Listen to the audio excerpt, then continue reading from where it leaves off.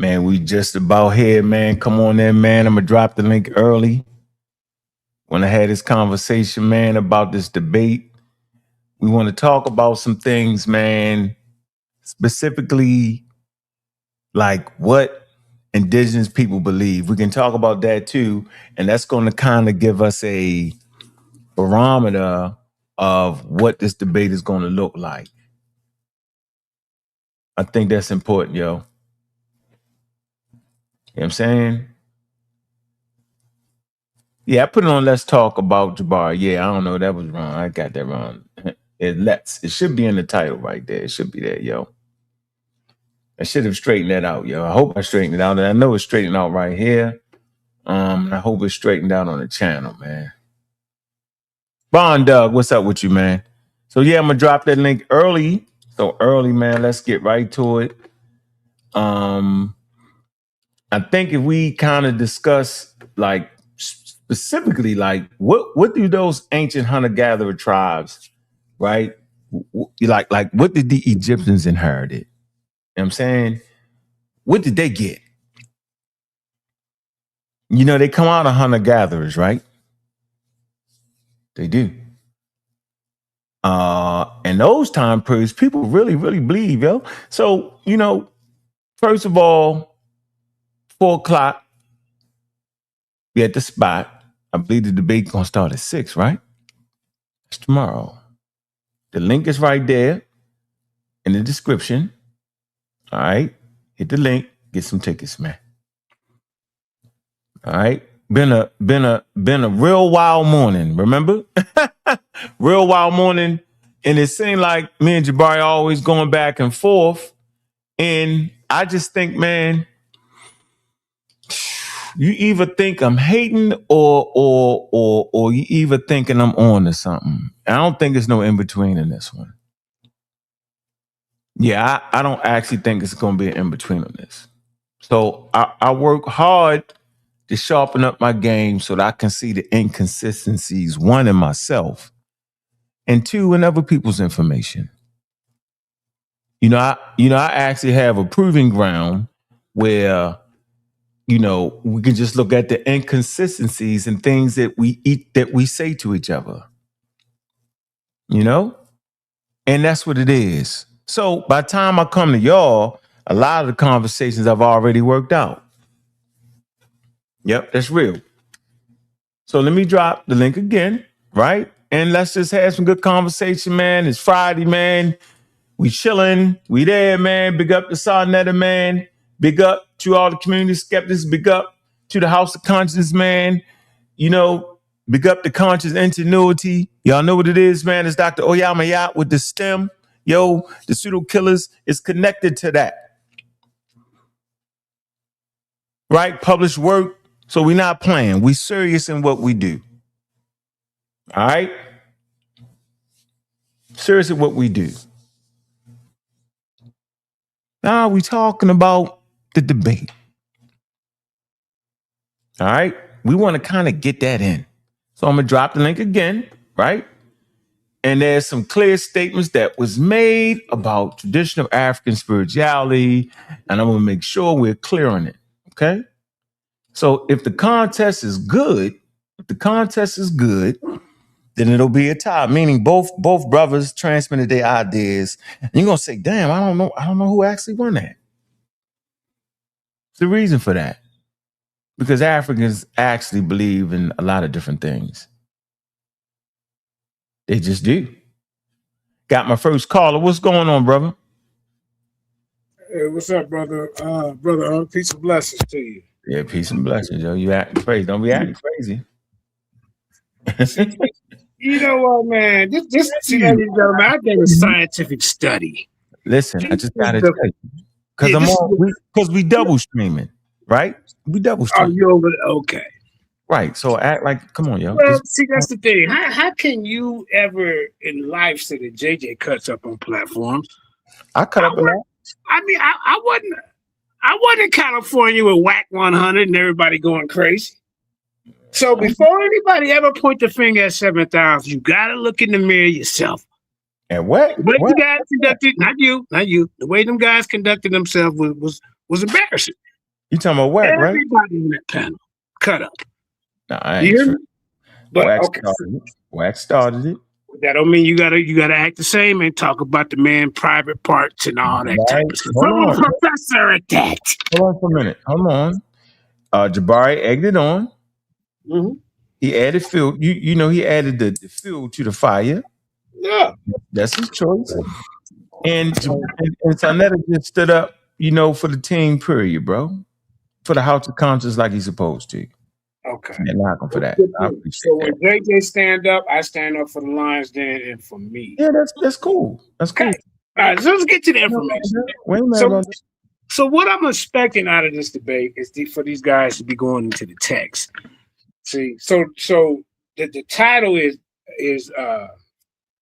were the networks literal? So my first question is, who's making that claim? Thank you, Morris Wisdom. Who's Appreciate making it. that claim? I think Reggie is saying that at times there are netches that there's thousands of them anyway. That at times it is literal, right? And Jebari is saying no, they're never literal.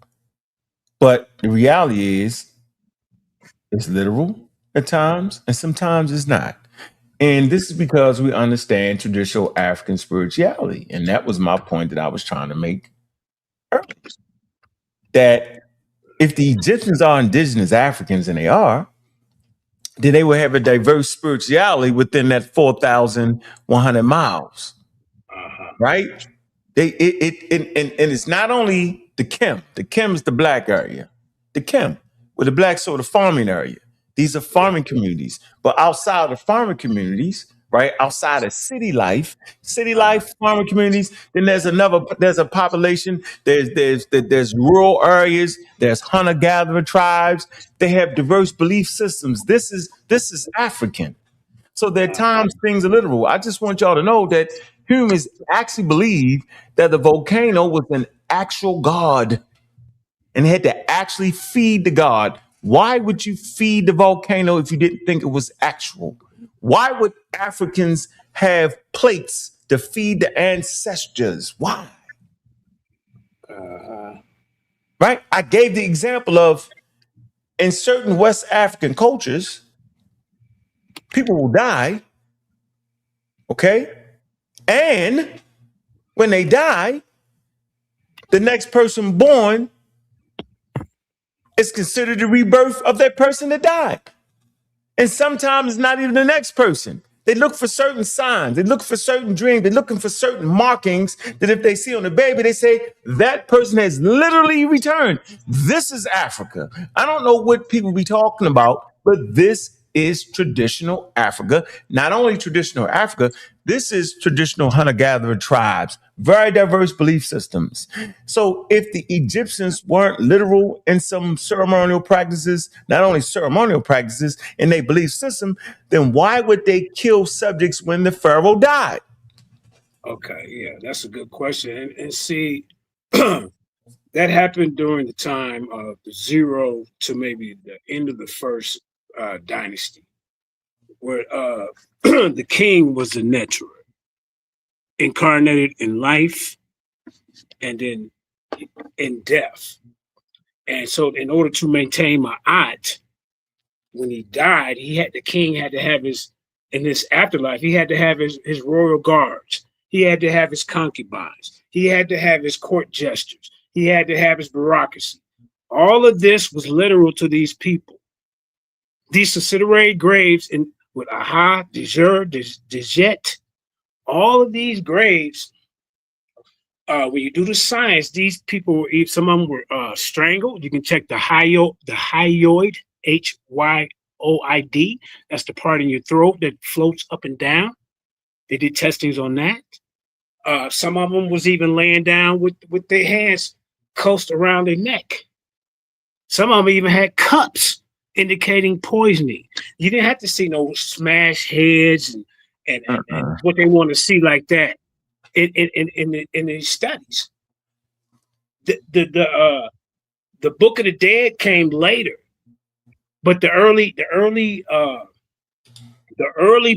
transition was like, excuse me, the beginning was them doing this, was taking the whole court with them. These people lived.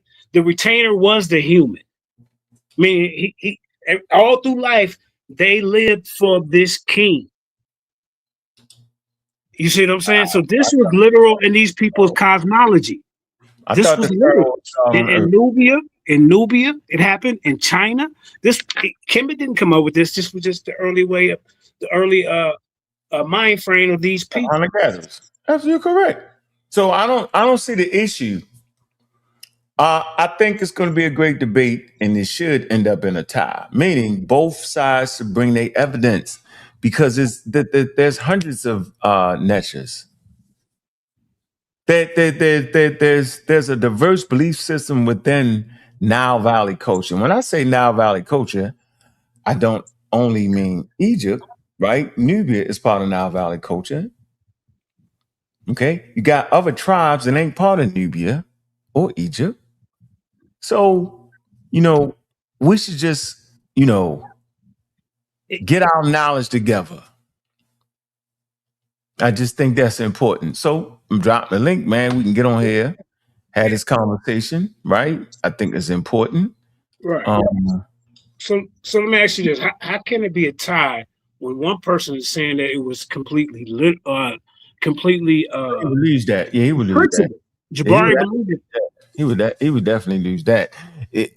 I'm just saying is he should make a good case for things not being literal, because there are things there are plenty of things that are not literal, but there are also things that are literal. And you make a great point there. Reggie got to bring out that it can be both, and the fact that you on one side messes the whole thing up.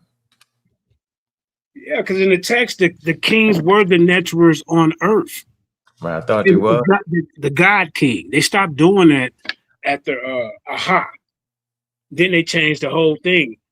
Then you start seeing these Shabbati figurines, which they did in China when they dug them up, they get the soldiers what shot you. Exactly. Right? Exactly. Yeah. The oldest. The reason why they stopped doing it, Uncle, because it became costly. You getting rid of all the carpenters, you getting rid of all the top people in society. Mm-hmm. Well, Gold Child, you just gotta just leave, brother. Just leave. You can just see yourself out the door the way you see yourself in. Trust me with that. But go ahead, I'm listening. Yeah, so that's what I'm saying. Like I said, this is an old argument that I have with Jebari for the last 7 years. It's the truth. It's supposed to be him and I's debate. Everybody knows this, but I pray Reggie just get straight to the point. Go to the God King dogma. You know what I'm saying? Go to Dreyer's excavation where he showed the stratigraphy of the Earth, where it shows that 318 people was buried simultaneously. There was no people added. It was just one poor. They didn't dig it up and start adding people. All these people were healthy. Mm-hmm. You got to look at the diets. They studied the diets. These were not slaves. Some of these people had their position, their court position. What do you call them things? The label at the top telling what they did. Mm-hmm. These were high officials. Everybody just didn't die all at once. The age break. Why wasn't in these subsidiary graves any kids, any elderly? There's a lot that Jebari has to prove to even go against the text, to even go against the archaeology. It's not about what Jebari believes. It's not about what JJ believes. It's about what these ancient people practice and what they believe. And like you say, if you do a comparative study, they wasn't the only one doing it. Nubia did it before them. So I don't see how they saying Reggie hating. He's not hating. He's just bringing out the information. See, a lot of times, man, you can't bring out the information if it's against Floyd Mayweather. yeah. I call him Moy Fayweather. Because Floyd Mayweather never lost that many fights. It's all good, man. Let me see. What was the name of the damn video we was doing today? on Sarnet. Hold on, let me show y'all something here. I want to kind of show y'all something here. I think this is important, man. Matter of fact, I know it to be important. All right.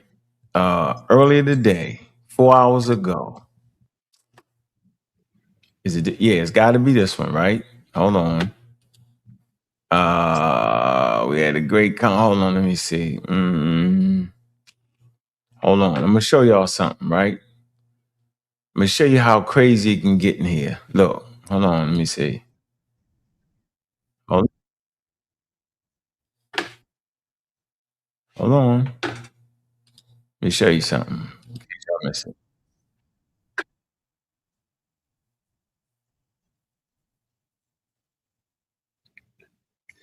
So how do they how they gonna figure out who won? Do they get judges or just fanfare? People seeing it get to vote. I mean, how's that going? Hold on, 1 sec. Okay. Wait a minute. I just want to get you to the point. You gonna catch Sarnetta when he not around. He can't help Jebari now. Right. All right, hold on. All right, hold on.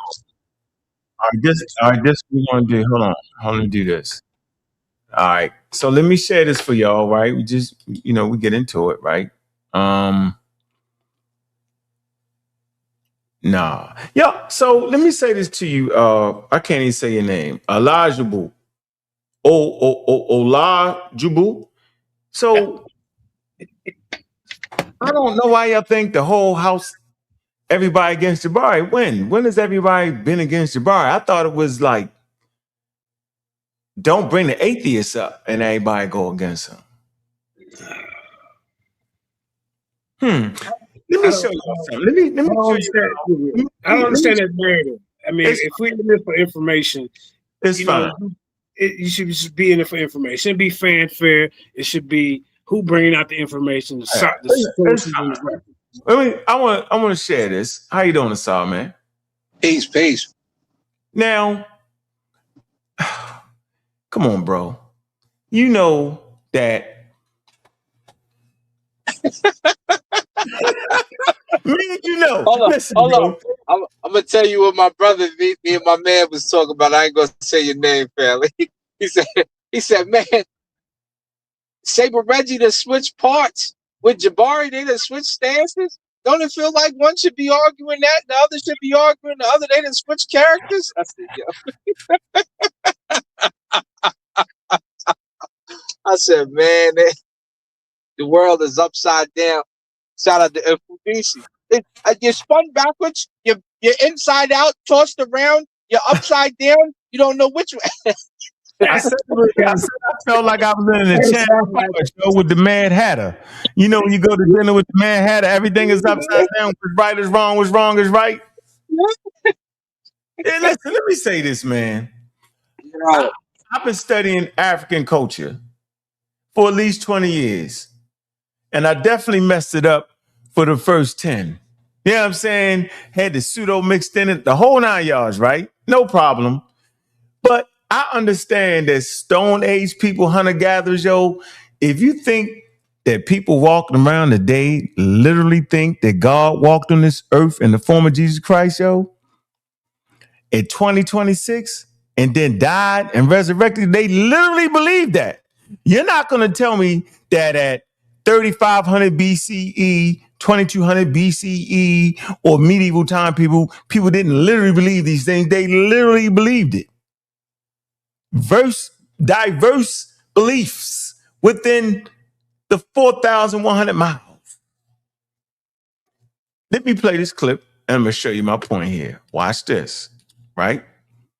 Conversating, I ain't got something around jumping in the middle of it. He can't jump in the middle of it right now. He just got to let it play. Now, watch this. I'm just going to simply play this, right? And you know, me and Jebari go back and forth. That's how we do it.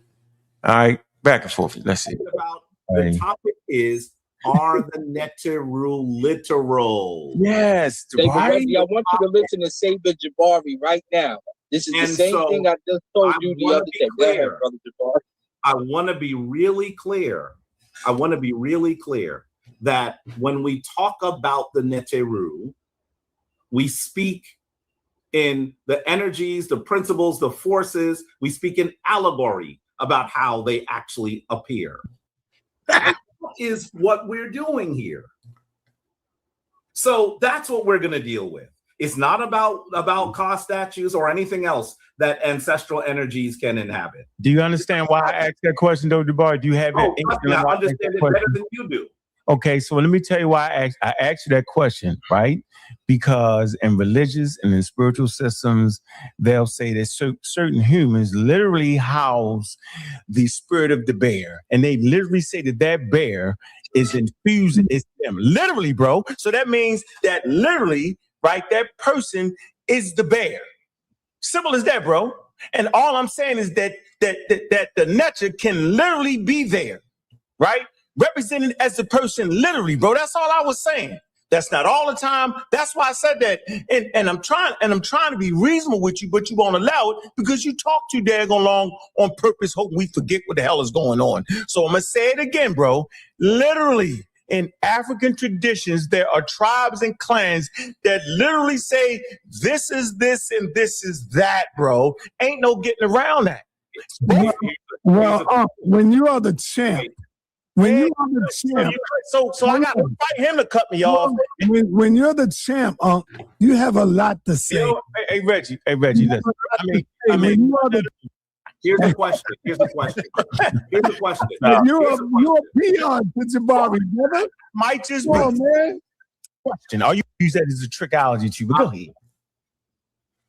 Yeah, you everything you do is well. I wonder do y'all be missing what I be saying? I know Asar know what I'm saying. If a person talk too long, if you ain't writing it down, you forget all kind of points, yo. We should be able to have general conversations where you don't give me a lecture, I don't give you a lecture. There has to be a sweet spot there to have a real good conversation. Everything can't be you giving us a full-blown lecture. What I've learned in my time of dealing with people with different belief systems, yo, the one that talk the longest, talk you to death, is the one that's wilding out. A lot of times, that's the case. It's a lot of over explanation with a lot of people. Like if your point is right, say it. Say it clearly. Sit on it. Yeah, you should and be sit good. on it. And we get Now hold on. Let me see if I can get to this. The point I really want to get to. Hold on. Let me see. Hold on. You said that there are peoples that say that Nah, Jebari. I got to do this. No, I got to do this, brother. I got to do this. You go to old help. This is real talk right here. All right, the go ahead. reason why people say Sarnetta is Jebari man and he always help out Jebari, you are right in saying that. And the reason I do that is because Jebari could never get a fair one. How is he not getting a fair one now? You got a Saw, you got a Saw 7. He been glazing for the last 2 months. And it's just me and Jebari right here. Yo, I don't need no help. And the chat is murdering me. You know how y'all do me in the chat. Y'all literally murder me in the chat. I don't take it personal. Now, so not to take it personal when my crowd be getting him. But y'all be killing. I can't read. He can't think. He the dumbest, crazy. The white man. I don't believe in God. I be like, wow. We do be wilding out that chat sometimes. Yeah. Oh, wow. Y'all be like, okay. And Ashe, I'm waiting for Ashe to pull up because he can't read a dictionary. I'm absolutely waiting on Ashe. Ashe, you made a wild video. Go check that video out. He talked crazy about me because he doesn't understand the dictionary. He does not understand the dictionary, and I'm waiting for him. Pull up Ashe. Where you at? I know you in earshot. Where are you? We're looking for you. My brother said. We're looking. Man, I'm gonna just tell y'all. What you gonna debate him on? On the dictionaries? It's always Jebari versus 10. So you can't count? You got a one. Hold on. It's your debate tomorrow. Hold on, y'all. I'm going to say it's on literal because neither of the ones you mentioned were literal. Anyway, Now, let me say this to you. If, first of all, here's the question. Here's the question. I'm gonna make this brief. You said that people sometimes say the ancestors actually can go into a bear. Is there an African tradition where they say that ancestors can inhabit a bear? I never said the ancestors could inhabit a bear. What I said was that the spirit of the bear, right, can go into totems, right, or go into humans. And I used the bear as an example of an animal. I just used an arbitrary animal. Yeah, and they do that. And I mean, even if you would have went to China with the Dalai Lama, because you know they believe that the Dalai Lama comes back in that child that they pick out from the community. They believe that's him incarnate. So that's African tradition. And it, you know, African tradition to Asian tradition, some of the older European traditions did it as well. So, you know, that's part of the game. Even when you look at Christianity, see, Christianity forgets it has these parts in there. The Holy Spirit takes over your body. Impregnated Mary. Yeah, literally rolls over her. You get it, yo? So at 3200 BCE during Nile Valley culture, yo, are you telling me that it was some things they didn't think was literal? It's craziness, but yet 2026 people literally think that the Holy Spirit or the angel Gabriel actually has sex with Mary to give rise to Jesus Christ, who was God on earth. Literally. So it's not the Pharaoh God on earth. Ain't that where they kind of get that tradition from? It's in the text. Yeah, Nebuchadnezzar.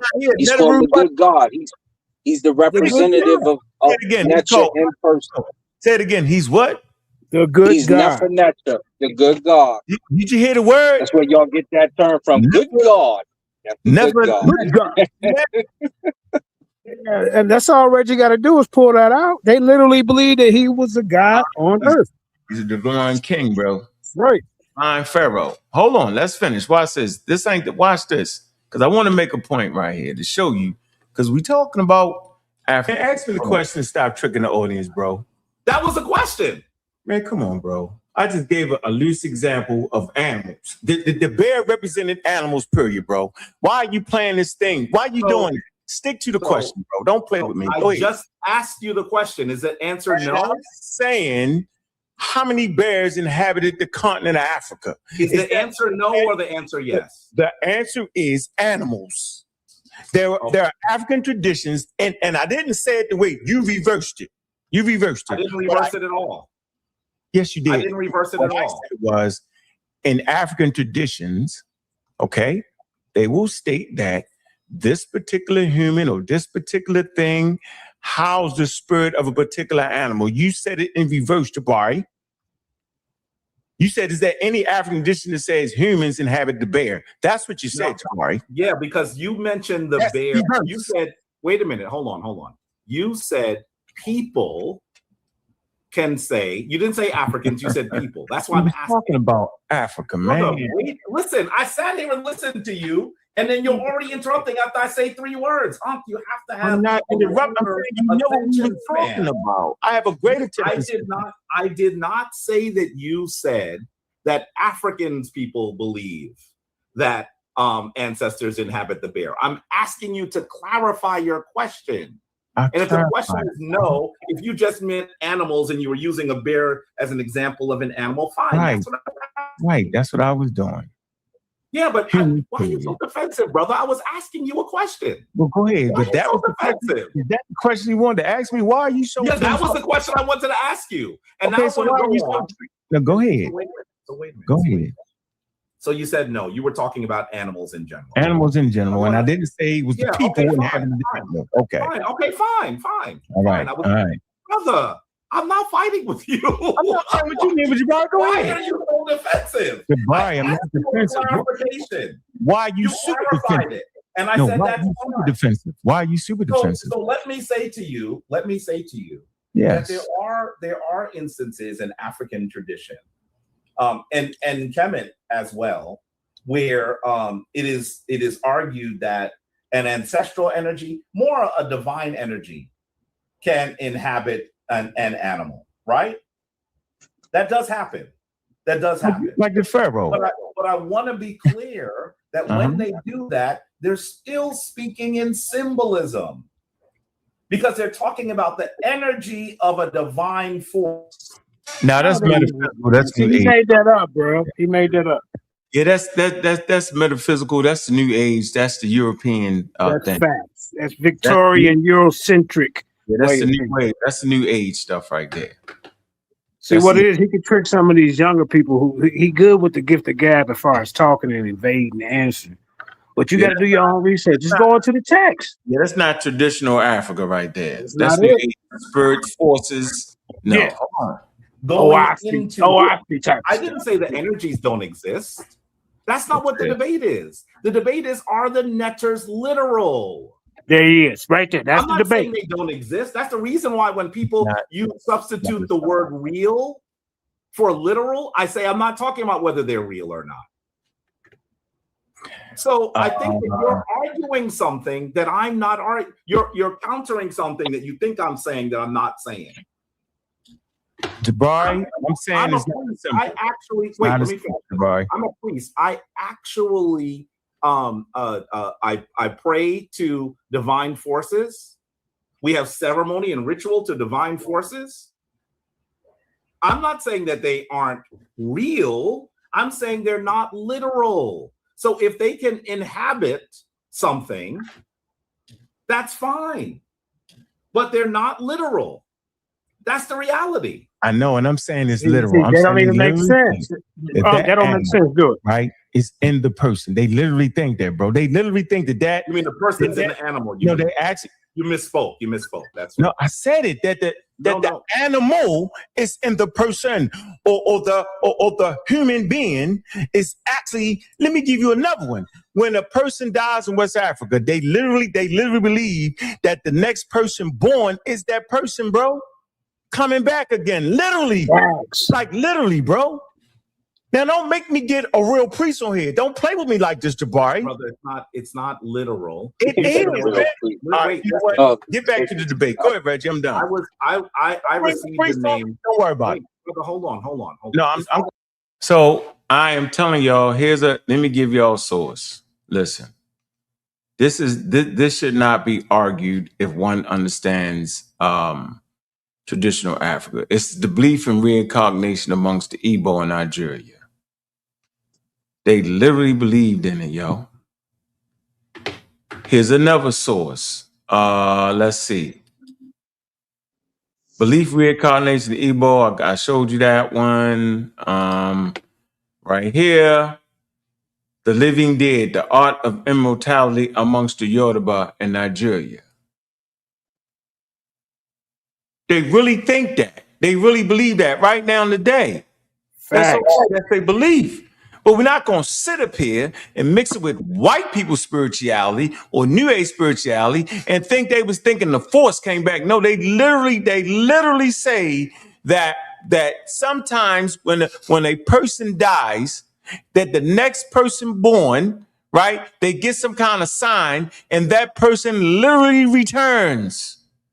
Sometimes that baby may have a particular birthmark that they shared, that person had that was living. Sometimes they may get a dream. Sometimes the way the baby acts kind of the way they move, maybe moving the way that person is. All that's in the game. It's their belief, man. Their belief is very varied and very diverse. It's not just spirits and metaphysical things. That's the new age. Traditional Africa get real serious. Like it get deep. Sacrifices, animals, blood, real Nile Valley culture, yo, they sacrificed humans. What the hell are we talking about? You can't be talking about real Africa. I'm talking about real Africa. Yeah. Right? Listen. I'm talking about real shrines. Right? Real, the whole 9 yards. Not the faking, not the playing, not the listen, man. Listen, bro. Y'all playing with Africa, yo. I don't even like that because I respect Africa so much, yo, that I'm not ashamed of their beliefs. Indigenous people had varying beliefs, blood Right. sacrifices with their animals, all this, the spirits. Why would they even take a plate to feed the spirits? The shrines and house the ancestral spirits. They literally believe they're there. I tell y'all what, I dare you. Next time you go to Africa, go ahead to one of the traditional villages and walk up to their shrine and kick it. Kick it over and see how well that go over. You stupid. Yeah. You gonna kick somebody. You better not kick nobody, Kara. But Yeah, yeah, kick you it. got you got Hey, since it ain't, oh man, you don't really think it's there literally. Y'all can just pick it up and start a new one. You know what I mean? Yeah, you I would did. die that day. You die No, that day, you they come have hit you with the hatchet. You done missed yeah. 100 years of They be like shrine. Ajax man. That's Nigeria, bro. The homies in Nigeria. But Man, you done messed up 500 years of shrine ancestor spirits just went off into the wind while you African Americans, Jebari spiritual system, then kicked it over thinking it's it ain't, but they don't really think it's there. yeah. When it comes to like the letters to the dead, number one, they're therapeutic, but also you know, what happens to the soul has always been a thing of discussion there, because we respect the spirits. We don't think the spirits just pass away and go to nothingness. We think, like I've explained on several occasions, you start as two beings. You start as a sperm and you Mm-hmm. start as an egg. You and two separate people. When you know, when you survive as those existences, you come together and multiply cells and you become a different being. Then you're a baby in the womb. You might even spread into two if you're twins. Then you enter this realm. And we think that when the finite leaves here, that energy doesn't die and that it'll probably inhabit something else. So when it comes to like the Kera and even just the talking about the dead is themselves, you have a whole system where visiting the graves is a thing. Mm-hmm. Leaving the plate, that's your first form of saying grace. So when you say grace now, and we thanking for our food, amen, and you be usually talking about grandma so and so that was there before. That's your first form of saying grace, and you let them eat a little bit before you eat during Kaher Ka, which is around November, around my birthday. They will open the windows and the doors, and they would invite the spirits in, invite the Ka and the Ba in of the ancestors so they could eat first. And they would cook a lot of food and leave the window so they could smell it. And then that inviting those spirits in and remembering, sitting the days in remembrance of those people that gave you knowledge, information, and love when they were here, so that you know how to make moves now in the world today. That's where you get it from. And so when you have that, you know, we definitely don't degrade that or look down upon it. That's what we do. That's what we do. Yeah, that's it. Voodoo. Here's some ceremonies Yeah. right here. Oh, All right. one thing I need to cut you. And when it comes to the ritual, or when it comes to like divination, for instance, yeah, you have there's certain divinations that introduce the shrew mouse or a hyena's blood, right? Mm-hmm. But you don't have to do those. There's the divination by moonlight. There's divination by sunlight. There's divination by fire. There's divination by water. There's several different forms of divination that you can use in ancient Kemet, which they did, and we have listed. So it's not always just blood. But I will tell you, when it was times of disrespect and war, and I'm a Shemsu Asar, I follow the path of the Asar. I follow how the natural rule of the Asar moves and how the ethic codes work. If it was beef, when they finish with you and capture you, the blood altar that they talking about, they there's the place where they have that, and the blood is still on the altar. It's dry and it's old. And that's where that if you was an enemy, that's where you would end up as a part of that sacrifice. For sure. So those I who want to don't show them know some about that, shrines. you gotta go research. Yo. I want to show them some shrines, yo. They actually think that the ancestral spirits are housed there, yo. They really think that. Yeah. This is serious work right here, yo. When you Serious do Hesse work. work, as you see our brothers say Hesse, when you do Hesse, when we do our work at the shrine, that's part of what we do. We make the offering to those who passed away. Right? Real altars, yo. They really believe this is how they belief system. Sacrificed animals. Y'all see it. It is what it is, bro. It's the shrine, the spirits, the protection. Right? You'll see people from certain parts of Africa, yo, they have these pouches with the ancestor spirit, with the medicine. It's called medicine. If you don't think there's real blood, you tripping. You don't know what you're talking about. This is an animal sacrifice shrine, yo. They feeding the spirits. The spirits gotta eat. Now, I'm not saying I believe that. I'm saying don't act like they don't believe that. Because at this point, it's just very, very disrespectful. Don't change their belief system into a quote unquote new age belief system with the nice, pretty shrine. Look, y'all see it? That's a house. That's housing the ancestor spirits, y'all. Listen, that's how those who really study traditional Africa, that's how we always knew that the ancient Egyptians was indigenous Africans. Because the way they did the way they sacrificed bulls, the way they showed the bull tail with the chiefs, the way they had their altars, we was like, oh, that's traditional Africa. Look like South Africa. You feel me? That's how we knew. No, we didn't need a person to tell us whether it was indigenous African. We were like, that's part of being indigenous African right there. That's part of what they do. That's exactly what they do. They do that, and they do that because that's their belief system, yo. So, ancestral return and naming in some African traditions. Do families sometimes believe that the deceased relative has literally returned through a newborn child? Yeah. I told it to my partner Felix at his funeral. I told as his family was there, what were we? Maybe about 7 years ago, as he passed away. I said we'll be looking for the next Felix through you. And then I was pointing at each one of them and saying through you.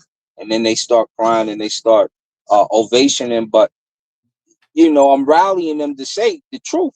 We're looking for the personality of Felix to come through one of your ancestors because it always does. It's in your DNA, in your family DNA. And that's why you always say, oh, he act just like Uncle so-and-so. And you see it in a young age. Oh, he act just like your father, don't he? Hey, that's little so-and-so. And they might even nickname you after that, which has happened in our family several times. Because you tend to take on the traits of your ancestors. You have to say, some of you look just like your ancestors. Some of my cousins split an image of some of our grandpas. So we look for those traits in that person. Yeah. So, all right, so let me finish this. I only got like 4 slides, right? So in some African traditions, newborn is literally understood as a return of a deceased family member, not just named in their honor. Scholars refer to this as family lineal, and ancestral reincarnation. Important nuance of belief, not universal across all Africa. The belief is not always associated with firstborn children. Interpretations vary between communities. Belief can coexist with Christianity or Islam. Recognizing ancestral return. Possible signs include physical resemblance. You just said that, Asar. Birthmarks or universal behavior. Statements made by child, dreams, or deviation may indicate return. The exact sign and their interpretation differ. Community and family differ by community and family. Your example. By Tunde, it say father has returned or father has come again. The name is given after the death of a male ancestor, signifying their return through the newborn male child. You're the example. I don't know what I'm saying. Yatunde, mother has returned or mother has come again. The name signifies the deceased female ancestor returned through the newborn girl, representing a religious interpretation of the child's identity. Igbo example, returning to the world. Ilo Yua is the Igbo concept of ancestral return. It underscores the belief that the deceased family members can be reborn into the family lineage. Key features of the Igbo. It's a reincarnation is commonly expected within the immediate or extended family. Indication of the returning ancestor occurs through birthmarks, child statements, and behavioral resemblance. Oracles are often consulted to confirm or reject identification. Ogbanji is distinct but related belief involving repeated early death and rebirth in the same family. So if you die early, right, they be thinking it might be a rebirth within the family. Interpretations of ancestral return, personal return. Some believe the deceased person personally literally returns as a newborn. Patronil and... I literally believe this. Hold on. Return. Hold on, yo. You say others suggest an aspect of spiritual component or ancestral force returns, while the ancestors also remain in the ancestral realm. See how that's starting to vary? Regeneration and continuity. Some philosophers view it as lineage renewal and life continuity, not strict identity. See how that can vary within that ancestral interpretations? Okay, anthropological insight and scientific proof. Evidence. Anthropology demonstrates anthropological research documents beliefs, naming practices, rituals, and social roles, showing how a child's identity connects to lineage, memory, and varies across communities. What research does not establish, research does not scientifically establish soul transfer, biological mechanisms for reincarnation, or that resemblance proves personal identity, distinguishing ethnographic report from experimental confirmation. So we're not putting it on a scientific scale at all. We're simply saying this is what the culture is saying. Yeah. Like at the big tomorrow, the culture will tell you what they mean. Don't let them get out that debate without using quote unquote Egyptian ideas and concepts. Don't let them bring you new age concepts and act like it's really indigenous African concepts. The most accurate statement: in some African traditions, a child born after the death of a relative may be named for that person because the family literally understands that the child has an ancestor returning within the lineage. Key considerations and caution. Avoiding assuming the return of ancestors is always the first child born after the death. Be specific, naming be specific, the name, the community, or traditions instead of generalizing all Africans. Distinguish between documentation of belief and scientific proof of reincarnation occurs. Here's my sources up there. Y'all can read them, take a screenshot of it, and go read the damn work and leave me the hell alone. Hey, let me get in on this a little bit, man, if you don't mind. Yeah, so, go ahead. I want to kind of bring. Go. You want to say something, Sabio, real quick? Because he ain't said nothing. Go ahead, Sabio. Then I'll wait. If not, so literally, these people believe that the living king is Horus, because Horus is the office of legitimate, seeing effective kingship that defeats chaos and avenge his father. That's what they literally believe. The dead king, watch this. You want me to jump off? I can bring it on my computer. Yeah, go ahead, jump on. Bring me see. Okay, bet. Yeah, thank you. All right, I got you.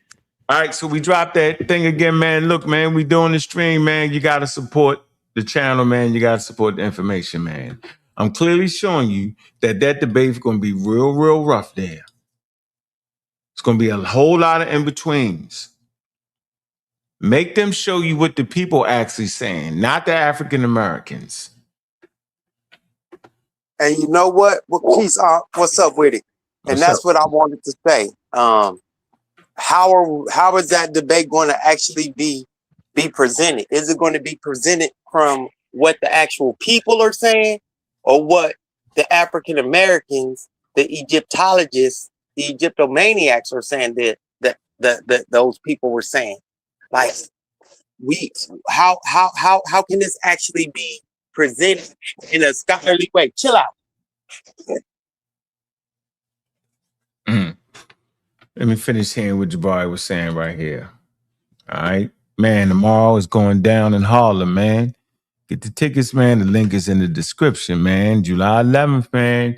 Y'all know what it is, man. It's going down. We got 141,000 in the building, man. Big up to all the community skeptics and the pseudo killers, man. Big up to all the supporters, man. Man, show some love, man. And hit the daggone Cash App, man.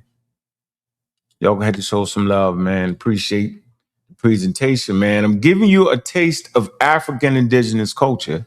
Be looking for these ideas within the debate. All right? Make sure you do that. My bad. Because the cultural context, as I was trying to say before my puppy interrupted me, the cultural context has to always be at the center of these conversations. If the cultural context isn't at the center of these conversations, then it's all interpretation in what a person believes and how they sound getting off their beliefs. How convincing they sound getting off the things that they believe the ancients were saying. If that's how the debate's going to be judged,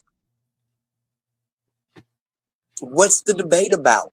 Well, I don't know. Hey, King Graven, I don't know about none of that what you just said. Yo, maybe I need to find out, huh, bro? I don't know about power. I don't know about all that, bro. You have to just give me some grace on that right there. So let me finish hearing this real quick. I want y'all to get back to the debate. This is not something that just priests do. I received the name Nana Kwame Brenya because there was a Nana Kwame Brenya before me. That's not what I'm talking about. You know it, Jebari. You just said they gave you a name. No, I did that person passed. That's not what I said. Okay, what I said was, it's not fine now. No, we're not moving on. We're going to explain. Just mix it up. What I said was, in some traditional villages, when a person dies, dead, gone, the next person born is that person coming back again. Literally, bro. They name them that person. That's what I said, Jebari. Stop technology, bro. So if it's literal, hold on a second, Ankh. If it's literal, then does that mean that that baby that has been given the same name is the husband of the widow? They actually go now you're introducing something else, which is wild. Because that's not what I'm talking about. No, it's not the husband because of the baby, bro. Stop that trick. But if that person, you ever heard of reincarnation? They literally say that. Hold on. Have you heard of reincarnation, Jebari? Is that literal? You're interrupting now. I was actually speaking when you started. You're trying when to you play were, this game, Jebari. Actually speaking when you Hold on, let me started. see. Go on. That's what some traditional. They gave you hold on. I thought we was having a conversation. It's like literally, bro. Africa, they literally animal. I know. So if they can inhabit something, that's fine. But they're not literal. That's the reality. I know, and I'm saying it's literal. I'm saying they literally think that animal, right, is in the. There was a pause. I was supposed to say something right there, right? Let's see. The person. They literally think that, bro. They literally think that. You mean the person's in the animal? No, they actually. You misspoke. You misspoke. That's right. No, I said it that the animal is in the person, or the human being is actually. Let me give you another one. When a person dies in West Africa, they literally believe that the next person born is that person, bro, coming back again. Literally, bro. Now, don't make me get a real priest on here. Don't play with me like this, Jebari. Brother, it's not literal. It is. Wait, you know what? Get back to the debate. Go ahead, Reggie. I'm done. I received the name. Don't worry. So y'all see the conversation. We just going back and forth. That's what this is called, a back and forth. It's not called I'm cutting you off. We back and forth. Yeah, I like this. But watch how I get framed. Why? Brother, hold on. No, I'm cool. I want y'all to get back to the debate. This is not something that just priests do. I received the name Nana Kwame Brenya because there was a Nana Kwame Brenya before me. That's not what I'm talking about. You know it, Jebari. It is. You just said they gave you a name. No, I did. That person passed. That's not what I said. Okay, what I said was, so let's move on. Now. We're not moving on. We're going to explain. Just mix it up. What I said was, in some traditional villages, when a person dies, dead, gone, the next person born is that person coming back again. Literally, bro. They name them that person. That's what I said, Jebari. Stop technology, bro. So if it's literal, hold on a second, Ankh. If it's literal, then does that mean that baby? So he told me to hold on a second, and he's giving me an explanation. I'm just checking. Make sure, since y'all say I hate so much. Let's see. That has been given the same name is the husband of the widow. They actually go off. He being funny. See how he just tricked y'all? He threw that in there. Is the husband of the widow, is the husband of the widow. Now, come on. Wow, man. He's supposed to know African culture. Playing with, look. A second, Ankh. If it's literal, then does that mean that baby that has been given the same name is the husband of the widow? They actually go now off. Now you're introducing something else, which is wild. Because that's not what I'm talking about. No, it's not the husband because of the baby, bro. Stop that trick. But if that person, you ever heard of reincarnation? They literally say that. Hold on. Have you heard of reincarnation, Jebari? Is that literal? You're interrupting now. I was actually speaking when you said we was actually going back and forth like I told y'all. See that? See? With a back and forth conversation, we can actually, the audience can kind of gauge what both of us are saying without forgetting points. But if you take a long time, everybody seems to forget if you're not writing it down. And I think that's unfair to the audience. I think it's good to have a back and forth. I think it's better for the audience.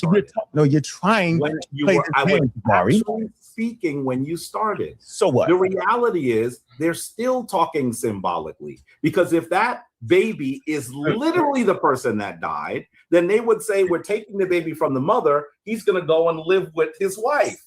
Yeah, what is that? What was that's not what that man? Listen, man. Anyway, y'all just seen the presentation, yo. That's not the custom to take a baby and make a move with the what? Like, why would he even introduce that? Y'all don't know about traditional Africa, see? For him even saying that is very disingenuous to the conversation, or maybe he just don't understand traditional Africa. Maybe this debate will be closer than we actually think. Because somebody don't understand traditional Africa. And last time I checked, Egypt is a traditional African culture with traditional African custom and traditions, blood sacrifices, human sacrifices, and all in between. Go ahead, Asar, you want to say something?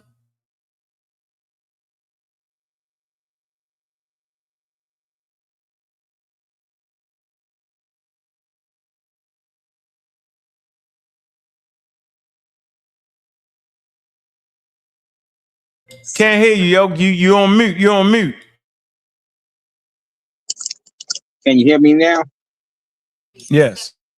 Okay, yeah. Man, it's going to be a classic. I'm in California right now. I thought I was going to be on that side of the country, but I'm not. So I'm kind of mad because I was going to pop up in there, but it's going to be good. Jebari's going to bring some good points. You know, it's not like he hasn't been to Ghana. It's not like he's not unfamiliar with what's, you know, the discussion is. Saber Reggie, the world over, traveled, sat with all the masters. I call him the footstool of the masters because he was there for everything. And I just look forward to them breaking this stuff down, giving us a classic, and then them getting together and bringing us Riketti Amen after, so that we can hear from one of our master teachers when it comes to understanding the hieroglyphics and Medu Netra. I think that would be like a crowning jewel to have her like a week or so after. That would just be an awesome situation. Let me drop off of here real quick. All right. Let me tap. Salute. All right, man. Sleep, man. So this is one of the sources of the belief in reincarnation amongst the Igbo. This actually happens in Africa, ladies and gentlemen. Here's another source: living dead and mortality amongst the Yoruba and Nigeria, yo. So they literally believe this, yo. All right. I'm not saying you got to believe it. I'm just saying what they believe. It's a traditional African belief system, and it's okay. It's their belief. No more different than the Christian right now in your family will tell you that Jesus literally died and resurrected. The Christians in your family will literally tell you that God walked on earth in the form of Jesus Christ. Ain't that right, Thunder? Ain't that true as a Christian? That's a literal. Can you hear me? Mean? Yes, you mean literally that Jesus died and resurrected. Am I correct? That's part of your belief, right? How you doing, Al? I'm doing good, brother. That's good, man. Hey, can you look up Now answer the question. I'm not doing nothing. Nope. Answer the question. I'm not trying to make funny beliefs. I'm just simply saying that's yes, a Christian belief. Man. I don't even talk religion with you because you're an atheist. Why that's something you're concerned with? Thunder, because I'm having a conversation around traditional beliefs, and I'm making an example that if the Igbo, right, or say the Yoruba believes that a person dies and reincarnates, that's their belief, and they literally mean that person comes back. I'm saying the same way your mother or your uncle or your cousin believes that God literally walked on earth, was crucified, and came back to life again. That's why I'm not saying it's real, and I'm not doing that. I'm simply trying to show that is our belief. People believe that. That's all I'm saying. That is our belief, and you know this already. No, I wanted to hear a Christian say they think I'm making it up because I'm an atheist. That's the point. No, ain't nobody thought that. You just gonna make fun of some or whatever. No, I'm not. No, I'm not. No, it's religion. We don't call religion pseudo. Thunder, you didn't know that?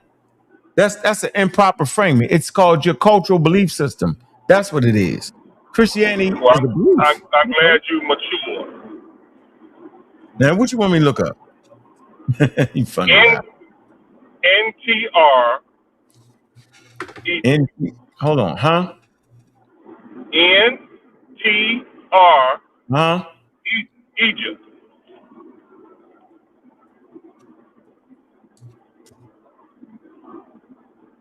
NTR Egypt. What the hell is that? You don't know what NTR is? NTR? NTR. Oh, Netra, NTR. Yes.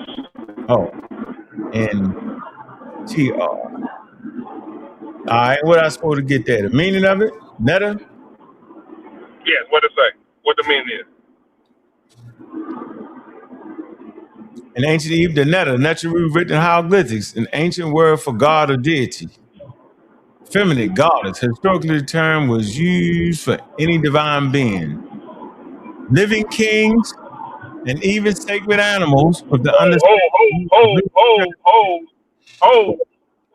What it say? Living kings. Yeah. And sacred animals. That what it say? Yeah, it say that. Yeah. Is a living king little? You know what? I thought it was. This is crazy. This is crazy, right? So, and this is why I hate. Not hate. That's strong. I don't hate the conscious community, but when Brother Polite, after he did that, extraterrestrial, right? That they build a pyramid, and he talk about the sun rays. After that, man, it just become gymnastics. It's just gymnastics. Jebari is going to talk all the way past that one sentence you about to read, what you just read, and he going to make it seem,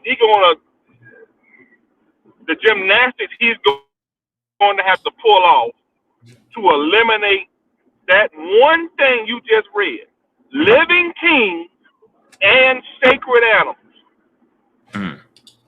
That's not symbolic. That's literal. And I just hope Reggie, man. Reggie's a great researcher and stuff like that. I give him top tier on that. But sometimes he's not the best communicator. I hope he communicates that and don't allow Jebari to conscious community this whole this debate. And if he can stick right on that meaning, man, it just, what you think? Am I tripping? Nah, I mean, I thought it was that too, yo. I don't know how they let Christianity be. I don't know why they think. I know what it is. People that practice these new religions, like New Age, and they call Egyptian, and the Hebrew thing, they say that's the culture. They don't got no religion. Yeah, they all want to act like they don't got a religion because they left a religion called Christianity, Islam, and Judaism, and want to act like they ain't doing the same thing with different names. I see different. So you ain't tripping. I can see that, but I ain't even want to go. It's like when Captain Zariak and him had that conversation years ago, probably 10 years ago, and Captain was beating the brakes off of him when he was saying that Jebari was saying that the Egyptians didn't believe that what you call it was literal, right? One of them, the dog god or whatever his name is, and or the cat god, that cat head god, dog head god, one of them. And Tazaria was like, if they don't believe that it was literal, then why did they bury? Why did they bury all these dogs with these people? I think it was dogs or cats. It was millions of dogs or cats they was finding in these tombs. Yeah, they believe. They believe that, bro. I mean, like, what you? Why else would they do that if they didn't believe it? Listen, man, their religion was central to everyday life, bro. It was. Sometimes he the go between, sometimes he the net. It's all in the game, yo. It's complicated, and not to mention, man, ancient Egyptian religion has not been reconstructed, yo. So I don't even want to hear all that. At the end of the day, what has been reconstructed is the quote unquote what we call a living king. Living king. Man, thanks for the donation right there. Go ahead. I will say this now. Sometimes it is a blurred line between, it is in some societies, between religion and just societal norms. Like you go to Ethiopia now, man, a lot of those parts, man, a lot of stuff even South Africa, is blended. Their religion is blended with their culture. It is. I mean, it's a blurred line. That's it though. But that's it. That's part of the culture. And for the listening audience, you have traveled several times to Africa, just to let you know you hit fit on the ground to the land, the motherland. Yep. Been there. They can't say nothing about you, bro. Oh, 100%. And Islam is also blends religion with culture. With their fasting and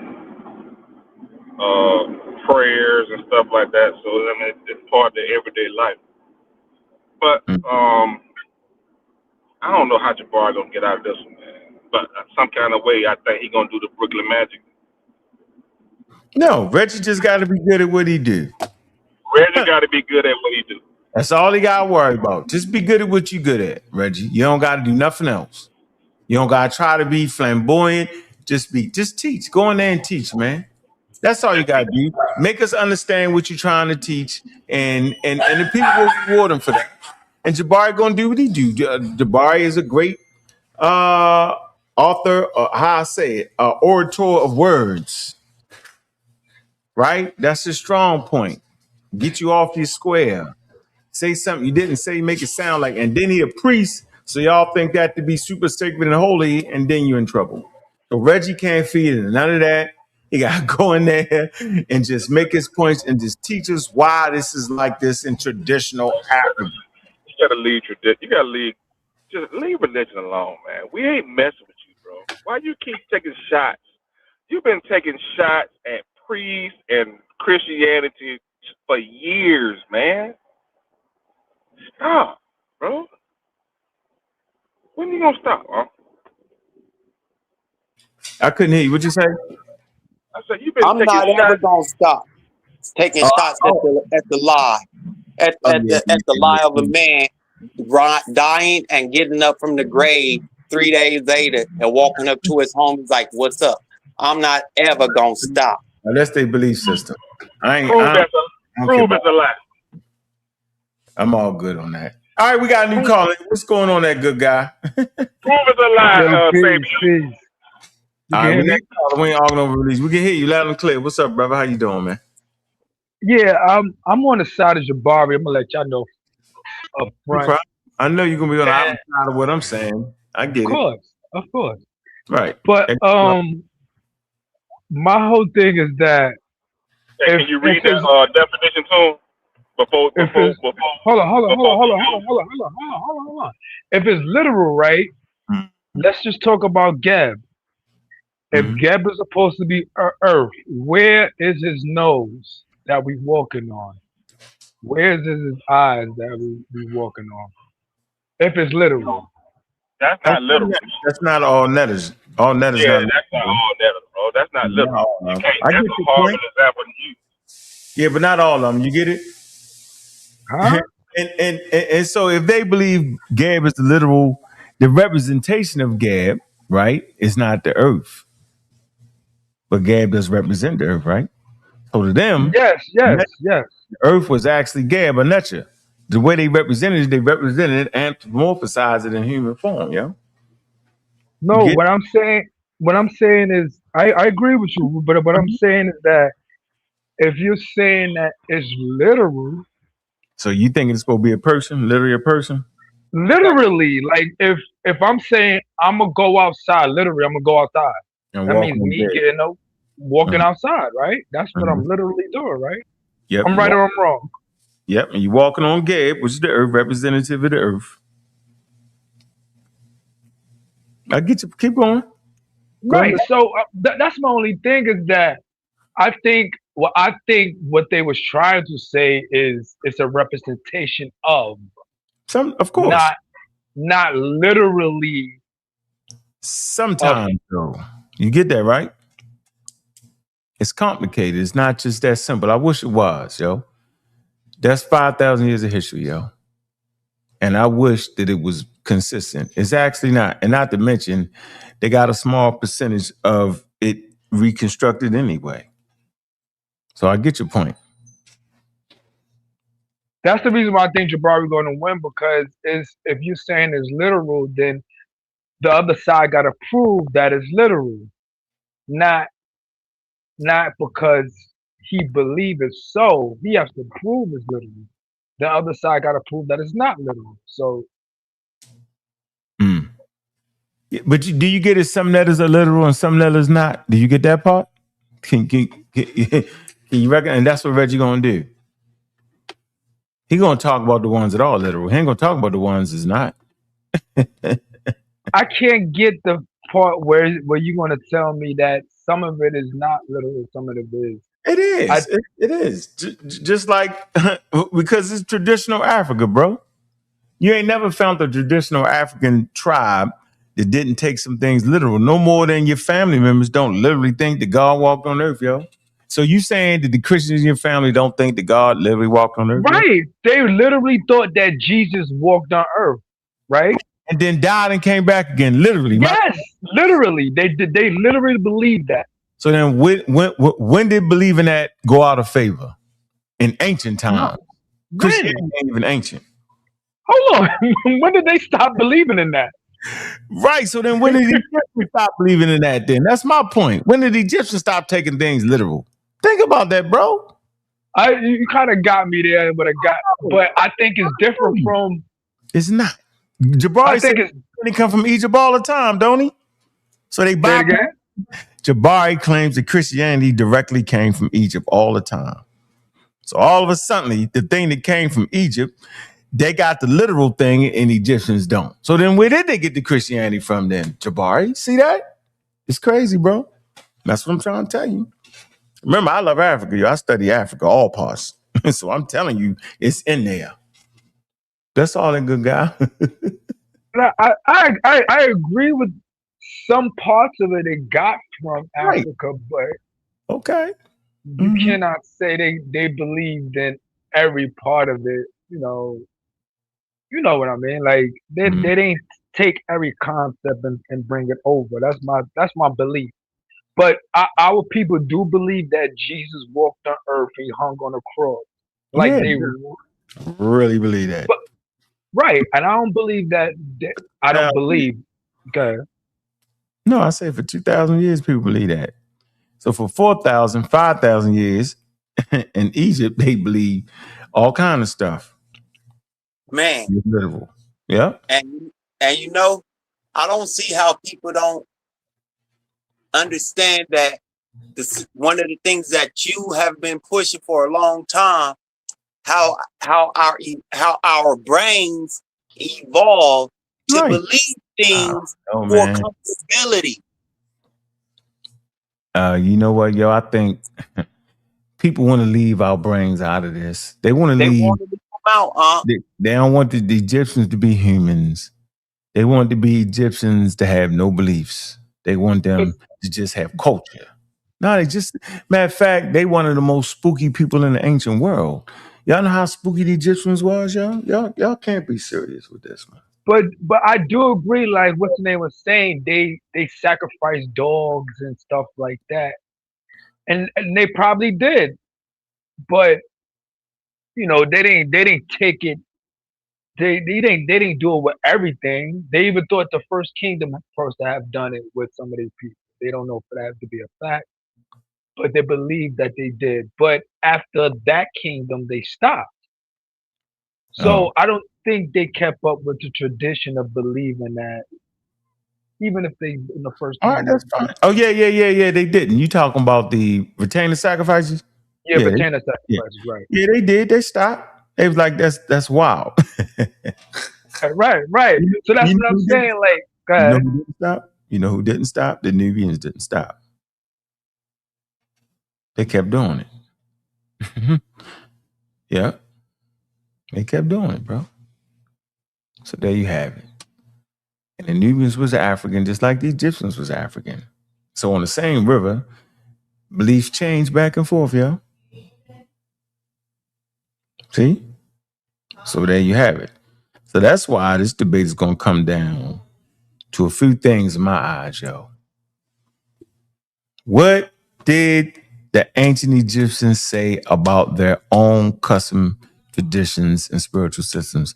Not what Jebari think they said, not what Reggie think they said, but what did the Egyptians themselves say? Not the scholars, not none of that, right? Now, if you're an Egyptologist, a good Egyptologist, a good anthropologist, actually reflects what the people actually said. That's how you know you're good, when they actually reflect what the people said. But that's my point. I wanted to put that out there. I think that one side got an uphill battle to fight, which is Reggie. Reggie's my brother. But I believe he has to prove that Ra is really with a sun disc on his head. Like that is the hardest thing to prove. Like you gotta prove the sun disc is on his head. You understand what I'm saying? Like, well, I don't know about that. I don't know, but I know he got an uphill battle fighting against the tactics that's gonna come at him. That's gonna be hard. That's my point. There's gonna be a lot of taxes. Tahuti forever, the melanin nation. Yes, indeed. What it do? Peace to the panel. Peace, peace, peace. So I'm listening to the things like you guys is talking about tactics and things, and I don't think it really comes down to tactics. I mean, everybody's going to have some type of strategy, and I do get that. But I think the main thing is the framework of the debate.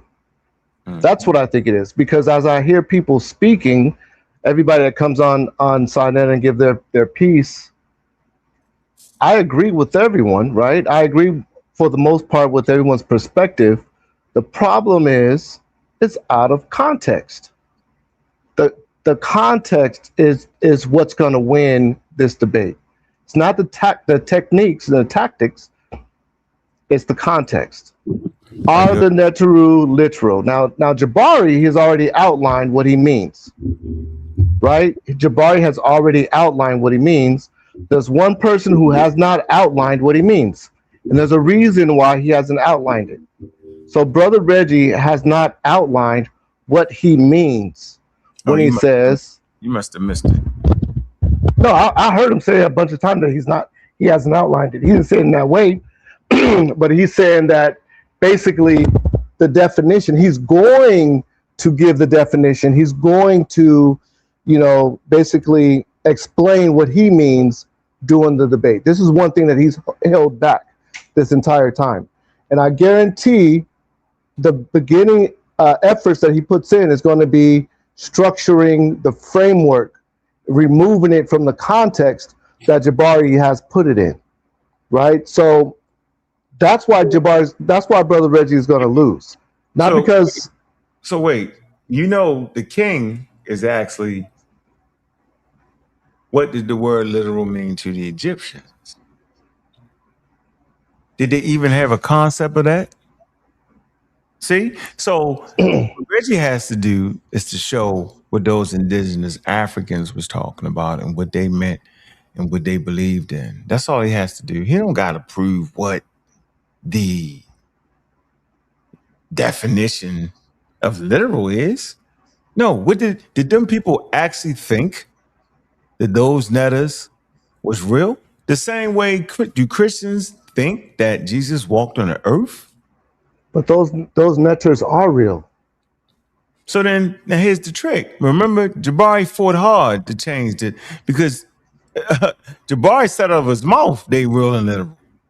He said, he's saying, so that's the thing. The netters are real. No, he said it. You forgot? Jebari never said the netters are not real. No, he said he said they was real and literal. But then he said he ain't want that on the debate, take the word real off. You forgot that? Jebari I think he said not literal, but go ahead. Right. Jebari says that the netters are real. So we already know the netters are real. So the reason why we moved it to the word literal, because the word literal and real does not represent the same thing. I know it don't. It confuses people, doesn't it? Yes, indeed. But what does it mean to the Egyptians, though? Not what it mean to us. See, what it mean to us don't count in this conversation. They're going to have to go to the literature itself. Let me ask you a question. No. They're going to have to go to the literature itself because the conversation about what did the Egyptians understand about their culture and their religion, not what we understand about it. You get it? Well, let me ask you a question. No. Who set up the parameters of the debate? Was it the ancient Egyptians? I'm not going to ask you a question and then you ignore it. All right, I'll answer your question. Go ahead. What's your question? On that, what I said was the real debate is what did the ancient Egyptians say about their beliefs? That's incorrect. That's not incorrect. Okay, so let me ask you, who set up the context of the debate? Was it the ancient Egyptians? The ancient Egyptians didn't set up anything. The ancient Egyptians are the only ones that can actually tell us what the hell they did. Right. So the ancient Egyptians their perspective is not what set up the context of this debate. That's what we're talking about. Every time I hear someone talking, they're talking about something that's not in context. And what you just said has nothing to do with the debate. At that point, we just listen to a bunch of bull crap then. Because we don't want to hear what African Americans think. I'm not going into that. We believe, hold on, because at that point, Jebari can introduce his new age spirituality into the contest and say the Egyptians said this, the spiritual force power, and then that not even be traditional African religion at all. And then we'll say, well, he won off a new age spirituality. But as long as Reggie can show that the Egyptians thought that these things were there and they did that, then he wins the conversation, bro. He just do. You know how You're incorrect. You're incorrect again. Let me explain why you're incorrect. I just said this earlier, and you said you didn't know if I was on it. But see, these are the types of people I'm talking about, because what the people actually thought, the people where this culture is stemming from, that this debate is actually about, what their concept of it is not being taken into consideration. Well, then you guys are all over the place. Those people were human beings, and no, I think we're not all over the place. I think when you guys are all over the place. You guys don't understand context. Brother Ankh is talking about, well, so it's their perspective. They didn't set up this debate. It is the perspective of the context of the debate. That's the perspective. It's about their belief system. If they believe the Netchers were literal, no, that is not. The debate is, are the Netchers literal? The ancient Egyptians, not today's people. Has nothing to do with us today. Has to do with the ancient Egyptians. We're not yelling. Throw yourself to the corner. We're not yelling over each other. We're not even talking to each other. I'll agree with you. I'll agree with you to a point. I'm not saying that their perspective.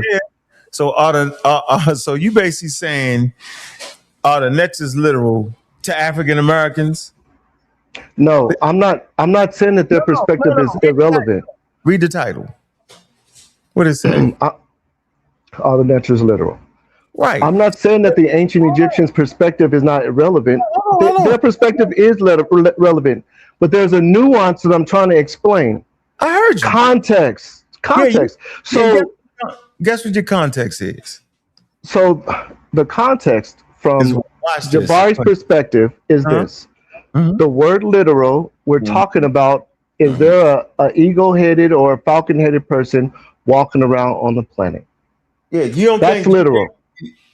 Now here's the thing: we take the context and we say, well, the word "netcher" can also include this and that and this and that. When you do that, you're creating a straw man argument. A straw man argument is an argument that you're changing the context to make it a simple conversation, so you can win a conversation that's not being in debate. So when you say, oh well, netcher can also do this, netcher can also do that, that is not in context. Right, so I hear people come on here and say, "Yeah, they're both going to win." One is in context, while the other is out of the context of the debate. So why do you always pick the falcon head? Like, and I'm saying, like, that's all the Netcher. Everyone's familiar with it. I know, but that's the one. Like, why y'all pick that one? Why not pick something else? Why pick that? Because he's the most popular. Everyone is familiar with Haru or Horus. They might be familiar with Horus. So we're going to talk to the audience on the level that they are. So if everyone's familiar with Horus or Haru, then we're going to discuss Horus or Haru in context. But the thing is if you're not saying that Haru was walking around with a falcon head, then you're not in the debate. You're talking about something out of context. Yeah, you're right. Because you know what I thought? I thought the audience understood that Africans wore masses. They're just African masses they're wearing. That's an African mass. That's traditional African. They have mass on their deities. They do that. The mass represents a spirit. I think people know that. It's an African. This is true. It's so then why frame it? You could frame it as, because here's the title again. Look, here's the title. You keep forgetting the title. The title was simply saying, bro, are the Netchers literal? Are the Netchers literal? Not if it's literal. Hold on. in the American sense, or the African American sense, he's literal, period. You get it? Right. So if he comes But in and let me finish. So if he comes in and frames it, did the Egyptians think it was literal? Then he's not wrong. See, this is what I don't like. I don't like this vicious game that's being played here. Jebari can say, I'm saying literal to us. Is he saying it's literal to the Egyptians or literal to us? Because I don't think they thought that when they made a mask, right, and put it on their head. You're saying that, but I tell you what they do think when it comes to those masses, that those masses literally contain ancestral spirits. That's not the debate, though. It's are the netters literal? Is the spirit literal? Watch this. A spirit can be literal, yes. All righty, there you go. So the mask contains a literal spirit. Come on, bro. It's African. I understand traditional Africa. I don't know what y'all think, yo. And the mask, I tell you what, go step on one of the masks. So at this point, We'll go to hold on, go to the moment you put on a mask, you're no longer being literal. That's the thing. You put on a mask. We understand a mask is a representation. That's not literal. Unless you're talking about some other definition of literal. If you put on a mask, then that means you're cosplaying. That is not literal. No, not in Africa. You step on one of the masks, yo. That's not literal. That is not what literal means. You're changing the context of you're changing the definition. No, I'm not. I'm saying, yo, that's a straw man. Go to one of them. I don't know if it's a straw man, but go ahead and step on one of them and get some steel, man. Go ahead. Yeah. Let me ask you a question, because from what I just heard, over 2000, crazy, man. It sounds like Jebari literally heard spirits speak to him in the museum. Yeah, we had to explain that too, though. Did he literally hear that? Hey, Tahuti, did he literally hear the mummy talk to him? Was that literal? Don't play with me. Don't play with me. Yo, YouTube, come on, man. YouTube. Come on, yo, relax. That man ain't got the energy. Yo. Tahuti don't got the energy, yo. Come on, yo. Settle it down, yo. Hey. I'm just saying. Like, we asked the question. Did he talk to the mummy literally, or it was a figment of his imagination? Did he talk to who literally? The mummies. They talked to him in the museum. He said the mummy spoke to him. He looked around. He was like, "What's that?" And I think his wife. Let's talk about it. Was that literal? Now, go ahead. Let's talk about it. Let me hear you. So he's talking about an experience. And the experience that he's talking about, he literally had. Now, experiences is things that happen not only on a physical level, but in the mind. Okay? So he's talking about a literal experience. It happened in his mind or literal? Because it happened in your mind is not literal. Only thing that we can be 100% certain of is the mind. Right? We can't be 100% certain of anything outside of our mind. So our perception comes from our mind, right? Mm-hmm. So you may be able to perceive something that no one else perceives because it's in your head. Oh, okay. I mean, I don't know how else you want me to explain it. You did a great job of I agree with that statement. I mean, so now he ain't literally hear the voice, but yet he heard the voice, didn't hear the voice. He sound like Paul. You know how Paul rolled the man didn't hear the voice. All right, I'm with you. No problem. Let's get off that. But let's get back on this literal thing here. So you're saying what about literal? Let me hear you. Let me hear you all the way out. Okay. So what I'm saying is, in order for this debate to take place, we have to be talking about two different subjects. We're not on the same subject. That's what I'm saying. There's no way this debate is going to take place and both parties going to be on the same subject. Jebari is talking about literal in the context of Haru walking around, not a person walking around in a mask, but an actual deity walking around living amongst the Egyptian people. That's the context of literal Jebari is using. Reggie has not outlined his context of literal. He has not done that yet.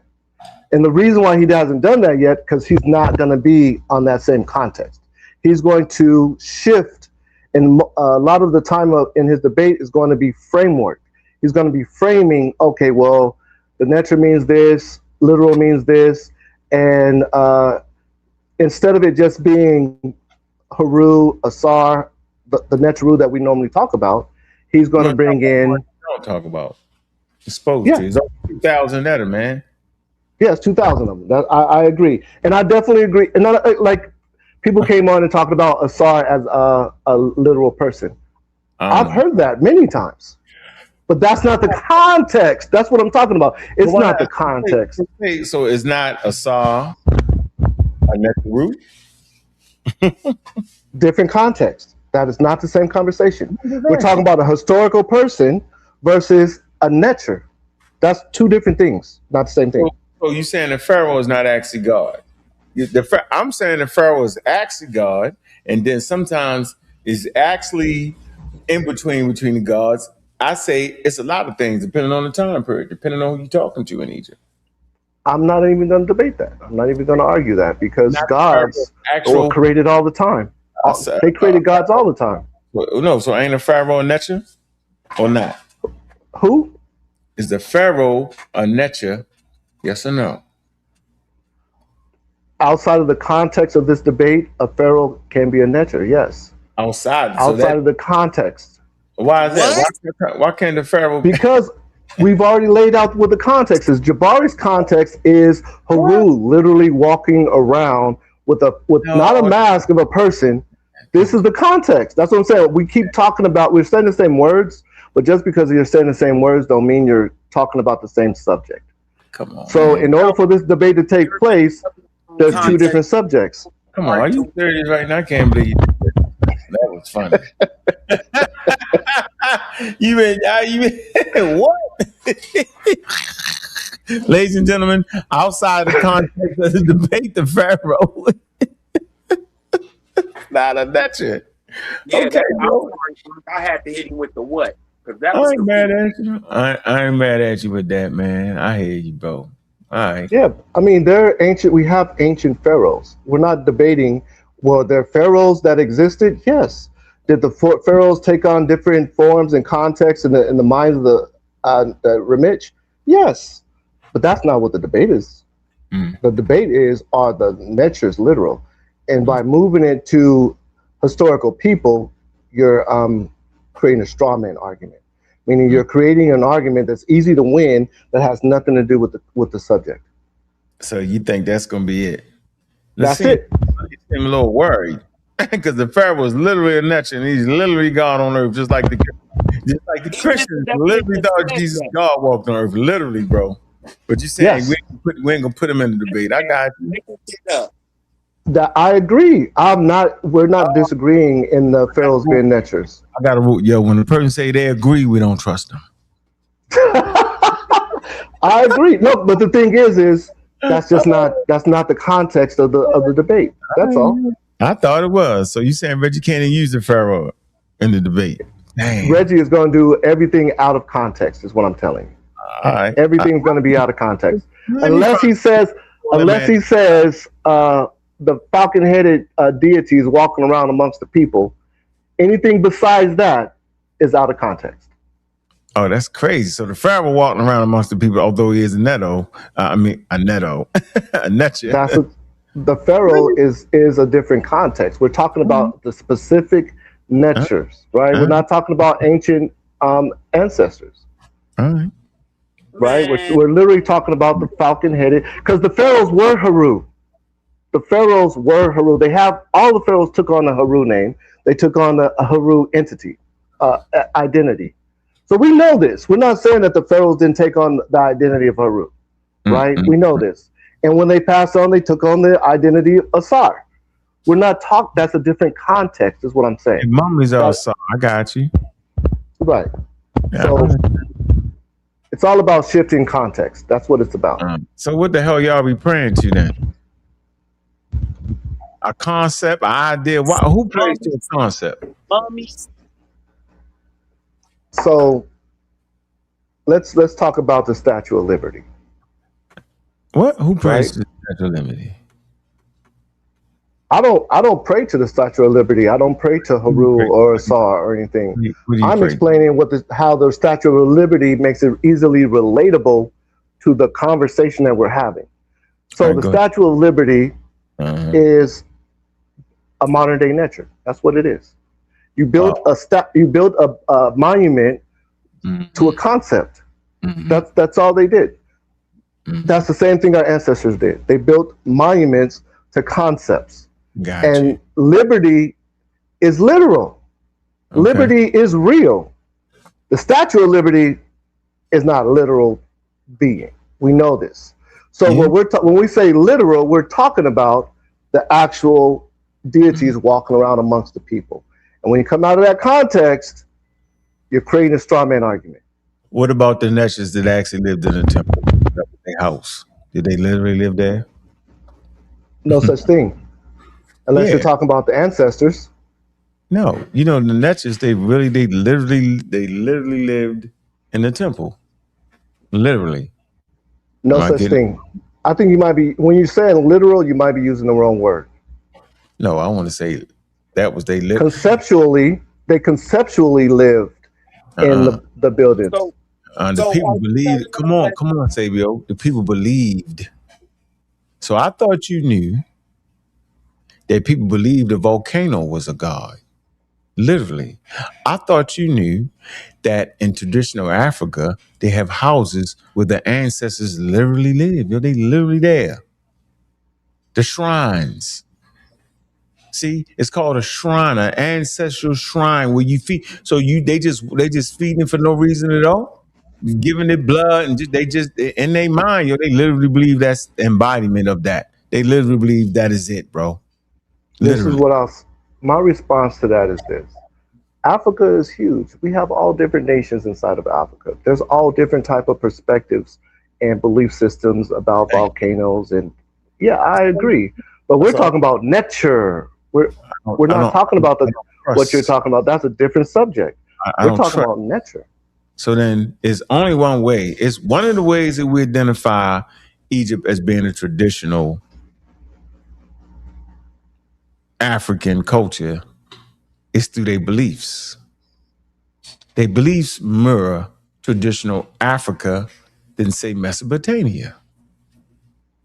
Mesopotamia had proto-astronomy and astrology, right? Egypt didn't have astrology. They had proto-astronomy.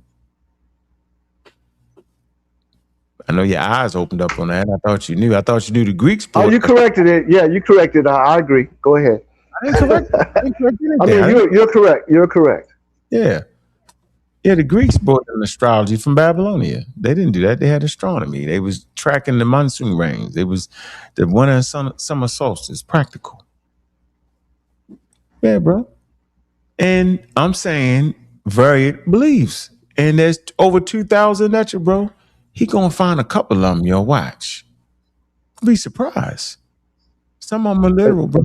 Not the statue. I can't believe you figured. Jebari better not go in there with that. Anyway, I think it's gonna be a good debate regardless, bro. I think we're gonna learn a lot. I think the shrine won't be the same after that, though.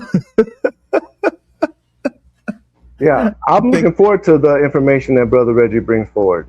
Yeah. Not because of this debate, but in general. Yeah, because Brother Reggie is a good scholar, and he's going to bring forth some information I've never heard of before. At least that's what I'm hoping. But he has no chance in this debate because he's going to be out of context. The moment he goes out of context, he's lost the debate. Some people might agree that he won, but how can you win if you're not in context? Shoot. Hell, as soon as you say we can't use the pharaoh, you confused everybody. I hope the bar don't say that. The debate is our pharaoh's not literal. Pharaohs are literal. We know this. So that's not the debate. They thought they was snatchers though, didn't they? Matters. You can't force what you know now onto what those people believe. That's that's wrong, bruh. You got that backwards. Knowledge. Hold on. Let's take a break. Let's take a quick break here, man. Let me put this band up, man. Y'all see what's going down. We having that debate, man. Are the natures literal? 2275 3rd Ave, Harlem, New York, man. It's going down tomorrow, man. Get there early, about 3 o'clock. Man, go ahead and get the StreamYard link, man. Not the StreamYard, but the link to watch it live, man. Get that, man. Let's take a Cash App break, man. I ain't seen no Cash App. We've been live for about 2 hours now. I ain't seen one Cash App. I ain't seen none of that, man. Y'all playing, man. Knock it off, man. Show some love, man, like we supposed to, man. Yeah.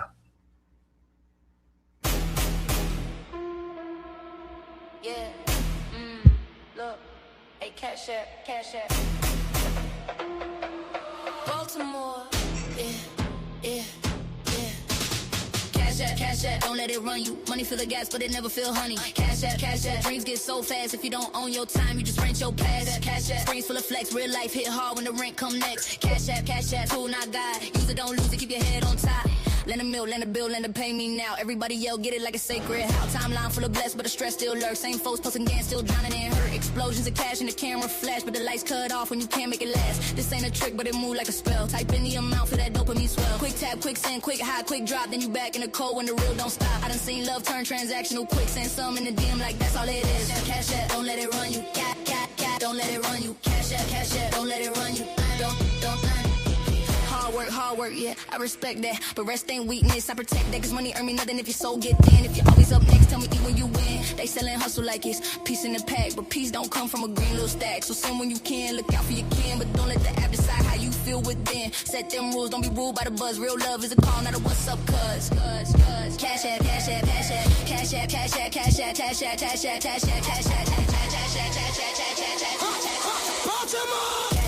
App, don't let it run you. Don't let it run you. Cash App, don't let it run you.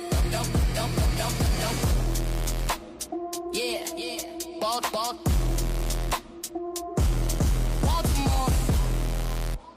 Man, y'all know what it is, man. Show some love, man, as we host these beautiful shows, man. Tomorrow it's going down, man. We got a brother from the shrine up here making a lot of things clear. I like that conversation, man. Make sure you support that brother. To Hootie, man. He got a app coming out, man. And make hey, sure you support that brother. Man. Hootie, man. He got a app coming out. Hold on. Yeah. So that's what we at, man. Also, man, hit the daggone Cash App, show some love, man. Y'all know how we doing around here, man. It's Friday, man. Somebody gotta show some love, man. Put these hours in, man. I'm dropping a link. Get up on the panel. What you think? Who you going with? We got somebody from the shrine saying you can't use the head letter. That's out of the context of the debate. I don't know how he came up with that. It's very interesting. It sounds real intelligent, though. Man, left hook. Remember, but see, this is what I was saying earlier, about how the debate's going to be judged. Because if the word isn't taken on how the people actually looked at these things, then what are we talking about? It's all about personal feelings. Who you think presented the best argument? I think some nudges they literally believed was literal, yo. I don't know why y'all keep thinking it's not. They did. Yeah, remember, I'm in agreement. I agree. And the pharaoh the king, with some of them letters that they believe were literal gods. Every single one of them. I agree. So at that point, Jebari lost the debate. Sorry. Wrong. I think incorrect. Tell them again, yo. Say it out of context. Tell them again. It's out of context. That's what I'm saying.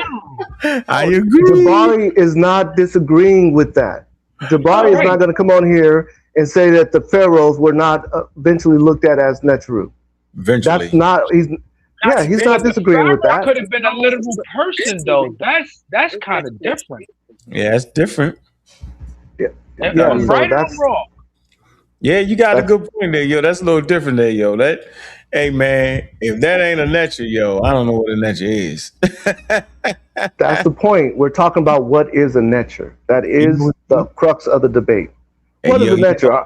Are we talking about the pharaohs that eventually rise to the concept or the identity of a Neteru? Or are we talking about the actual principles? Jebari's talking about the principles. You guys are talking about something else. Yeah, Not the same thing. That's new age. Y'all new So agents. I think y'all new if you're agents. talking about Tahuti being a netra I, then that's a person becoming one. That is kind of different, just like the Pharaoh. But if you're talking about Different. Geb, you have to prove that particular netra. Geb is the same as the rest of them. There's no difference between Geb and Haru and Tahuti. But Tahuti was a physical person, though. Geb is also appears as a person. Was he literally walking the earth? I mean, excuse me, but literally the earth, like he could walk on Geb nose. Okay, I understand your question. I do. Let me answer your question. The Neteru represents. Let me read these. Hold on for a minute. Hold on for a minute. Real quick. Gotta handle this right here. We read the cash app. Let me see if we got a cash app in here. We ain't getting out. Really, yo? Oh, yeah. We great. Shut this down. We great. Yeah, you sitting up here working for nothing. Let me do this, though. Let me read this super chat right here. I got you. Let's see. Ask him to define what netra is. He don't know, he's making up stuff and can't read the language. Call. Let's say the debate is actually about netra. There you go. All right. So that's what I was doing, is defining netra. Right, so netra, as Jebari has read in a lot of different books, he read it out to everyone just yesterday and last week. Netra, there's a oneness to all ancient African spiritual systems. Okay. Netra is a representation of different aspects of the oneness. So sometimes it might be an emotion, sometimes it might be a concept like intelligence, sometimes it might be a physical aspect like the earth. And they're personified as people. So if you look at Geb, you can see Geb as a human structure or the planet itself. Geb is not different than Haru or Ast or Sar. He's not different from any of them. They are personifications of concepts and ideas, right? And states of being. So the Neteru are inside of us. When we have a different emotion, let's say I become heroic, then I become Haru. It's not saying that I now have a head of a falcon, but I become Haru because that's what he represents, right? So when we're talking about the Neteru, we're not talking about anything literal. And when you do talk about something literal, you're moving the context and you're creating a straw man argument. So you want to bring up the ancestors? Where in the definition of netra did I say anything about the ancestors? The ancestors can embody and they can rise to the status of a netra. Yes, that's a societal creation, right? We understand that the pharaoh, the Sebidi, has a high status. So yes, they can superimpose the netra on his status, but that is not in the context of this debate. And I agree with you. I totally agree with you. Superimpose. I like that. All right, I agree with that. So you basically saying that the Egyptians didn't. I just think many Egyptians literally believed that the netra were literal, yo. So you believe that they were just communing and watching the Neteru walk around, eating food, and they just doing their thing? I don't think they necessarily imagine them as being ordinary flesh and blood creatures, though, permanently walking around in human bodies and animal heads, yo. You know what I'm saying? But I think they regard that's the topic. Real divine powers with real personalities and manifest through nature, animals, kings, sacred images. I believe that. I believe that myself. They literally believe they did that. That's African spirituality, yo. But here's the thing, I believe that. Okay. All right. I believe that. But that doesn't mean that they're literal. No, that's not literal. Literal means that they're having dinner with them at dinner time. That's what literal means. No, the netra actually. That's what literal means. When you guys take it out of context, you guys are not talking about literal. I just gave you how it felt, right? I think they believe that the netra literally existed, bro. They do. No one is saying that the Neteru doesn't exist on the way that you're saying. Literal means that they manifest on a physical plane. No, literally existed. You heard me. Literally. Exist. Yes. And when you say literally existed, you mean that they manifested on a physical plane as a personified being. Oh, what are you talking about then? Hey, Uncle, I'm letting Jebari combo you, man. No, I ain't gonna get me. I ain't gonna affect me. he doing the Jebari gumbo right here, man. He called the gumbo. Go ahead, dude. Go ahead, Capone. What's on your mind, man? So my point is, this is my point. Saying that they wasn't literal when they're my point is on the Turin King's list or the King's list is at Abydos. All of the Neteru, Haru, Osiris, Thoth, Aset, all of them, Mayat, all of them. Even in some of the papyrus, it talks about in the time of Asar, in the time of Mayat, and they reference to Zep-Tepi. Even in the Maximum of Ptah, it starts off. It says, and I'm paraphrasing a bit. It says the Maximus of Ptah-Hotep, who listened to the ancestors, who listened to the Neteru, literally. And this is another thing. I'm going fast, but this is another thing. That in the Maxims of Ptah. I forgot about that. The brother says that they not literal, but he say, oh, it wasn't no person with a falcon head with a sun on his head walking around. Nobody is talking about. That's a depiction. The writings are literal. You're proving my point. What we call their mythos are literal. So in their mythos, in the actual papyrus, in the papyri, it's not going to have a falcon head. It's going to say Haru or Tahuti did Brother, this. well, my point is this. Or manifested or help me with I this. agree with you. Let me finish. Like in Ramses' 400 year stele, it says what? Amun gave me the Amu, right? Talking about the servants that they had. Amun is the one that gave them the city or whatever city that they conquered. They really believe this stuff, and they was really literal. It wasn't a metaphor. That's the point, brother. My point is going over your head.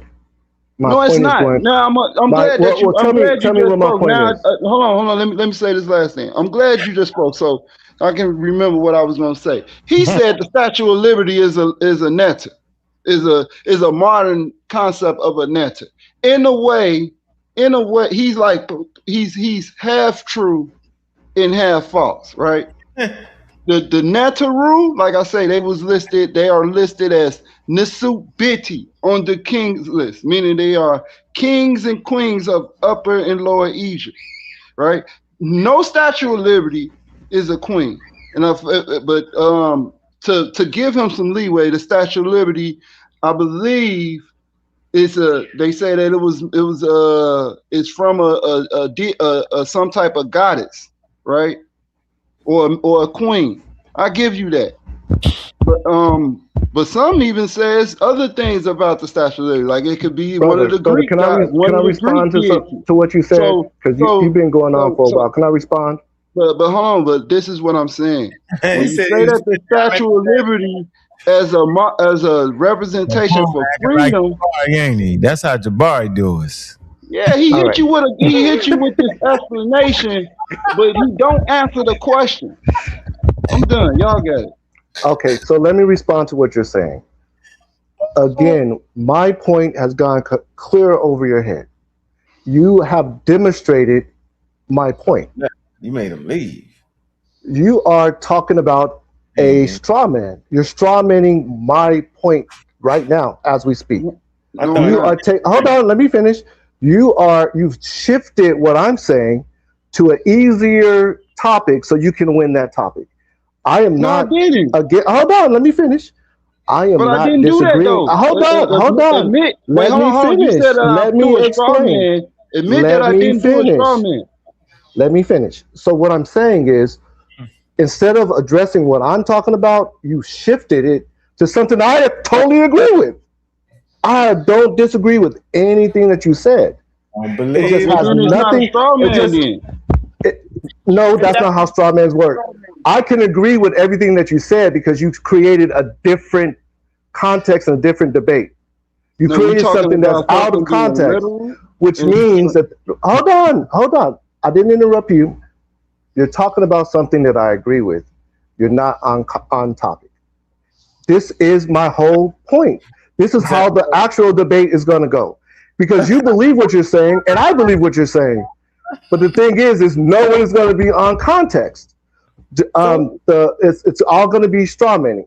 When Jebari says that they're literal, we're talking about the Neteru, which are aspects of existence, right? Personified.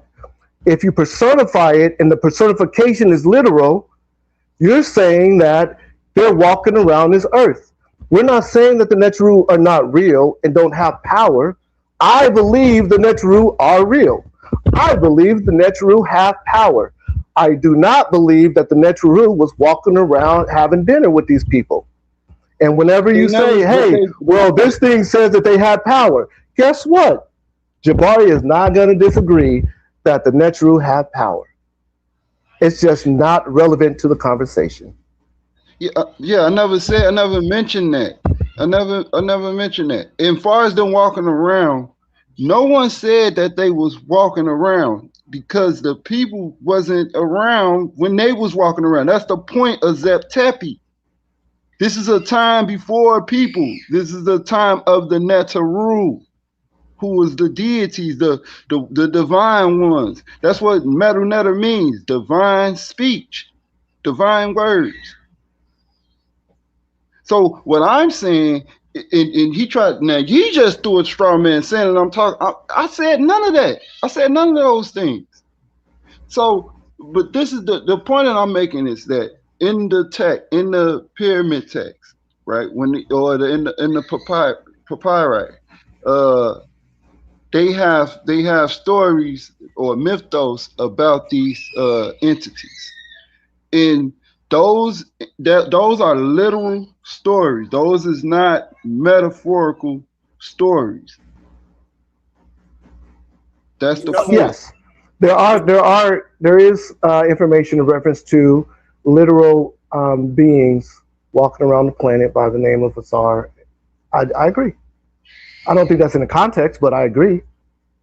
What's your point? I'm gonna tell you like this, because what I'm hearing is the forcing of what you believe into what the ancients believe. You can't say that the ancients did not think that Sekhmet was not literal to them, and they had festivals and things like that to Sekhmet or to Sobek, the crocodile god. Like you have to let these people beliefs speak for themselves, just like Christianity. They literally believe that a nigga got up after 3 days of being dead. They really believe that a man was in the belly of a fish for 3 days. This is their belief. And we cannot say that they did not believe these things in order to win an argument. All right, let me address what you're saying. You're doing like reverse engineering the debate. That's what you're doing. Let me explain why. The debate was created by 3 people: Neter and Tepi, Brother Reggie, and Neter. We got to stop acting like the debate was created. When I say create, what I mean is that they created the structure. When I say structure, I mean they created the context. Okay? We cannot shift that. Who created the context, who created the debate, was not the ancient people. I'm not saying that their thoughts and ideas are not relevant. Please don't think I'm saying that what they say is not relevant. That's not what I'm saying. But you cannot stand on that one premise, because they did not create the debate. The debate is, were the Netras literal? Are the Netras literal? It's not anything outside of that. You can use the ancestors and their concepts and what they're saying, that's fine. But you can't hinge the entire debate on that, because the ancestors did not create the context of this debate. When you try to move that, you're moving the context. Unless you can do it and stay within the context. The context is, are the Netras literal? Jebari said it a million times. He defined, and no one's listening to his definition. And that's the problem. No one's using their ears. No one is listening to the definition. So they're coming out and giving a totally different context. So only reason why I came on here is to say, hey, what's going to happen is Jebari is going to stay in the context that he's explained, and everyone else is going to be out of context. That's all I'm saying. All right, so hell, ain't that how they always go? Nigga tried to tell me the earth was flat. Nigga tried to tell me that spirituality, you know what I'm saying, was more valuable than science to a community. Shit. I remember all of it. It is what it is, man. Let me take the cash out, man. That'll let me know where I'm sticking around. Let me see. What's going on, King J? See, your man made a whole video cussing and fussing. I can't believe it, bro. You already know what's going on. Peace to the panel. I see we got Jebari's one of Jebari shrine mates. Yep, it's all good. So, brother, I have a question because a lot of the brothers have been hitting you with a lot of metaphysical stuff. I want to give you an example of a physical netter on Earth.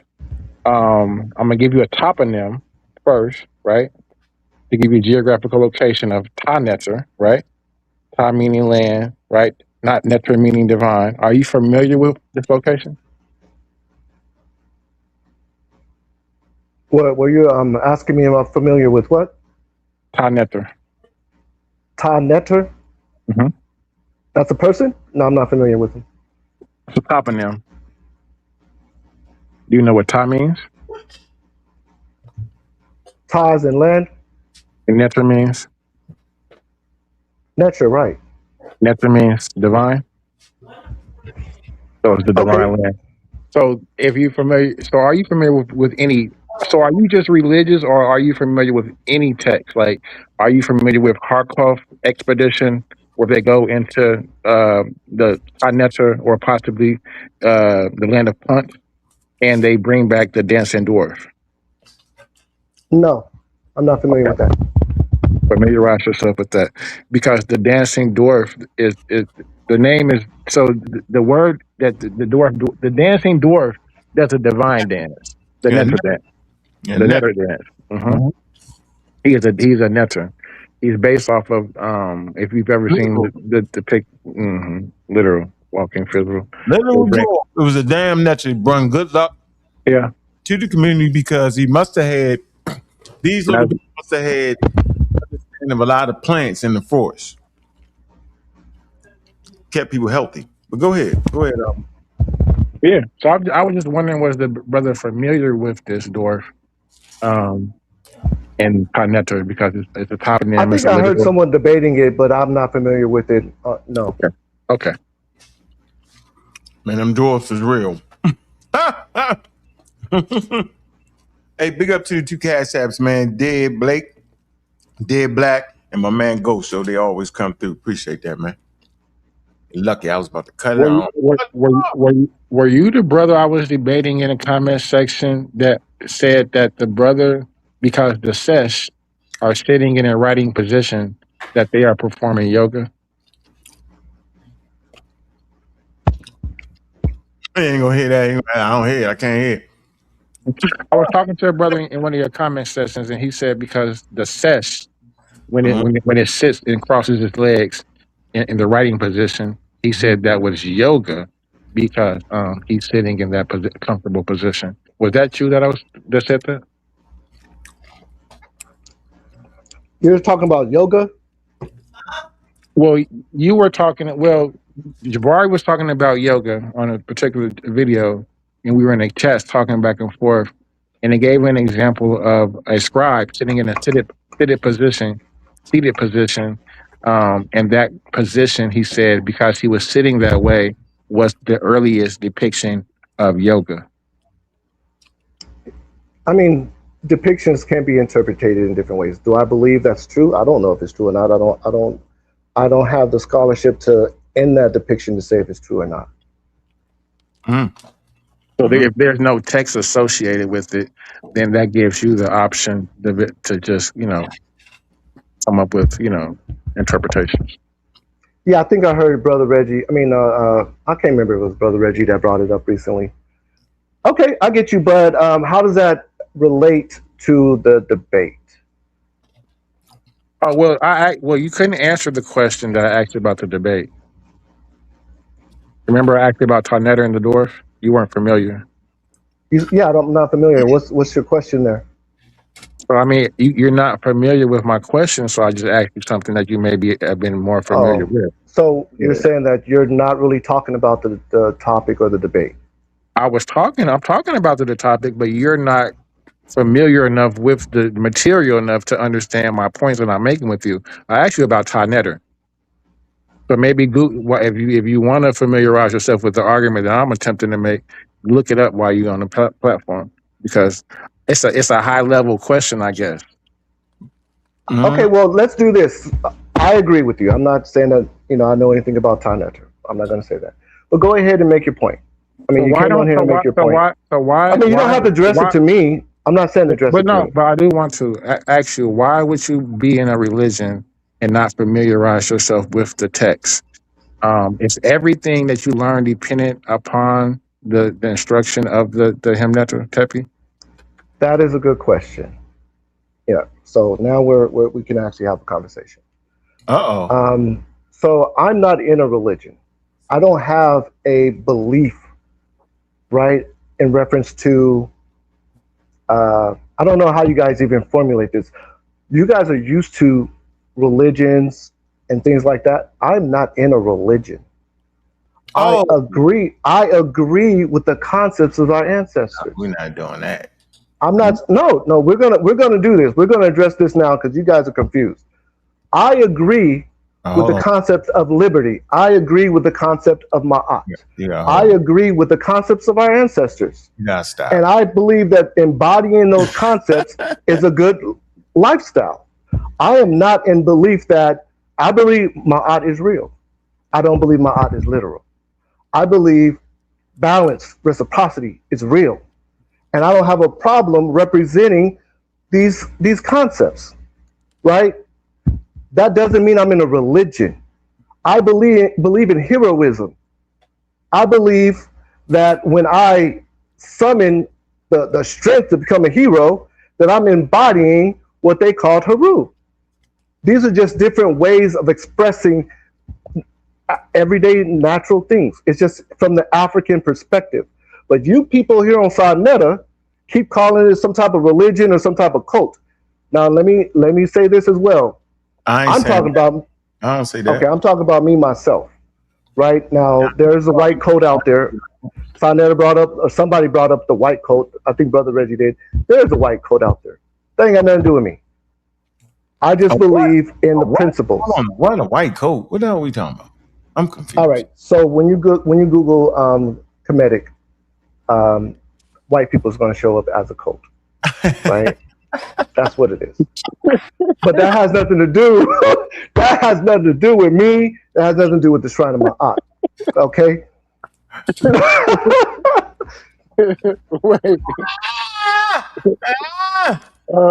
Man, don't know what Africans show up doing. Y'all wild for that one. Ooh. That was funny. Y'all done woke me up on that one. That's a good one right there, yo. Do I think the coat, y'all in the coat are arming or something, right? The coat, I'm saying the Egyptians had coats, yo. You know what I'm saying, correct? So the shrine will be a coat, right, of a particular what is it? It's not the shrine of Ptah. The shrine of what? I'm not sure what you're talking about.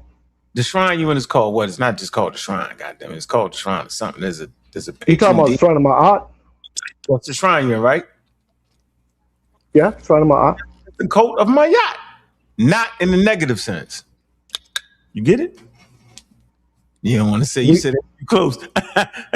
Hey, praying, that's like man. Let's say this. When you're talking about a cult, these guys slippery, man.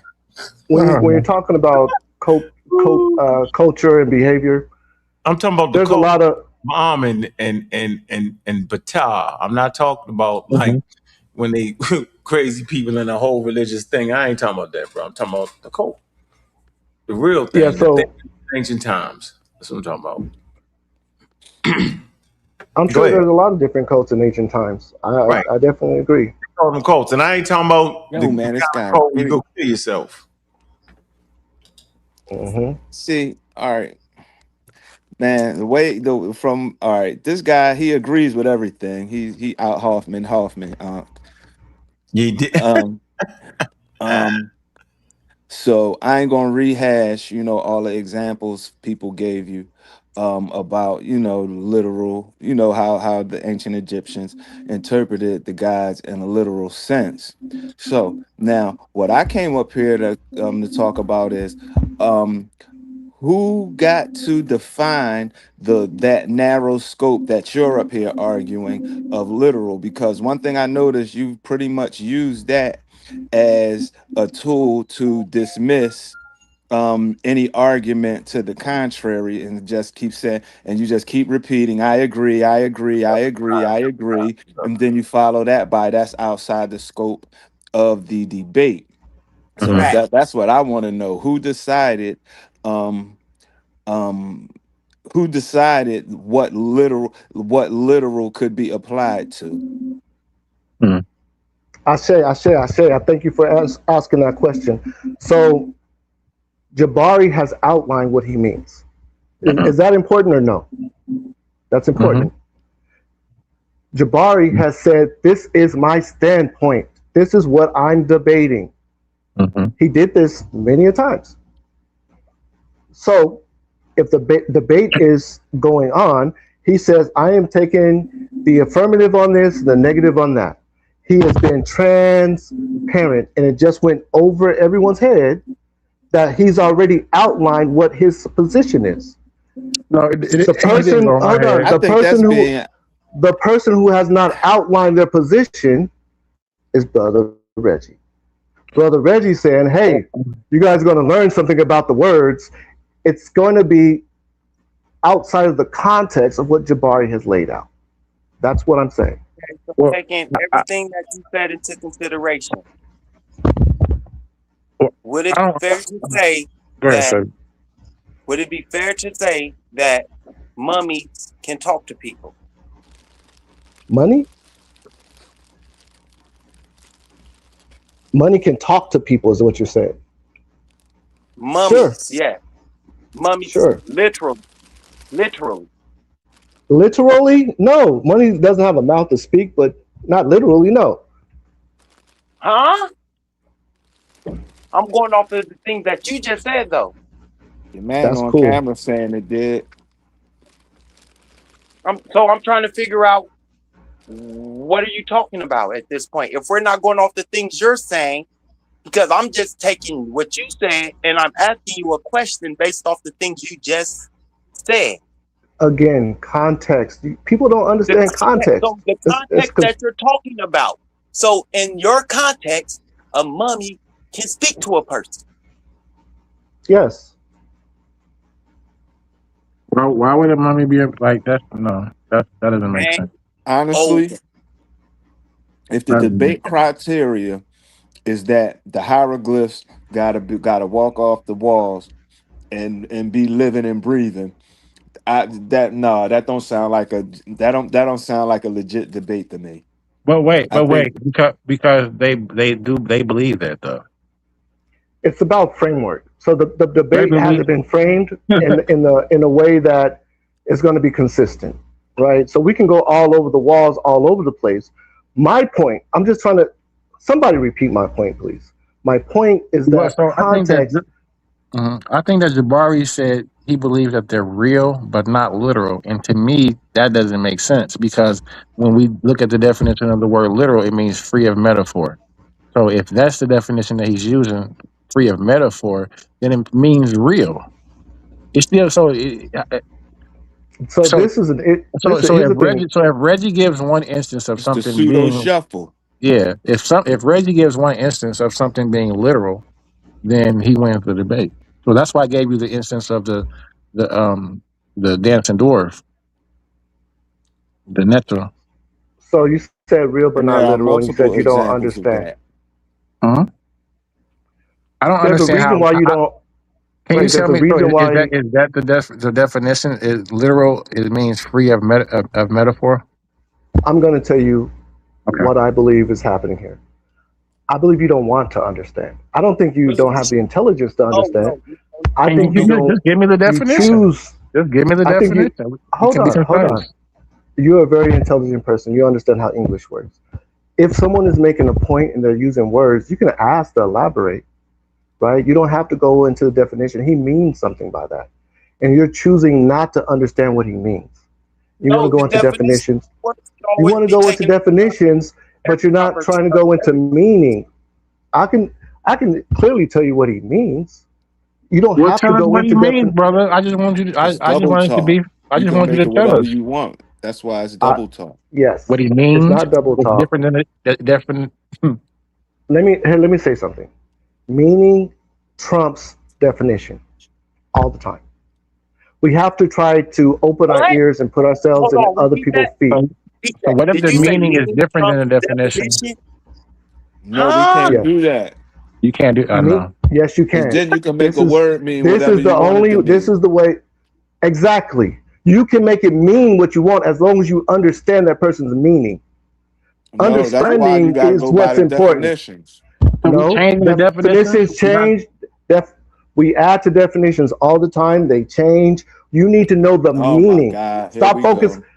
Meaning is superior to definition. I don't understand why that's even a question. If I use a word and I tell you I mean this, hold on. Let me ask you a question. So if you change hold on. So if you change the meaning of the words on the fly, what I'm saying is communicate. How do we communicate? You don't change it on the fly. You express the meaning. The meaning is what's important. That's the wisdom. It's not the words that are being used. Other people have to agree on the meaning for it to be a yes. You can't just unilaterally dictate what a word means. Yes, you can. If I say nobody's going to understand, if I say and you're being deliberately deceptive. No, that's incorrect. If I explain what I mean when I use a word, then you have to accept what I mean. No, I don't. Right? Because what if I give you a different meaning? You have to accept my meaning. You don't have to, but in order for you to understand what I'm saying, you have to understand what I mean. You don't have to worry about the word. The word is secondary to the meaning. Words express meaning. You guys get it in reverse when you think, oh, the word is important. No, it's not the word that's important. I think you're saying it different. I think you should say vocalization instead of the word. Say vocalization. No, I mean literally the word. If I say, when I say the word shoe, I'm talking about. When you vocalize shoe. Hold on, let me finish. Wait. Because we can vocalize shoe phonetically, but write it differently, right? When I say shoe, if we just say shoe, how many different ways can we write that? So if I say shoe, I'm gonna tell you. Wait. Okay, you cut me off a million times. Wait. Let me read my point. I'm gonna finish my sentence this time. I'm gonna finish my sentence this time. If I say shoe, and I tell you I don't mean the shoe on my foot, I want you to understand that I'm not talking about the shoe on my foot. You have to understand the meaning. The meaning trumps the vocalization. The meaning trumps the writing. The meaning is the only thing that you need to understand. And if you guys don't understand that, I don't get it. I don't get why you guys can't understand that. That's basic logic. What are you talking about? A horseshoe? That's what I'm saying. So if you just vocalize shoe, I don't know if you're talking about SHU, the deity shoe. I don't know if you're talking about your shoe on your feet. And they're spelled differently. All you have to know is what I'm talking about. That's all you have to do is know what I'm talking about. We just probably need to hold on for 1 second, right? So just for the record, right? We could just use Best for example, right? And I'm saying the Best was literal, yo, right? He's actually believed to be a real supernatural deity. Well, Best is the dwarf. That was the kind of example I gave with the Well, dwarf. I'm just saying, but the point is, they literally believed he was a supernatural deity, yo. He was supernatural. Yeah. Believe that, bro. That's literal. I don't know why you want to just put the literal to walking around. You can believe something is literally real and supernatural. It's gotta be walking around nowhere. I can't believe y'all playing that game like that. It's wild to me. I wouldn't let y'all do it in the debate. Because I'm saying they believe. I ain't letting him play. I came up here asking him You straight guys are up, not understanding my point. why is that the limited scope I get literal? Yeah, you got to limit the scope of literal. Yeah, come on now. Let me minimize. Let me say my point in a small sentence. You can't after the fact in the debate say that.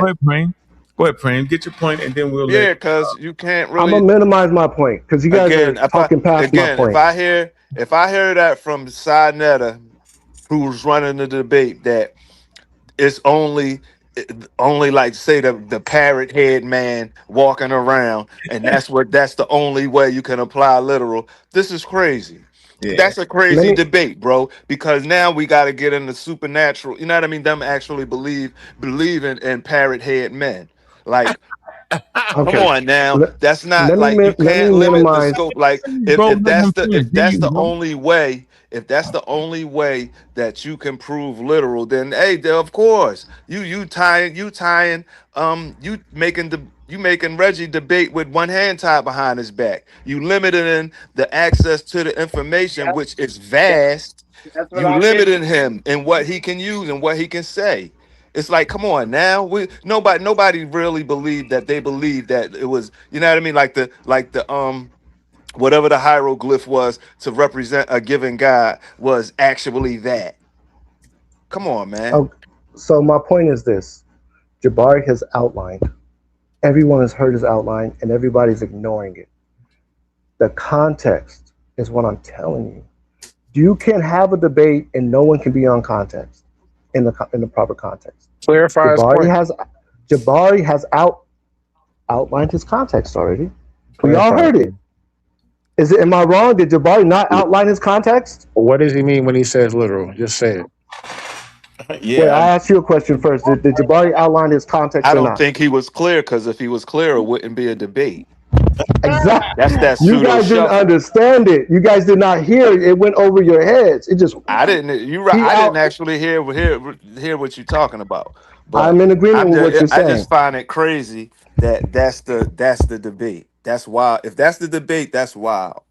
So let's explain what he means when he says real but not literal, because you guys are. It's like going over your head. You're not listening. That's all it is. It's the. We're waiting for you to say it, brother. So okay, it's real but not literal, meaning they're not walking around on this planet, but they have it's energies that actually can conduct work. So they're real on a sense that you can do things with the natural, right? They're real, but they're not literal, because the word literal means they have to be walking around the planet with these bird heads. You guys are not. Oh, well, I don't understand what he means by real but not literal. He's expressed it 1,000 times. You just didn't want to understand. You guys are choosing to take a different context, a different road that he is not in. So if you're going to be debating him in an area that he is not in, that's called a straw man argument. Well, you're creating a straw man argument. Do you see how absurd that is? Hold on. So you're making an easier argument to win, because it's easier to win this argument. So I'm going to debate Jebari on the argument that I want to say, and I'm going to ignore what he's saying. Is that right? Is that the right thing? You're making a. Is that the right? Is that the right thing to do? Is that the right thing to do? To ignore what he's saying? Is it the right thing to do? My dispute is this. I don't think the scope of what you just said is so narrow that it's not really a debate, because like you said it yourself, for it to be literal, that would mean people with falcon heads was walking around. They believe. Did you not hear Jebari say that? Did you not hear Jebari say that? Did you not hear Jebari say that? I'm not saying this myself. Jebari said this. Can I ask you a Come on, question? man. That can't be. Based off what you just But said, just because when he you're done. made that point, that doesn't mean the debate in scope is limited to that point that he made. He was making a rhetorical point in That's not promoting the rhetorical. fight. That doesn't mean Reggie has to stick to that topic. Reggie only has to deal with what it says. Are they literal? And that's tell me, Reggie's that's Reggie's only constraint. This is a debate. You don't get what does Jebari dictate. mean? Hold on. You don't get Man, to you can't you talk while don't you talking. Let him talk, Tootie. Come on. you don't get to dictate how I interpret literally. If Reggie chooses to interpret literally as, well, the ancient Egyptians, they interpreted the gods as literal in this way, in this form, in this fashion. I ain't even going to go too deep into it because a few people already have, which you agreed to it. So if Reggie chooses to take that stance and he's effective with providing sources, he's going to win, because the whole thing, he doesn't have to prove that all of them are literal. He doesn't have to prove that all people saw them as literal. All he has to do is prove that some of the gods were literal and some of the people actually believed it. And I don't think that's hard to, I really think that's easy to prove. So again, I agree with what you're saying. My point is, that's a different context. I agree with what you're saying. The point is, that's not the context that Jebari. That's not Jebari's stance. How you have in order to have a debate? He's gonna lose the debate then. If that's hold what on. he said. In order to have a debate, you have to have someone in the Reggie affirmative. If that's what he come in with. Yeah, he Reggie can't. He can't come. In order to have a debate, he come in with that. If he gonna try that, he gonna lose this debate. You and it ain't gonna be close. Reggie gonna wash him. Hold on for a minute, bro. So here's Bess. You know, they clearly had people with dwarfism in Egypt, and they looked at him certain ways. So Bess, they could have looked at figures, right? These are clearly fixed statues of real human beings, bro. So if you sitting here saying that a dwarf could not be believed as being, that matter of fact, there's two right there. That's the mother. I believe it's Besset. Bess and Besset, right? These is real humans. This ain't no falcon head, nothing. They come from Tarnetta. Tarnetta's the top of them. Yeah, and I'm saying this brought good luck, medicine, war, all that, right? Good luck and war, all kind of stuff, right? I'm saying to think that they didn't believe that some people or Bess itself couldn't have been a real person, y'all tripping. Just like the pharaohs and that. He got on a leopard skin and all that. Yeah, so all right. I just can't wait. I think it's gonna be a good one. Yeah. I wanted to respond to the brother. I think it is. I think it's gonna be a good debate. Hold on, man. You gotta slow down, bro. You relax. You gotta just relax a little bit. I'm just making a point here. Just wanted to get mine. I'm letting y'all go. Yeah. Hey man, look. Hey, hit the Cash App, man. Appreciate that. All right. Yeah, man. So I appreciate people, showing some love today, man. That's good right there. I appreciate that all day, every day, man. Appreciate that. All right, go ahead. And don't be like my response. It's like a thing that kind of like flies through the shrine or something, because you talk long like Jebari, dude. Like, ain't no way in the world that y'all doing the same thing. I'm like, what the hell is going on, y'all? Man, watch. I ain't even gonna put you on. Watch how long you go. Y'all bet you're gonna say the same thing about 5 times. Go ahead. My point is, wait. Why can't Reggie do the same thing Jebari is doing? And have why is that? Why is Jebari's the default setting for the debate? Answer that question. That's gonna make the point, ain't it? It's gonna make you forget your point.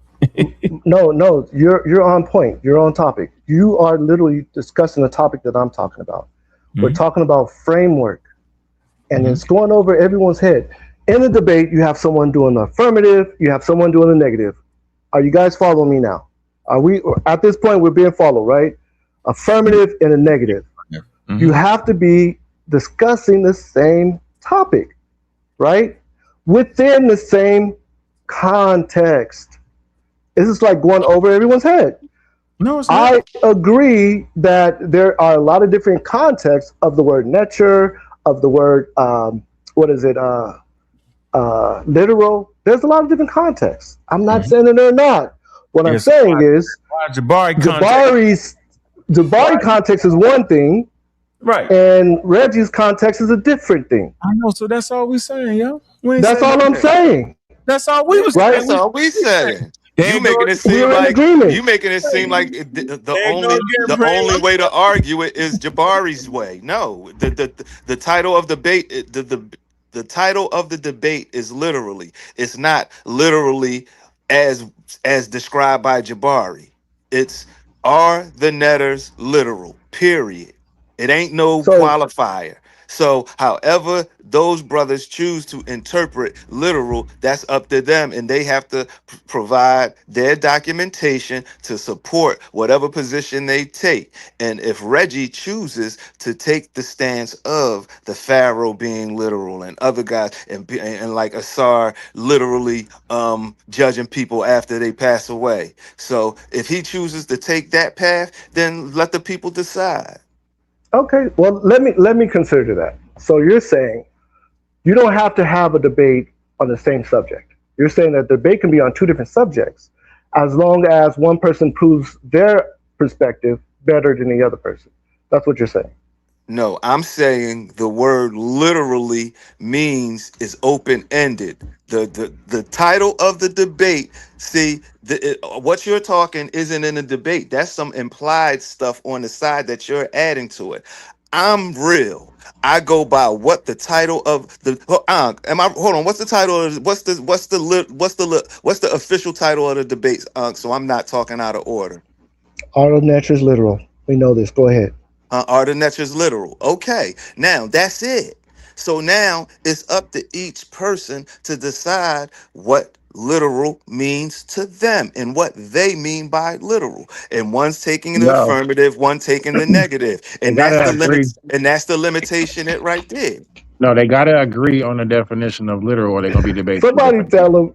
The problem I'm having with you, strong guy, is that you're making up your own definition for literal. You're not going by. I'm repeating what Jebari said. Jebari said that. Jebari is saying this. You guys have ignored what he's been saying. You're acting like I'm saying this. I'm not saying this. That's what Jebari has been on here saying the whole time. So don't put it on me. Grasp what literal means. But listen, my question to you is this: just to understand, you're where you're coming from.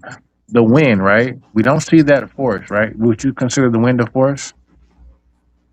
Yes. Is it a netter? The wind is not a netter. Oh wow! Are you familiar with the netter pole? Of what? The netter pole. What's the netter code? The pole, the netter pole. Pole? You said P-O-L-E? P-O-L-E, netter pole. He's talking about the glyph. He's talking about the glyph. Oh, the glyph. Yes. Are you familiar with what does it represent? Some say it's the wind. Some say it's a axe. Okay. What is the word? What does it represent? It represents the unseen. It represents. Does it? What? When you see three netter root, when you see three poles in a row, what does it mean? It's Neteru. It's Neteru. Why are you asking me these questions? Because if the wind represents Neteru, you just said the wind wasn't a netter, but the symbol for wind is Neteru. I don't understand your point. So the wind is not. So here's the thing: wind is not a netter. Why is it not? Why is wind not a netter? It's not a personification. So the netter is the personification of the wind. Okay. No, I got that right. So if I said netter is all of existence, would the wind not be in existence? Yes, wind exists. So when I asked you was wind a netter, you said no. Do you want to take that answer? And I'm gonna ask you again: is the wind a netter? Okay, you don't have to ask me again. My answer is not going to change. The nature, if you're going to talk about shu, okay, is a nature. It's a personification of the wind. Shu is not literal. The wind is literal. If you don't understand the difference, that's weird. That's my point. The wind is literal. I asked you about shu. I asked you about the wind. Exactly. So that's why I told you no, because you did not ask me about shu. You asked me about wind. I asked you about wind netzer. Is a literal. Wait. I asked you about netzer and existence. Okay. All of existence is netzer. And I asked you, what wind be considered in that existence? Yes. What did you say? You said yes. I did. So wind is a netzer. This is called a logical fallacy. What you're doing is you're creating what's called a logical fallacy. It's not a logical fallacy when the actual sign that we're seeing for wind is the actual netaru. You're talking about a sign. You're not talking about the wind. I'm talking about the sign for the wind. The wind is invisible. Exactly. The netaru. Exactly. So the wind is a literal force. Yes. Presented by a physical, literal pole. Yes. Yes. Yes. So what are you talking about? The pole is literal. That represents the unseen, literal force. The netter, so we're talking, and the word is netaru. So the wind is a netter. All right. Can I speak now? What am I saying that's wrong? Wind is not you're given a logical fallacy. You're asking one thing, which is a physical force, which is the wind, and then you're transferring those properties to the flag. Then you're transferring those properties to nature. What is the word for the flag? These are not transferable properties. What is wind the word for the flag? Okay, hold on. Wind, we know wind is literal. We breathe it in and out all the time. When we say shu, we're talking about a personification of wind. Shu. I'm just saying, you're not talking about shu. I'm talking about netter because netter is all of existence. Your example is wind. Okay, so I'm trying to stay in the context of what you're talking about. What's your context? First, netter. All right. Tell me what your question is about. Wait. There's no question. Netter. And netter means all of existence. So my point is that wind would be included in all of that existence. Correct. So wind is a netter. So every aspect of existence is represented by a nature. So wind is a nature. So stop. So wind is an aspect of nature. What are you talking about? Do you not just want to say wind is a nature? Let me explain what I'm hearing from you. Give me a second to complete this thought, though. Okay. No, I know you're gonna keep too long. Hold on, let me get in. No. It's gonna be quick, real quick. It's only like 4 sentences. Y'all it's only 4 sentences. Y'all don't have the ability to get 4 sentences. I already know it. So I'm gonna say this. Hey, Preem, where you at, Preem? You still at Preem? I want to say something. Yeah, I'm here. I wanted to let them go. I didn't want to interrupt. Preem, you know what's going on here, Preem? I know exactly what's going on here. It's a vicious game. Mm-hmm. That word, real and literal. We're actually saying that the Egyptians believed that they was real and supernatural. But Jebari did this wild little thing he did. At the beginning of the day, he took off the word real. Even though he said it out of his mouth, he took that off. It said literal. Where you caught up with a wild idea of a bunch of Haru with a head walking around and a half. Yeah, like that's called the pseudo doodle because they know what we really mean. We really saying that the Egyptians believed that they was real. That's what we were saying. They are real. No, he knows that. Jebari knows that, but they slide this wild word in there that's closely related to real, and that's called literal. So now you got to be searching Egypt, the sands of Egypt, for a falcon-head guy walking around. The most ridiculous. Yeah, come on, man. I've been new. And I say, man, when Jebari said, ho, we got the video with Jebari said, I'm just going to leave off the real. I believe the natural are real.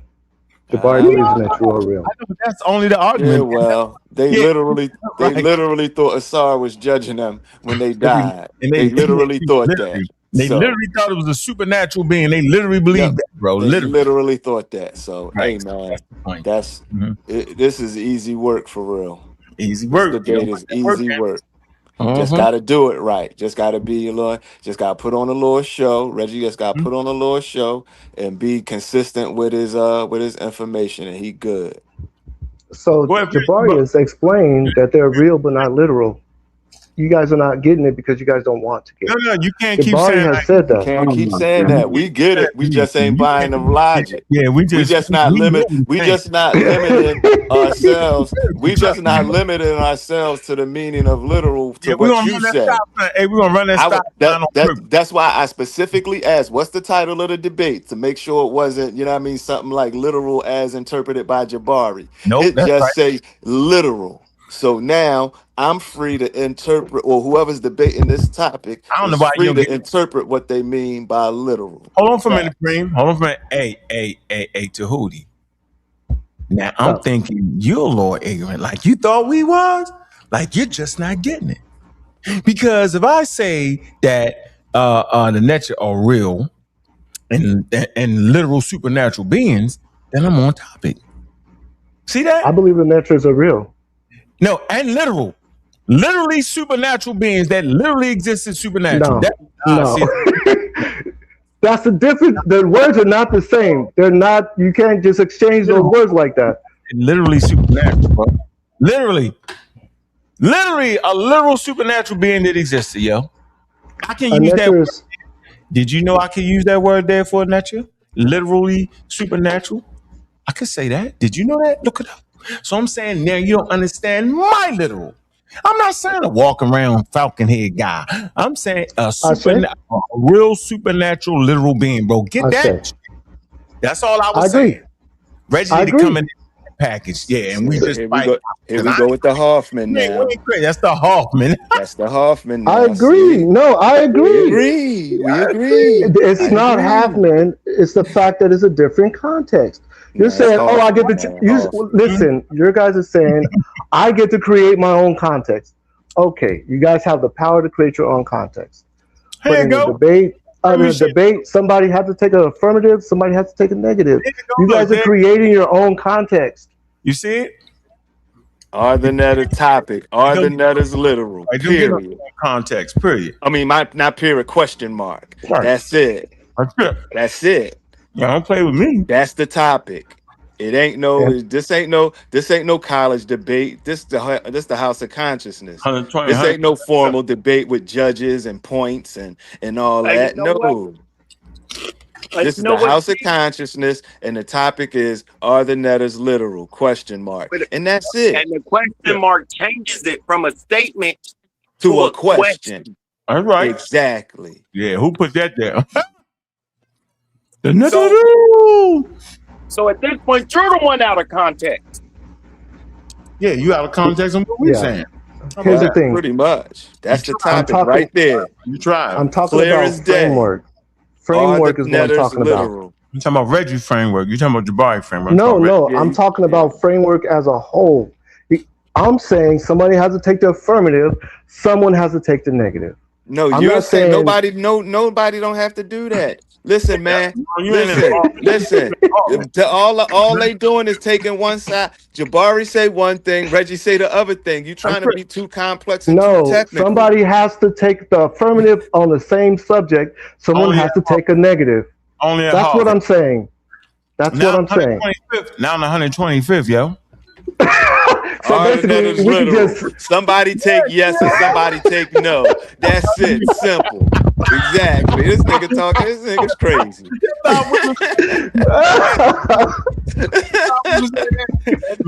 Somebody say yes and somebody say no. That's it. And then we arguing. This ain't even a debate. It's an argument. England and Yale some daggone way. You tripping. No, I'm 25th, man. Okay. Oh, man. You know how we've been going through this, yo. Whoever coming there, yo, smoking like Joe Frazier, yo. That's what I'm saying. We go like, yeah, we're on about what? Okay, I get it. Hey, that's fun. I can get on board with that. So we don't have to be talking about the same thing. We can be talking about two different things. If Jebari coming there with that high level complex thing, I'm like, what? We don't understand that. Look hell to me. I'm trying to tell you, yo. Come on, yo. Come on, man. Come on, yo. All right. I never heard that. It's going to be at least one talking mummy reference. Yep. One talking mummy joke. At least one. It's going to be at least one. We know that's coming. At least that's a tactic. White people, that's coming. He just got to time it right. He just got to time it right in the presentation. And you know what I mean? Yep. Then Jebari gonna come with some watch. Hey, Jebari good at this, yo. Jebari gonna come with something wild. Watch. Yeah, I'm gonna say the other brother on here. Jebari gonna have a couple of backhanded slide subliminal joints. He gonna have a couple of them. Yeah. Give ruffle Reggie feathers. Yep. The other brother on here agrees he might hit with him me. with the Jay-Z. You know who did what? Hit him with something subliminal. Reggie flying off the handle or something. Listen, the other brother on here agrees with me that in a debate, you got to be on the same topic. That's what the brother said. Yes, you got to agree with the topic. That ain't never happened, yo. That's what I'm saying. It's like the topic is in the title is the topic. The title is the topic. Watch this, yo. Come on, man. Jebari say no. Reggie say yes. All right, let's go. That's it. As simple as that. It's only gonna be you over there trying to negotiate after the fact. You tried. The topic is already set. It ain't what you said it is. It's what the marquee said it is. Oh man! Don't false advertise the people. Yeah, you false. Hey, I'll rock with you guys on that. That's fine by me. I'll rock with it. That's not a debate. People like that. That's not a debate. But hey, I agree. That's misleading. Hey, I don't know what it is. You misleading customers what they paying for. Yeah. You can't do that. I'll rock with you guys on that. I'll rock with you. I hear you. I never heard anyone say that a debate can be of two different contexts. I just never thought about it that way. Hey man, you must have never seen the HOK debate. You must ain't never seen. This must be your first rodeo. Yeah, because hey, look, you gonna come out. You gonna say, what the hell was that debate? You gonna forget pretty much. You gonna say whether the shrine is real? You say is the shrine real? You gonna start questioning the shrine? Is it real? You thought this was some official debate league rules with the following the handbook and the rule book and all that. Nah, this ain't that, fam. This ain't that. This ain't that. Hey, Frank, you belong on this shrine. By the time you finish, you're gonna say, do I belong to that? You know what? I'm really looking forward to it. I do want to hear what Brother Reggie has to say. Hey, yo, you gonna realize all them ceremonies you be doing come from white people, yo. That ain't Egypt. Yeah, you gonna learn. Yeah, pretty much. All that yoga. Reggie gonna go in. Hey, yo, Reggie gonna use this as an opportunity. This dude, Reggie gonna clean his closet out. Reggie gonna use everything. He bringing the kitchen sink, the refrigerator. He bringing the plumbing. Reggie got everything. All right. I'm going to say Reggie will win. Give me a moment for me to say Reggie will win, okay? Nah, you trying to scam No, give me a moment. No, don't say that. See, you doing I agree too much. You agree too much. It's based on what you're talking about. You agree too much. No, that's fine. I agree based on what you guys are saying. If Brother Reggie can expand the context of literal to make it mean something else, then he can say that I agree that the Biddy were literal beings. I agree. He's gonna get away from the Falcon head nonsense. Yeah, that's gonna be because that's kind of like stating the obvious. That's kind, you know what I mean? So even back then, Biddy were literal beings. That's all he has to say based on what you guys are saying. You don't even have to get all into it. Then we know that the pharaohs were literal beings. Yeah. So if that's your standard, Reggie won. That's all we've been saying. That's it. No more. There's no debate. Jebari's not going to counter that. He's going to come back. We know that this is. No, Jebari's going to agree. He's going to come that it was spiritual. It was it's a whole different subject. Representative of. Jebari's going to stick to what he's been saying. It's a whole different context. Let me see if you know your history. You do know that actually some Egyptian priests that is recorded saying what it is. You know that, right? Yes. Real Egyptian priests, bro. Not us, not you, not nobody. Real Egyptian priests saying what it is. Okay. Don't forget that. Real Egyptian priests saying it. Not Reggie saying it, not me, not the Egyptologists. Literally coming out their mouth saying what it is. So, also, you're going to realize that the shrine is really a New Age temple. The shrine is what? It's a New Age temple. Yeah. With all the With all the spirituality. spirituality. Yeah, yo. Like right. You ever seen the video he showed with Jebari getting hit in the head with the incense burner? Boom! Walking around Central Park. Do you really think the Egyptians walked around a Ben or Tekken? This is what I'm going to say. I agree that. Don't wait a question. I asked don't hit me Did with they walk around the Tekken? I'm not sure if they walk around the Tekken doing that or not. I know Malachi Yoke and them did. They might have used different words. Dang, we don't know what we don't know how they said what they said. So Right. the that comes straight from New Age. The do you really? I'm just telling you, bro, it's gonna be a good one. So let's go based on the topic that you guys are on. So the topic that you guys are on are the neters real? Yeah, and they are. No, and they are real. literal? Can we get it? Literal? Are they literal? Can we get the priest to say it? You think we can get? You think Reggie can come in there with the Egyptian priest to say it? What you think? I think he can. And say what? You say he was literally walking around with the falcon heads. No, but he can say that they're real. I bet you. It's gonna be funny to me, yo. So the neters are real. If that's what you guys are claiming, we are in agreement. There's no debate. That's all you got to frame. It's all in how you frame it. Hey, y'all got to open-ended so you can get into what it. You talking about, Vanessa? What you talking about? Vanessa Johnson. I still believe in evolution. I never believed in evolution. I never believed in it. It's a scientific fact and a scientific theory. We can debate that, show. I want to debate you. I'm calling out Vanessa. I'm debating Vanessa. Right after this one, we're going to do a free debate. No, I ain't going to do the free one. I ain't going to do it. Change my status. Anyway, Vanessa, yeah, let's do that, Miss Vanessa. Back to you, Mr. Tahuti, the protector of, how you say his name? How you say Jebari's what? Himnetter and Tepe. The Himnetter Tepe. And Tepe, yes. So I'm going to tell you what I agree with. And I know you guys don't want me to agree. I agree with what you're saying. The neters are real.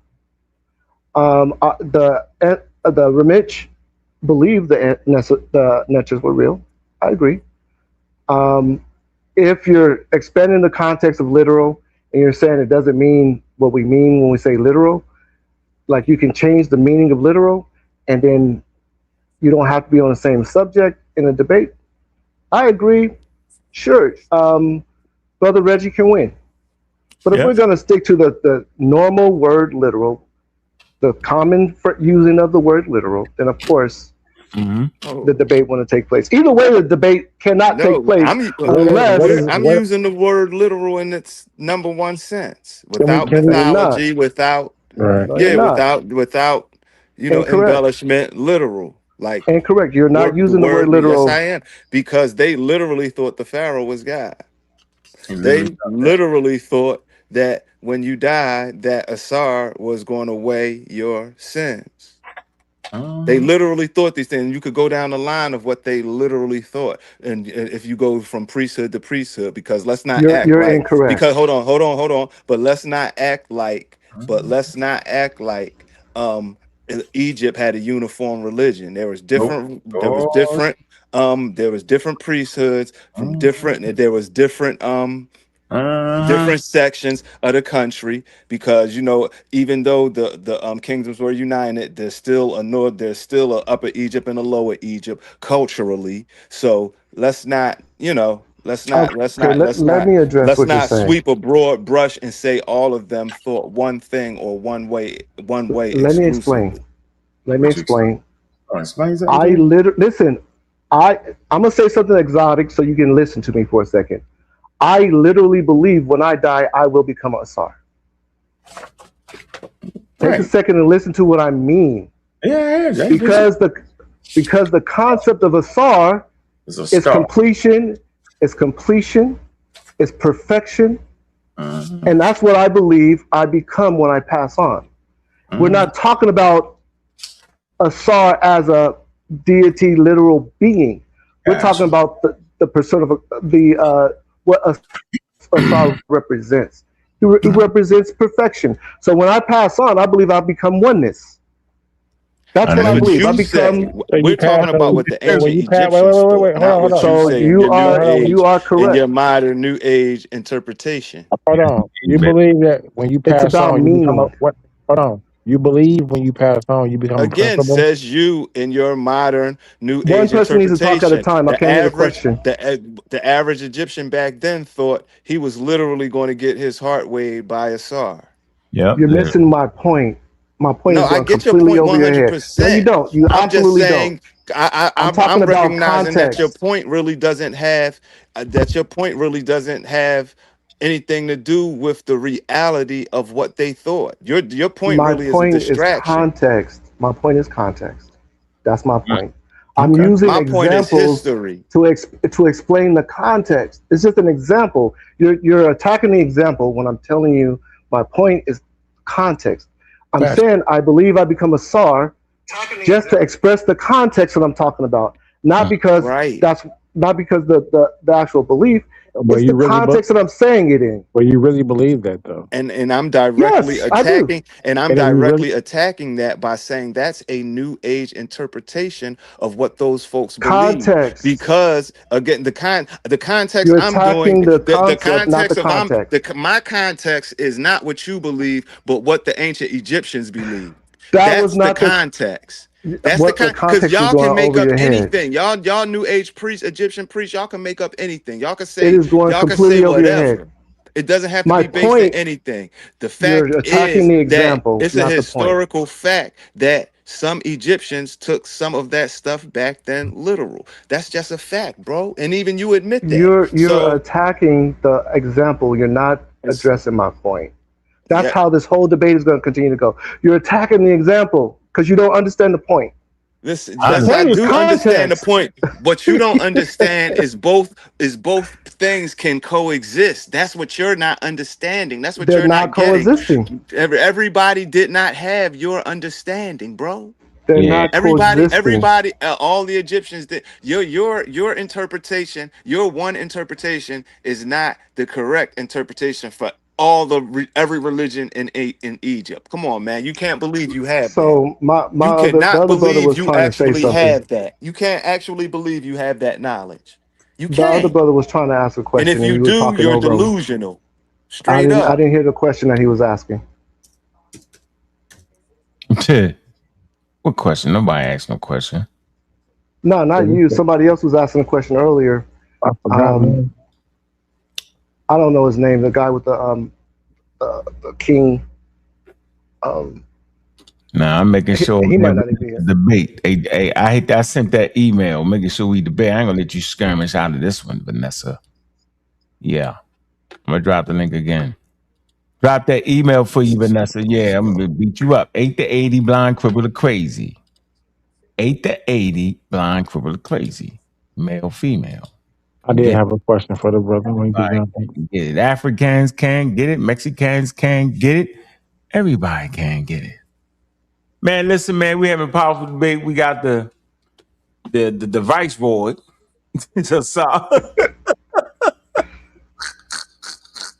He in here fighting hard, yo. Man. Yeah, it's going down, starting to mess up. The next literal. Yeah, man. The link is in the description of the videos. Get the tickets, man. Yeah, shit, man. Yeah, get the tickets, man. It's going down. Starts at 6. Be there, be square, yo. All right. Back to our scheduled program, man. While y'all at it, hit the daggone Cash App, man. Stop playing, man. Show some love. We've been on here for 3 hours, man. Y'all got to show some love, man. Y'all cannot play like this, bro. Stop playing. Stop doing it. Then I dropped the link. I dropped that link. That Streamlord link. You can't hear me. Can you pring? Nope. Nope, pring. Yep. There you go. It's because Africa's a massive continent. I tell you what, I'm gonna show y'all though. Why y'all? Is a comment in front of that comment talking about show the fish. I'm gonna show the fish. You keep saying you done said it about 3, 4, 5 episodes. I'm tired of you saying it. Hold on. Let me see. Who keep running my mouth? Make me tired of saying it. Hold on. It would be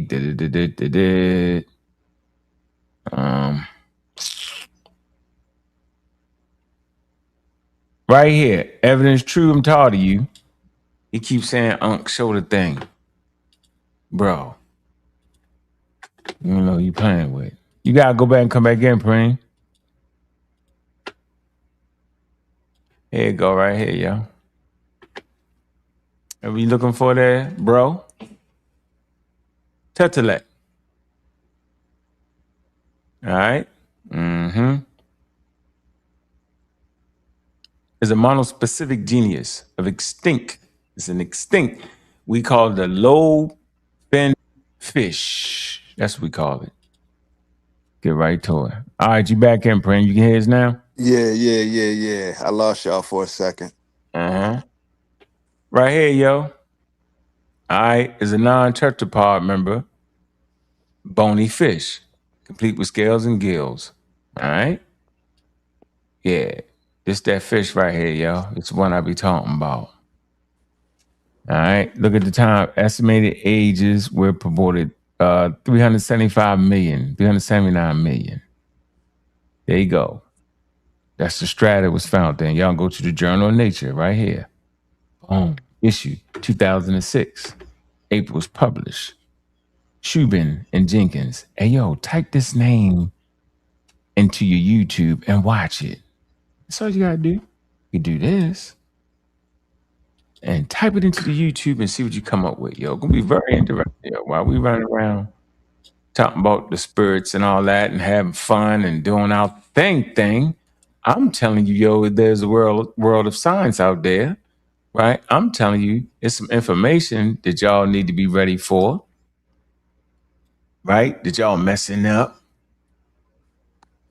All right. Yeah.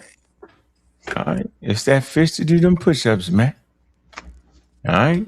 And y'all get to it. Low fin fish. Yeah. I'm trying to tell them. Oh, they on the run. They picked the wrong day to start talking about evolution. Gullah up here. Come on now. They ain't gonna talk about it. They bet not. They bet not. Gullah just popped up out of nowhere. I said, what? They better not. They better not. Nowhere. He got to make sure he's don't say the other word. Yeah. We are, man. Shit. Yeah. I'm gonna show y'all what it looked like too while y'all playing. I just wanted to give y'all the Tetelec evolution, yo. I just want to help y'all out a little bit. I'm just trying to help y'all out. Here you go. Look, boop. Yeah, get this one right here. The first steps. Yeah. Look at that. I know y'all can see it. Yeah. Yeah. Y'all don't even know what that is. That's a fin, right? But it's actually, like I always say, one bone, two bones, many bones. Killing it right here. That's on the BBC. See, well documented. I don't know what y'all thinking. I don't know why y'all believing it ain't that, but it is. Taking them first steps up on land. Y'all see that? I know y'all do. Yeah. Well, I bet they take that sip of water. I bet they take a sip of water. Gonna go back and get that water. I bet you they get that water. Oh man, I definitely don't want to hear that. Get that off there, man. Off that, man. Get coming up on land. Here you go. Yeah, watch this. That's the fish that do push-ups. Yeah, there you go. Yeah, your great ancestor 375 million years ago. Since you can't comprehend 375 million years ago, you get thrown from the imagery. Yeah, that's one of your ancestors. Get that straight. Yeah. I debate anybody on it. Natural selection. Yeah, natural selection, yo. There you go. Yeah, I debate anybody on anybody, and I'm taking all on comments. Take your money. We're gonna do a side bet too. I can beat you up. Beat you had to death. Now back to I'm this lost again. And then you got, Lost. and then you got some of them. You got some of our relatives. Oh, yeah. You know, what I'm saying, that's still low fin fish that's still around today, like the mud flipper and a couple other subspecies. Mhm. Yeah, there we go. So there you go, true evidence. Yeah, I bet you won't take that debate. Now back to I the lose it. I lose it when somebody pop in. Did you? Oh man. Nah, low fin fish. There we go. Anyway, you've been asking for a while. Yeah, anyway, get some closing moments in here, man. Y'all playing around. It's getting late now. For sure. Y'all playing around. We had a good one. Tahuti. Brother, I just can't believe you said the wind is not a nectar. I just can't get that out of my head. Yeah, no, wind's not natural. I'm not, and I made it clear I wasn't talking about shu, right? So I was talking about the actual natural force, right? So when I say nectar, would you say a nectar is a natural force? I can agree with you, brother, in a certain context. Okay. But that is my point, is about context. And I don't think anyone's really paying attention to what I'm saying. Well, I'm asking a direct question. Is a nectar a natural force? Yes, the natural are natural forces. Natural forces. Is the wind a natural force? That's correct. Yes, the wind is a natural force. And nectars are natural forces. Okay. Okay, so I never really got a chance to respond to you the last time. I'm going to give you the response that I was going to give you before. Okay. Hey, this gonna be second. No, let me respond. He respond. I listen. All right. So I'm not sitting here. 30 more minutes, yo. All right. Give me 2 minutes. 2 minutes. Just 2 minutes. Minute, yeah. All right. So nothing is better than a big juicy steak. Yeah. Nothing is better than a big juicy steak. But a piece of bread, moldy, is better than nothing. Which means a piece of moldy bread is better than a big juicy steak. This is a logical fallacy. This is a logical fallacy. You cannot, it's not transferable. So yes, in one context, I can say air or wind is not. It's all about context. That's all I'm saying. It's all about context. But I'm gonna go ahead and hop off because I know we're ending. Yeah, we ended, bro. You fought a good fight at the end of the day. Ashe. Hey, Preem, what about them dudes who can't read them damn dictionaries? Ashe and them. They swear they getting around, Joe. What about that, Preem? Can you hear me, Preem? Preem, can you hear me? Can't hear you, Preem. Go. Gullah. Good with it. Gullah phone. I can't hear you, Preem. Preem dropped off. How you manage that, man? He said, "I shade. They ain't even Egyptian. That's West Africa." Well, yeah. I say, wow. Yeah, we debating, Mika. I got you. What you want to debate? The Netadoo! Yeah. Hit the link, Preem. No, that's what? All right, can you hear me now? Yeah, I can hear you now, bro. Damn, I don't know what's going on, I had man. to get you out of there. It's that StreamYard. I'm saying them dudes from the Boom Squad, they go boom and explode themselves. Can't read dictionaries, bro. Ain't that crazy? Yeah, that's crazy. And I thought he understood that, but apparently not. And if you getting tricked up on the dictionary, you might want to take a step back. And because for real, the meaning is obvious. As far as being able to read a dictionary and understanding the priority of the definitions and the reason why the first definition is one, the second definition is two, and so forth and so on down the line. Like That's like fundamental. You got to understand stuff like that, and then on top of that, you got to be able to comprehend the explanation of the definition, because it's like that, like and Can you say it, that's not Reggie? something that I didn't think that was going to be an issue. Can you say People it, Reggie? understanding how it. Oh yes, definitely. See, for some Yeah. reason, these idiots, because now they're idiots to me. Now they're idiots. Now you're an idiot.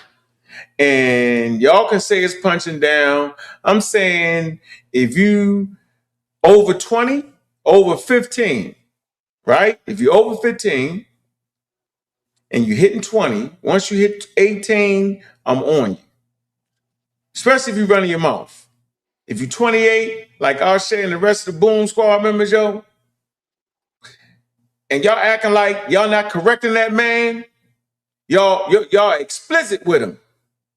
Y'all in cahoots with him. Y'all agree with him. Right? If they can't look at this preem and see what that mean, bro, you did a whole class on this preem, remember? Yes, I did. Explained it, went through it, brought this whole thing to the. I mean, me and Cedric. When people was debating what science was, I took it straight to the dictionary. That's why when my man earlier was talking about we gotta we was I was changing the meaning of literally. No, I was using it exactly how it is in the dictionary. I was just applying it in the area he didn't like. And just like that, that's an example of what happened back then, man. It's like it's obvious. 1A, knowledge or a system of knowledge covering general truths or the operation of the general laws, especially as obtained and tested through scientific method. See, people hate that. See, people hate that the fact that that's actually the definition of science. And when people talk in modern times, that's what they're talking about. You don't have to say modern science because it's implied in the definition. Why? Because it says as obtained and tested through scientific method. You You don't have to can't say. get around that. You don't have to Now say that's the modern first one, science. and I'm gonna stop there because we got a comprehension problem. I don't even want to speed through it like I did before. We got to understand what that first sentence says and what that first sentence means. Straight up. So B, when you have addiction, you see B, it's going to help reinforce A. It's going to give you more understanding of it. It says such as, you can be like this, the knowledge, look, knowledge or a system of knowledge covering general truths or the operation of general laws, especially as obtained through the scientific method. Such knowledge or such a system of knowledge concerned with the physical world as its phenomenon. You know what I'm saying? Like natural. Right? Phenomenon. Y'all gotta know what phenomenon is. And it continues to reinforce it.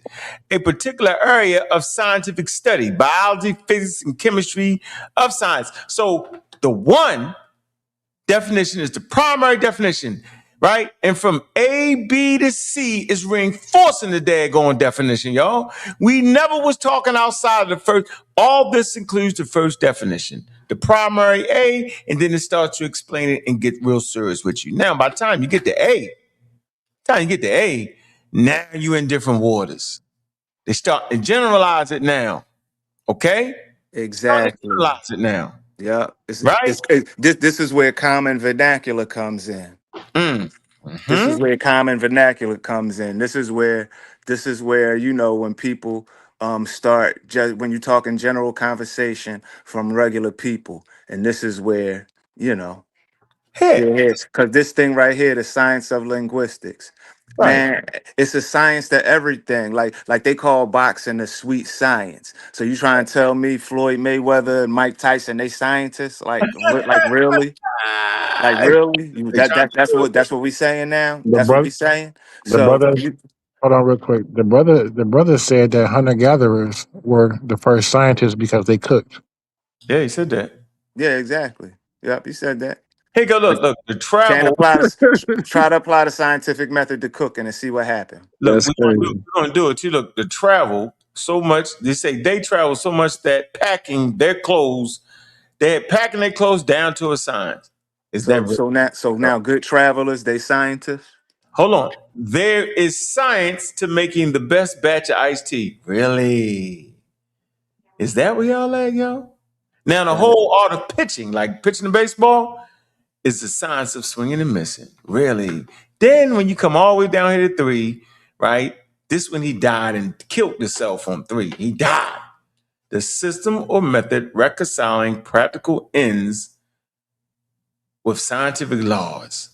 Okay, watch this. Cooking is a science. Well, what is the scientific laws in cooking?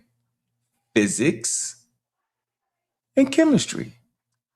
The cook does not necessarily have to know about physics and chemistry to cook. Not at all. They wouldn't have known it in the damn Stone Age, you idiot, because you're an idiot. I gotta call you an idiot. You're over 20, you're an idiot. Just have to now. You started it. I'm just ending it. Call me old, call me grumpy, say what you may, but at least I can read a dictionary. And so, and to be for sure, I would like to bring this up right here. Let me bring this up. Let me get this off. I'm gonna keep it right here. And I would just like to make this point right here, because now I'm wondering here. Do y'all know what this is? This is the scientific method. When the hell we gonna put cooking at on this joint? Observation, okay. Let me see. Let's make it fit in. Now you gotta look at your food. You're trying to keep look at the food. Observation. What's your research topic every time you start to cook? Do you have a research topic? Nope. What's your hypothesis? You wouldn't have that for cooking, would you? Can you test with the experiment? I'm an experiment tester. It sounds crazy. Can you analyze the data? Can you report your conclusions? What data? What data have you collected when you're cooking your cheeseburgers? When you're cooking your meat on the savannah? What the hell are we talking about here? And what was you trying to find out? Yeah, what was you? I'm trying to find out how it tastes. I'm trying to find out how it tasted. And people are cooking for survival, for pleasure, and for whatever social reasons. Yeah, he was really there. He said he did all that, said all that, ran his mouth, said it was cooking was science. And y'all think he didn't do that? He did. That's crazy. He did, yo. He really. Hold on, what is that? And this is all we were saying during that science debate, African science and all of that. Mm-hmm. This is science. What's up here? Mm-hmm. Hey, you see this right here? Mm-hmm. The conversation right here, yo. Mm-hmm. Hey, y'all don't think he said cooking with science, yo? First of all, he thought the Stone Age shit, right? He thought he was popping with this. Crazy. He wasn't popping. He was out of his mind. Hold on, let me show y'all. He knocked himself out early with the cooking. This is ridiculous. I don't think the man actually said cooking. Mm-hmm. I'm gonna get into the cooking.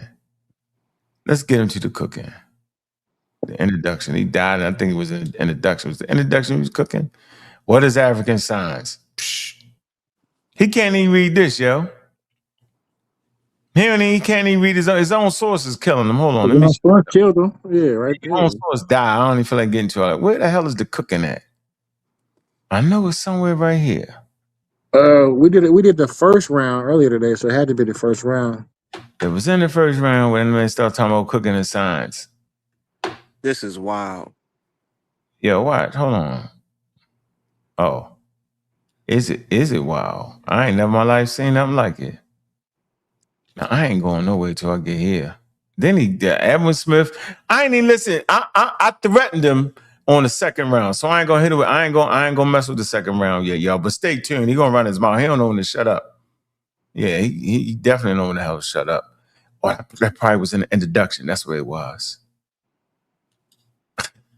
Hunter-gatherers. Yeah, that's a wild assertion to think a hunter-gatherer got science, man. That's crazy. Yeah, they not writing nothing down. They not collecting data. They not doing no type of formal experimentation. They definitely not falsifying no experiments. It's like The whole relationship concept between of the mainstream of the scientific method is the foreign to science them. of the ancient on the continent. All right, hold on. Yes, there's a relationship, but there's an order. So you cannot put the mainstream, the current science of today, over the ancient science that was the ethnogenesis and the father of all of the science that we're looking at. So I'm just here to show the people that there's a such thing as African science. We don't have to bow down to the people who try to dismiss the reality of a such thing as an African science. You know what I mean? And I'm also going to show that there's also a such thing as racist Euroscience. So if that exists, and the other people, they also have rights to their science. Why can't African people have a science if we know for a fact that we are the originators? Everything come from Africa. We just seen Ankh and Sanchez have a debate about this. So the literal scientific method that's being utilized today starts on the continent of Africa. I think that's a minute. Come on, let's go. All right, Brother King J. Time start when you're ready, brother. So my opening is going into my. So am I going first, or should I say going first? Because he can just go flow right into his 12. You going first? You gonna flow right into your 12 minutes? No. Open up first, and then we come to your 12. We got to do it the right way. So I say as the affirmative, so he's going second? No, he's going first. You're going to do your opening, and then your 1 minute opening, you're going to let the people... position and nature scientists, natural scientists, who collected hundreds of human skulls and attempt to classify races based on cranial capacity, right? This is in his book, Crania Americana, or the comparative views of the skulls of various aboriginal nations of North and South America. He states the average capacity of the Caucasian, everything we went over, the information storage, the algorithmic procedure, the presence of the scientific method is slight different. You see, even what's being utilized is different because of the culture. This is exclusive. The scientific method is different because of the culture. Do y'all know how stupid that sounds? That he's killing his own argument. That's making the whole thing that like method is different. It is not science. If it's cultural, it's not science. It changes depending on who doing it. It's not science. Nah, hold on, get you to cooking. It's African science, deeply mathematical in structure. Ifa is a Yoruba system of divination maintained by Babalaos, or what we know today just priests. It uses Odu Ifa, a corpus of 256 patterns, each composed of 2 lines, arranged in a combination of open and closed lines. The system is mathematical, combinatorial, and binary in structure, predating Western binary concepts like those formalized by Leibniz. Each Odu consists of 8 marks, representing the 4 pair marks in 4 pairs. Marks are each saying dice is science. Like a one. Huh? Is this dude saying dice is science? No, he's talking about the Shango bone, I think. Shango bone, something crazy. Let's go back and see. That's dice. Hold on, let me see. Man, this guy don't. To be fair, they're not dice. They actually tally marks. I know. I'm calling it dice. The wolf bone predates the Shango bone. He talking about bones. You know, you throw dice. Yeah, exactly. Shaking That's bones. Where it come from. That's where it comes from. They used to think it means something. Come on, man. Get out of here with that. Hold on. Here we go. Look. Like those talking about dice. Leibniz. Each Odu consists of 8 marks, representing. He got serious look in his face too, yo. Can somebody help that man, yo? Come on, man. You can't be serious. I can't take this seriously, man. I can't take it seriously, man. This dude talking about bones, throwing bones is science.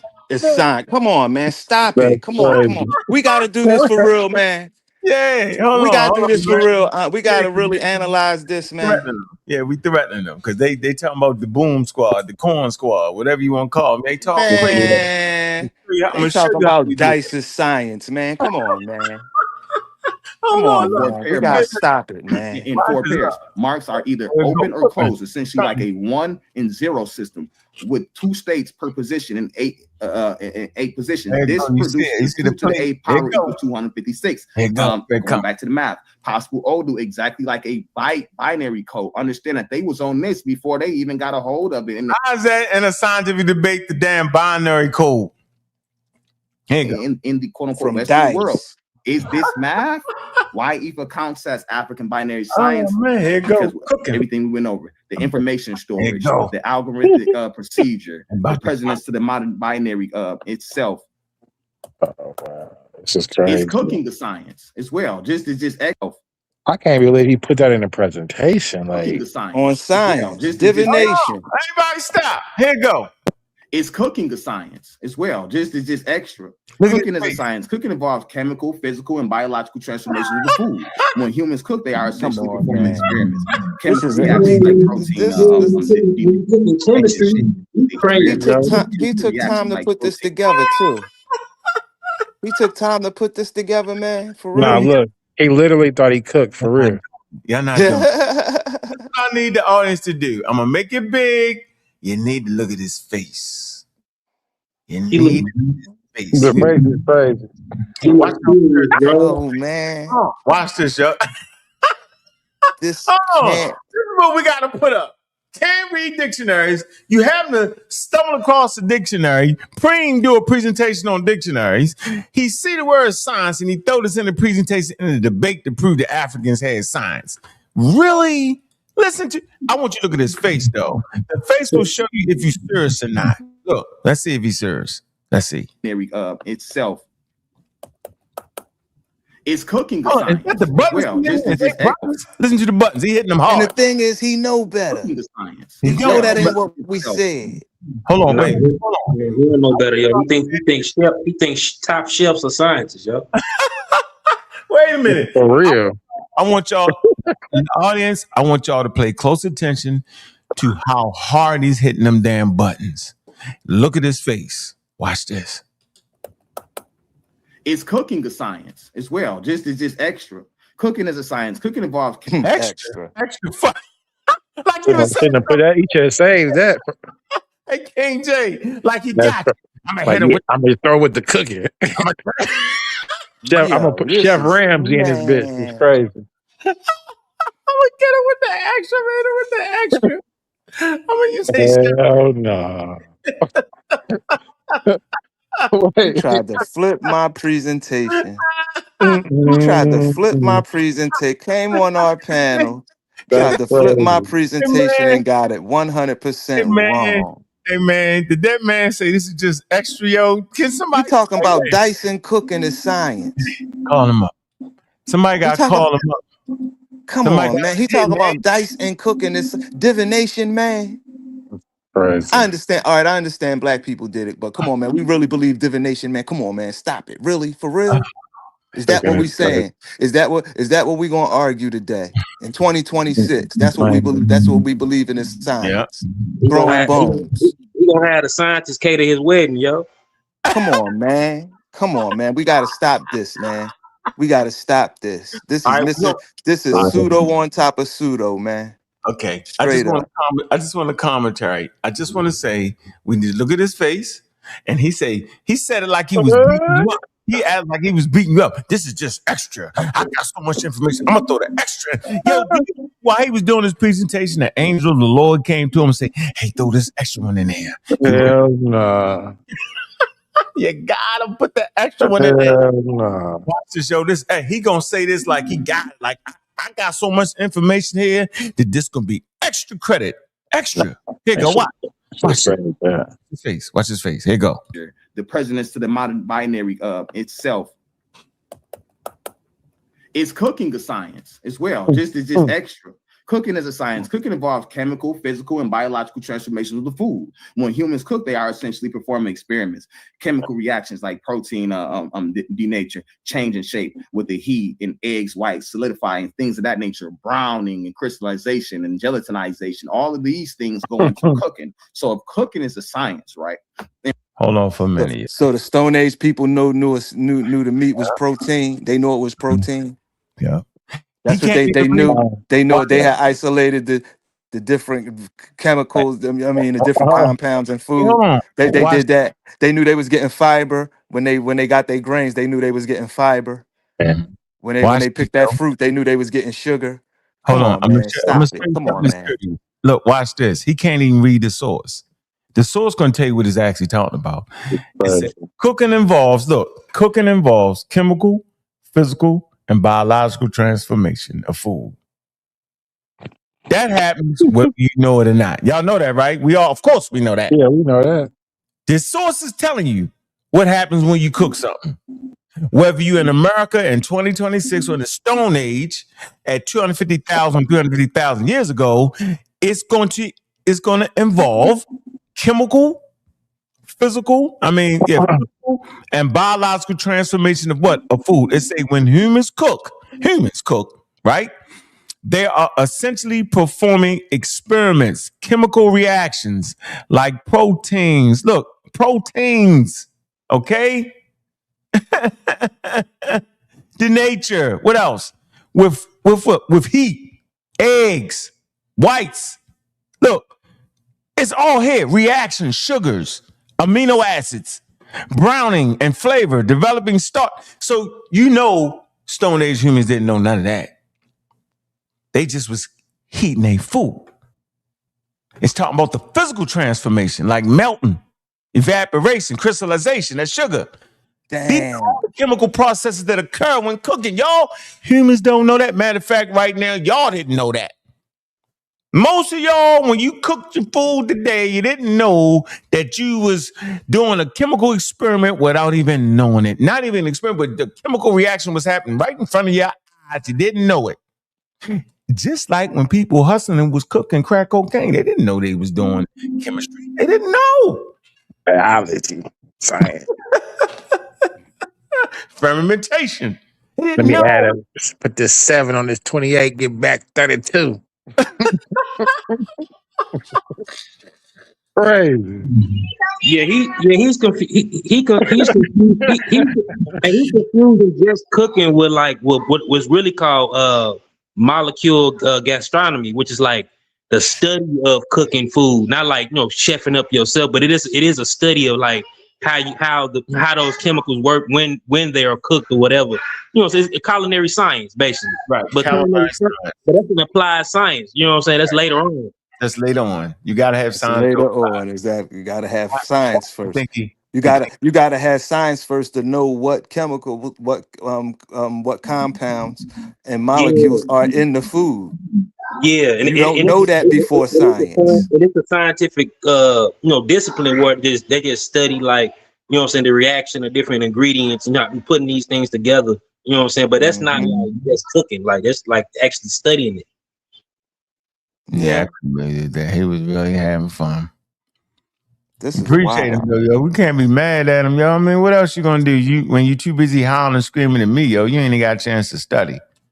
Man, we tried to lead him the right way, man. We tried to lead him the right way, yo. Tried to lead him the right way. He tried to use the dictionary the pseudo way. We gave him the right. You know what I mean? We pointed him in the right direction. Yeah. He went right back pseudo. Yeah, we did. We tried to help him. I wonder what this say. Oh, that's the third round. I ain't gonna touch the third round, boy. Keep running your mouth. I'm going to the second and the third round. Keep running your mouth. Let me see. I ain't gonna get him. I'm gonna let him have it. I'll be nice. See, I ain't mean, y'all. I ain't mean.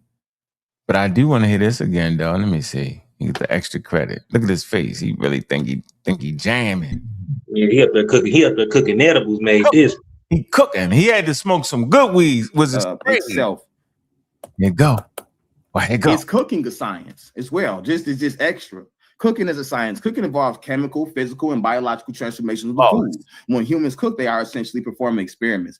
Chemical reactions like protein denature, change in shape with the heat, and eggs white solidifying, things of that nature, browning and crystallization and gelatinization. All of these things go into cooking. So if cooking is a science, right, and we can utilize terms like African food, we can utilize terms like Mexican food, because once again, right, scientific method will what he tripping. It may represent the highest, it may represent the earliest high temperature furnace systems known. Schmidt studied iron smelting traditions. Y'all know African metallurgy, that's not science, right? That's technology, yo. I bet y'all money. If you let this play on, he'll actually say that talk about the rituals that they perform in metallurgy as far as shaping it as the womb of the woman or the what in the first round.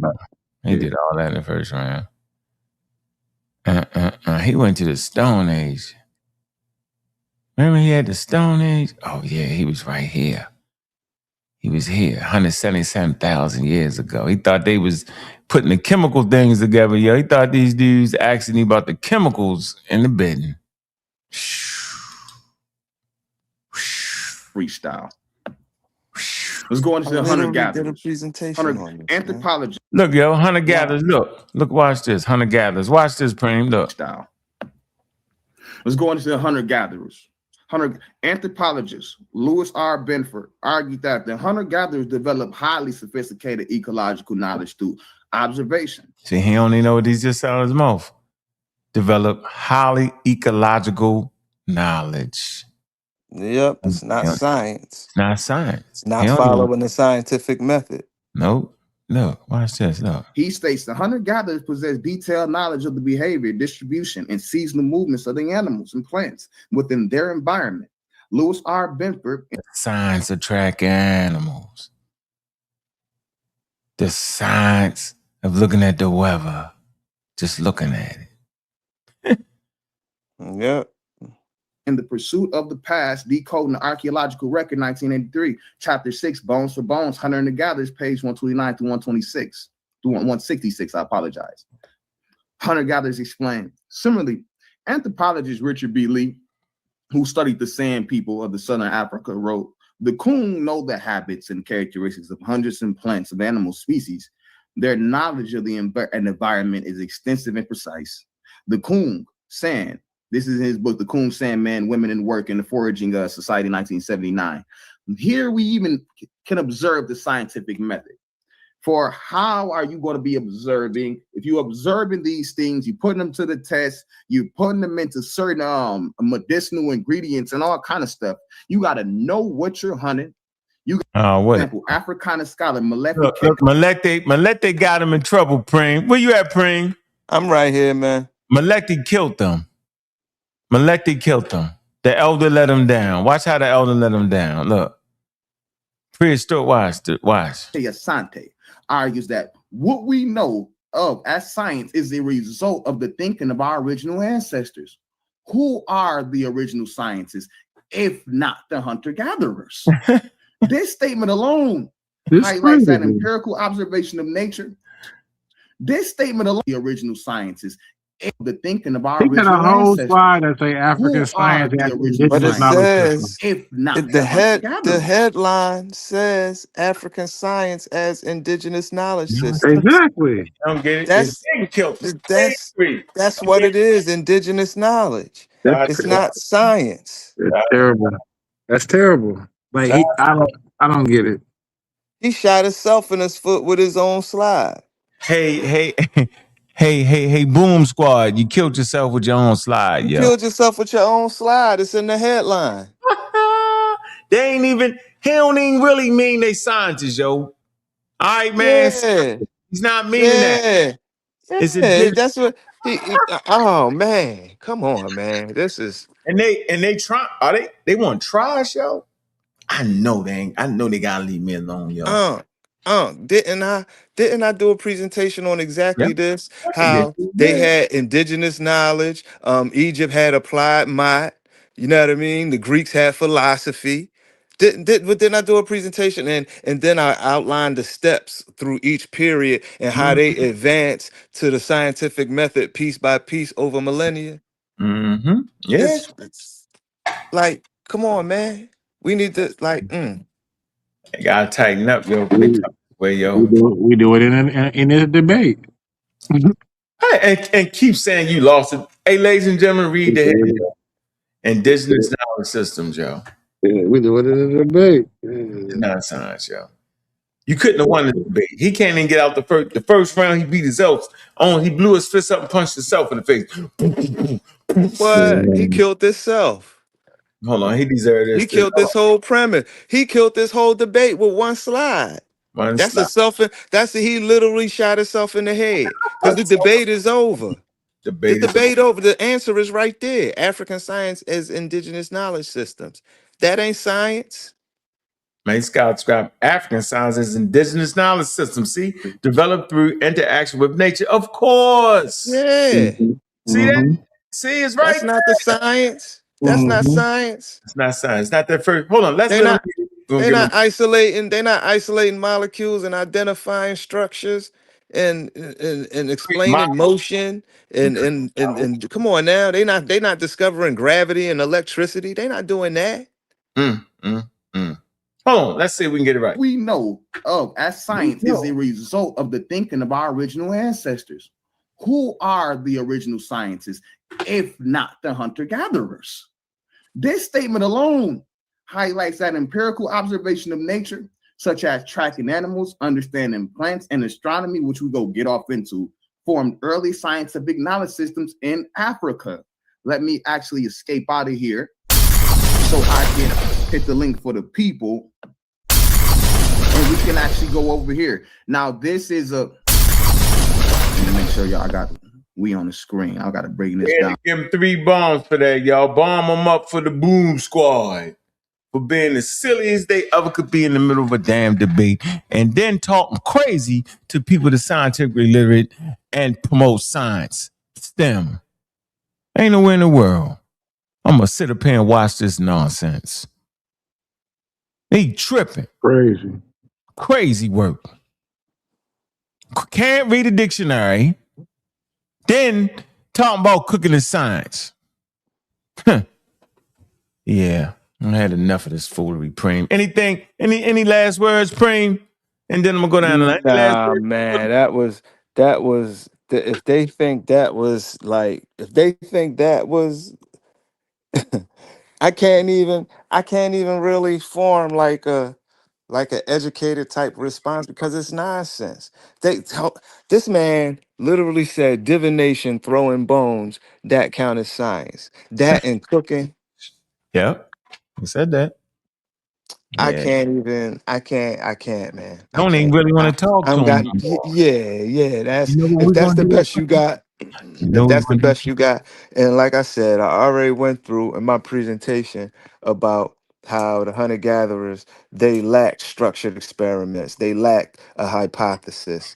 They lacked peer review. They lacked falsification. You know what I mean? So, and these steps are crucial to the actual scientific method because you're trying to actually find out an answer or come to a conclusion about the natural world. So though you can't just ignore those parts. I'm not, and I never, and I'm saying that I'm not discrediting what those people did because the one thing I do agree with what he said, it laid the foundation for all of us because the reality is human knowledge is gradual. It happened over multi-millennia.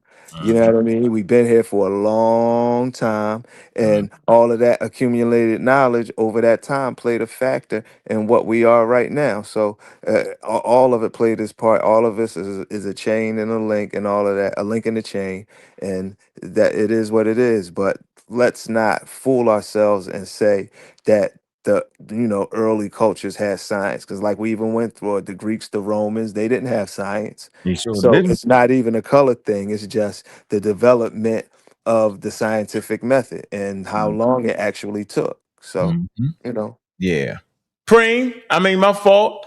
Yeah, so they need to duck when they come around us. They need to duck and hide their face because they tripping right now, cooking this science.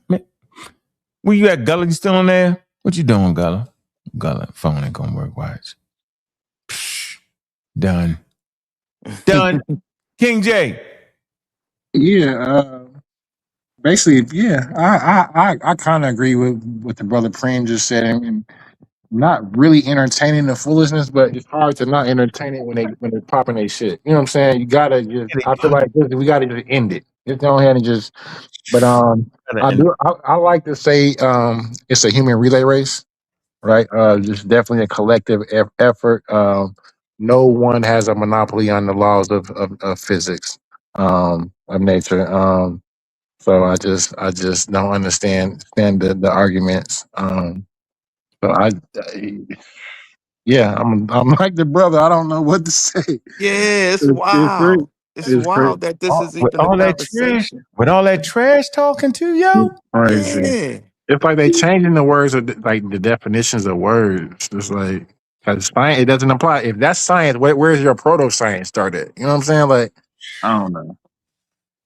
It was always here. That's what they said. It was always here. That's crazy. But That's you know crazy. what I mean? If you take that archaic meaning, So let me see if I you can know. get back at this nigga, man. What's the name of his channel? What's the name of his channel? King J. Rhetoric. Rhetoric. Yeah, rhetoric.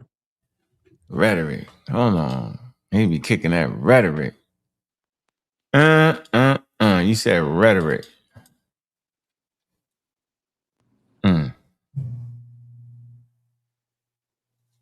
Yeah, that's wild, man. Them boys, I don't know, man. That's it, rhetoric. That's boldness right there to get up on get on Al Gore's internet talking that. This little, these boys throwing dice, shooting dice, talking about that science. You saw the debate, Bree, or Come on, not? man. Huh? Did you get a No, chance I'm to just going. I'm reacting as it's playing. I'm reacting as it's playing. I'm tripping. I'm gonna play his part again because King J was killing him, yo. But look, this what he did. Yeah, yeah. I mean, let me show you something. Look. And he ain't even got the right AI tool. He don't even know how to make the joke right. Look, I'm gonna getting that man some views. Yo. He trying to look. You are a what? A scary little man. Look, he cussing and fussing. oh man. Look, watch this. Look, hold on. Look. See, that's fake, man. Because we had them agreeing when they was up on the set. Oh, behind me. Nigga, we can all go that route. Look, we can all go to crazy talking bad about you. Look. Science today does not have that religion up in it. It has tools. It has methodology. It's a way of getting knowledge. Like Cedric say, epistemic regime, the way they put together their information, a body of knowledge, the way they do it. And they didn't do it with spirituality. I don't see no debate up there. Difference. I don't see no debate up there. So steps to understanding nature. You don't dive out the womb understanding nature. Nature in the raw, ladies and gentlemen. In its rawest form, human beings, naked, vulnerable, living in trees, trying to figure out their way. He's a chameleon. With their 5 senses. He trying to react to me. Boy, this is fun. Hold on. Comprehend what you read. No, you he got mad because we did a debate review. That's crazy. Hold on, watch this. Look, watch this. Look. This dude, when he's wrong, he will try to play on you and tell you that you misread it. How am I wrong about the dictionary, Preem? How am I wrong? You didn't comprehend what you read. No, you tried to flim-flam and scam what I'm reading. How you gonna tell me something with science in the title of it is not science? Hold on. No. That's crazy. It's the context. The comprehension is Yo, flawed. man, low confidence. Hey, man, dudes be. Hey, man, listen, man. Reacting to him reacting to me. Yeah, man. Hey, man, his people ain't buying nothing at the book fair when he was little, man. All right, hold on. Let me see. Let me see. Hold on. And tell you that you misread it. You didn't comprehend how to play on you and tell you that you misread it. You didn't comprehend what you read. No, you tried to flim-flam and scam what I'm reading. How you gonna tell me something with science in the title of it is not science? Bro. Is crack cocaine and rock cocaine both not cocaine? Is crack cocaine and soft cocaine both not cocaine? You should know that one. Actually, that's oh wow. Oh Stop man, playing in these my face. guys, yeah. yeah. You just trying to hit me with Oh the. Eddie man. LaBelle. Do I Oh got? Should that man. push That's me? what we doing, man. That's what Should we that? doing. Hold on. Should that push me to round 2 and see That's how what more ridiculous he got? Did he that's what we doing, Round man. two. Come Round on, two. Here man. we It's go. that serious. gotta get you on the 2 now? Round I'm not sure if he was saying I know about cocaine because I sold it or using. I'm not sure. Either way. I'm close to it. I'm not sure. On his ass. I'm on, boy. Let me see. Hold on. Bobby. That ain't how you want to do this. I disrespect. Stop playing in my face, Bobby. I'm playing his face because I'm trying to show the man how to read a dictionary. This is hilarious. Is this what we have in this world, yo? Hold on, let me Hey see. man, you embarrassed him, man. You made him read in front of the class. Bobby. Bobby. Yo, man. You embarrassed him. Hold on. Let me see. That ain't how you want to do this. That ain't how this one. Ain't how you want this to go. You don't want this to be a slander campaign. Yeah. So it's political science. It's political science and social science, both science. They're both a science. Absolutely.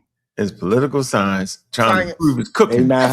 So he don't know the difference between hard sciences and soft sciences, huh? Nah. See, people be so hype and they don't realize they advertising their ignorance. Yeah. Hold on, let's see. Hold on, see if he can get me mad. Get him on that second round. I think we're gonna get him Jay on the second round. Of course, the man can't read English. He read dope fiend. No.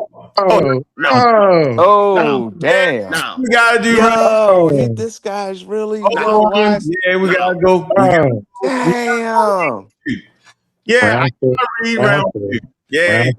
I don't like that. Oh man. Now, since I'm the little nigga, and all of these other slanders behind me, know he said all go that. that route.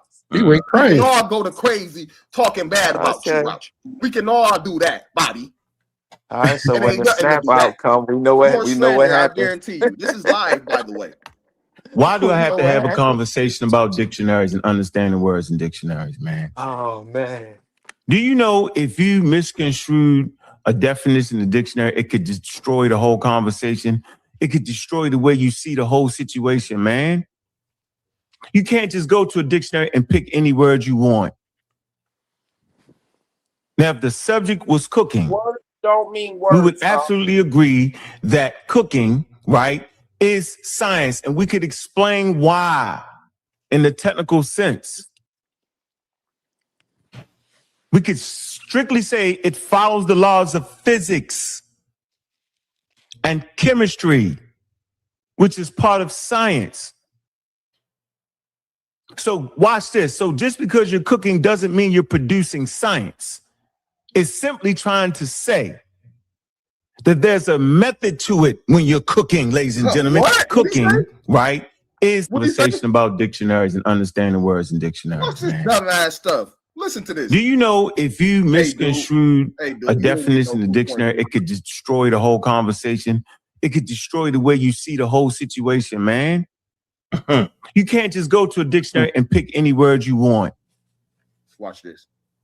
Now, if the subject was cooking, we would absolutely agree that cooking, right, is science, and we could explain why in the technical sense. If the subject is cooking, then cooking is science.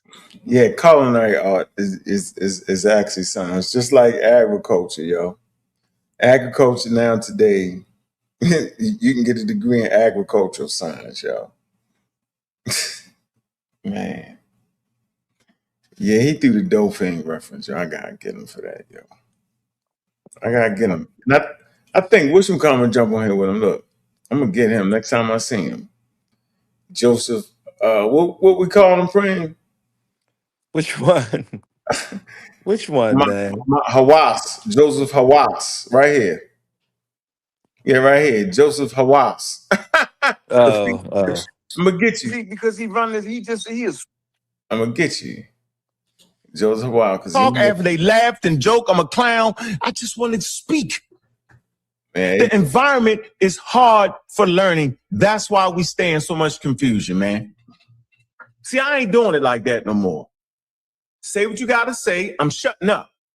When I speak, you shut the hell up. That's how the discourse got. All right, play it. Hold on. This is deep. One more time, bro. One more time for the ignorant men in the back. Listen, I think all I want to say here is that we just need to just probably slow down a little bit. Yeah, it take a man to be wrong over and over. Everybody need to go. You know what, yo? You lucky, because I would definitely put you out because you talking while I'm talking, yo. I know you blocked me last time. And I blocked you and I will block you again, you dumbass nigga. What's wrong with you, yo? Whoa, man, come What's on, wrong man. with you, yo? Don't make me kick you off the panel, yo. Kick him off for what? Because he running his mouth.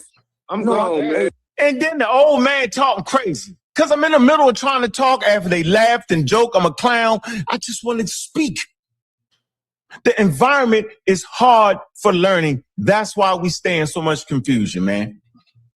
See, I ain't doing it like that no more. Say what you gotta say. I'm shutting up. When I speak, you shut the hell up. That's how the discourse got to go. I'm not going to take an hour. I'm not going to talk you to death. I'm going to make my points very concisely because I'm teaching, not debating y'all, man. Y'all not even worthy of it. Y'all not ready. Because if you don't know what a daggone dictionary is, why are we talking? Why is most people on that panel don't know what a dictionary is? I bet you Easy Band know. I know King J know. Everybody else is suspect. Swishy-washy, switchy-backy, forfeit, and then they want to talk about the Bible half the day. Come on, yo. Nowhere in the world, bro, where I'm going through this show, we can't even get to the subject at hand. We can't even get past how is Merriam-Webster dictionary a stumbling block in this conversation, man? Man, I'm gone, man. I don't want no violence, man. I'm gone, man. I'm scared. I'm scared of Ankh, man. I ain't talking to you. I'm talking to that. I'm just playing Ankh. I'm trying to lighten the mood, man. Oh, because he run this. He is. Nah, it's just that you mad disrespectful, Ankh. Yeah, you a disrespectful mofo. Yeah, I sure am. When you can't read a damn dictionary and you roar up like a roaring lion, you're really a pussycat. You're right. I'm infuriated with the ignorance. Tough ignorance. You got tough ignorance, joke ignorance, all that and ignorant. They don't match. Normally, when you as wild and stupid as that, you be a little more quieter. You don't be the loudest person in the room. Ashe, you are the loudest person in the room and do not understand a damn dictionary. I'm gonna get Joe. That's the word I can find. Get him. You a disrespectful mofo, man. We gonna get him. You ain't had no business coming at that man, saying that to that man, and none of that. What? He's stupid. Hey, yeah, that smoke. Stop smoking, bro. He definitely on the trees right now. That was out of pocket. That was out of control. It ain't no excuse for that. You supposed to be the elder. You teaching. There we go with the eldership nonsense, yo. Get out of here with that. Get out of here. This is the type of elder I am. I'm pulling up and I'm saying what I'm saying. Get around it. I ain't bringing no misinformation to the table. I'm a new breed. The last crop razzle-dazzled, bedazzled you with complete foolery and pseudoisms. I ain't that. None of them was doing what I'm doing. None of them was doing what we doing. They doing something different. We don't know what they was doing. Flying through the air. The Egyptians was purple and green. Native Americans was Africans. All that. We ain't doing that. And you know what's what? You know what's wild, bro? Mm-hmm.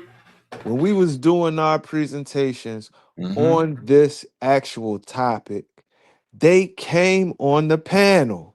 Mm-hmm. And guess what they did? The Hoffman. We agree. I agree. I agree. Wow. I agree. I agree. Get away for a couple weeks. And now this. Come on, man. What are we doing? This is corny. Straight up. It is. It is. Because when we was on this, y'all didn't want nothing. Nah. Y'all came, tried to get y'all little pseudo nonsense off, and had to concede every point. You either conceded a point or you just said I agree straight up without even contesting it. Let me see. This And guy. that's what happened. I was there or on both panels. So I know I was there. I was there. Come on, man. This is corny. This is corny. Now you done lick your wounds and you think you ready. Nah, Watch you this. ain't ready. Watch this. Shalawam, you're a pseudo. The fact you say Shalawam, your name is Shalawam, is the most ridiculous thing ever. Hit that damn link, though. Shalawam. Shalawami. Wami, Shami, Nami. Yeah, right. Yeah, you in that chat typing with them type of fingers.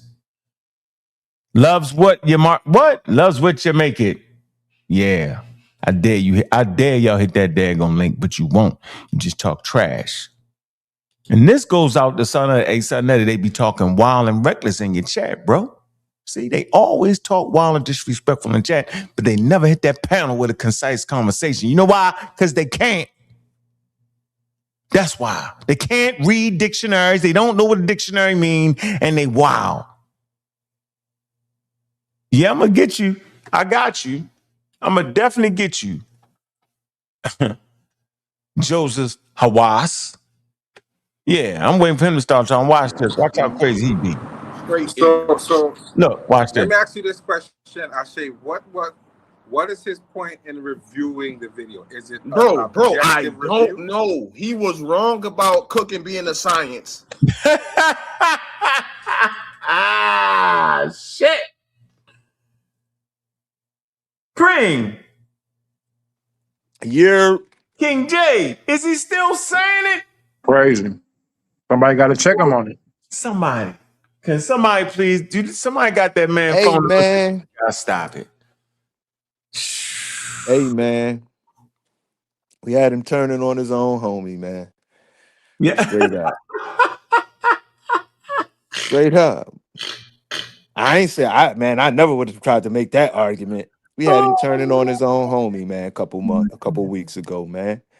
What are we doing here, man? Stop it. Stop it. I never thought these dudes would come back. I never thought. Came back, yo, like roaches. Watch this guy, Joseph Hawass. Watch this. That was like my last slide in my whole presentation, which is funny. My last slide in the presentation with that cooking was decided. Okay. So is it an objective review, or what is the point of reviewing the video? It is a slender campaign. It is not a review, for he has been on for almost an hour, and there has not been no showing of the debate. Oh, damn, my bad. Okay. So, wow. Yeah, that's what I'm like. So, because he would have allowed me on the panel. So now in redemption, they feel as if, they really don't feel like I won. But because King J lost in such a messed up manner. What? All right, let me stop. Let me get off this, yo. I wonder what he gonna say about that. Watch how he messed it up. I think, is he gonna say something? Let me see. Losing. They never forgave King J for losing. Never forgave King because of this live right here that happened yesterday or the day before when he was like, when he tried to laugh and say, the fact of the matter is they never got over it. And they never forgave King J for losing. They never forgave King J for losing. So now in redemption, they feel as if... You talking about the pseudo killers, us. We ain't forgive King J for losing. Man. Lose what? They crazy. He came over he tried that nonsense on the panel, and come on, man. Come on, man. Stop it, man. I can't believe this is happening. This is not the same dude that was on the panel with us live when we was talking about this. This is not the same guy. Yep. He wasn't saying none of that. He wasn't saying none of that. Wow. This is wild to me. It's wild to me, straight up. It is. It is. Because he know he wrong. He either wrong or he really can't read a simple definition. And if that's the case, come on, man. He need to stop. He need to In go the get wrong place. he need to go get his old grade school reading books and Yep. work on his grammar and Start over again. yeah, just start over, fam. If a definition tripped you up, what it really mean, and like how to read a dictionary, come on, bro. You messed up. Your foundation is shaky. Everything you do is shaky. If you can't read a definition, how can you do accurate research if you can't even get past a definition? They're making up their own definitions. Hey, man. All right, let's see what he say. Watch this. He gonna critique me reading this. Watch. You know, they really don't feel like I won, but because King J lost in such a messed up manner, he feel like he needs to take it into his own hands, which is crazy work. Because if that was the case, then you should have just gotten the ring with me on the topic. But he know he would have suffered the same loss. So now, to control the narrative, he's doing a debate playback where I'm not included, where I'm not involved, even though it's my debate. I'll present and I'll put together and show to the HOK for free. I say he could have jumped on. He could have jumped on. He chose not to. Yeah, he wanted to jump on while I was in the middle of it. He wanted to jump on while I was, talking, get my thing off. You know what I'm saying? Not yet, bro. Should have jumped on when I threw the link out is when you're supposed to get on. Right. You want to jump on pre? Nah, nigga, I'm jump on when I'm ready to let everybody on. Then with everybody else. Here you go, watch. This is what we're dealing with.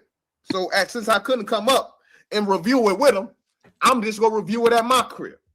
That's how we'll do it. Why would anybody introduce that into the conversation? Crazy. Science has no single origin, rather scientific thinking emerged gradually over the course of tens of thousands of years. If you can't read and comprehend it, for me, reading is comprehending, not just pronouncing the words. Pronouncing the words is pronouncing the words. But do you understand the definition of a word in a sentence? Do you comprehend the sentence itself? Do you understand the punctuation in the sentence? What is a comma? What is a semicolon?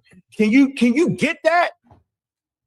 When you put sentences together and produce a paragraph, have you comprehended the words enough to comprehend the sentence enough to comprehend the paragraph? That's crazy, Ashe. That's real crazy. He just said that was crazy. Ain't that nuts? Preem, King J.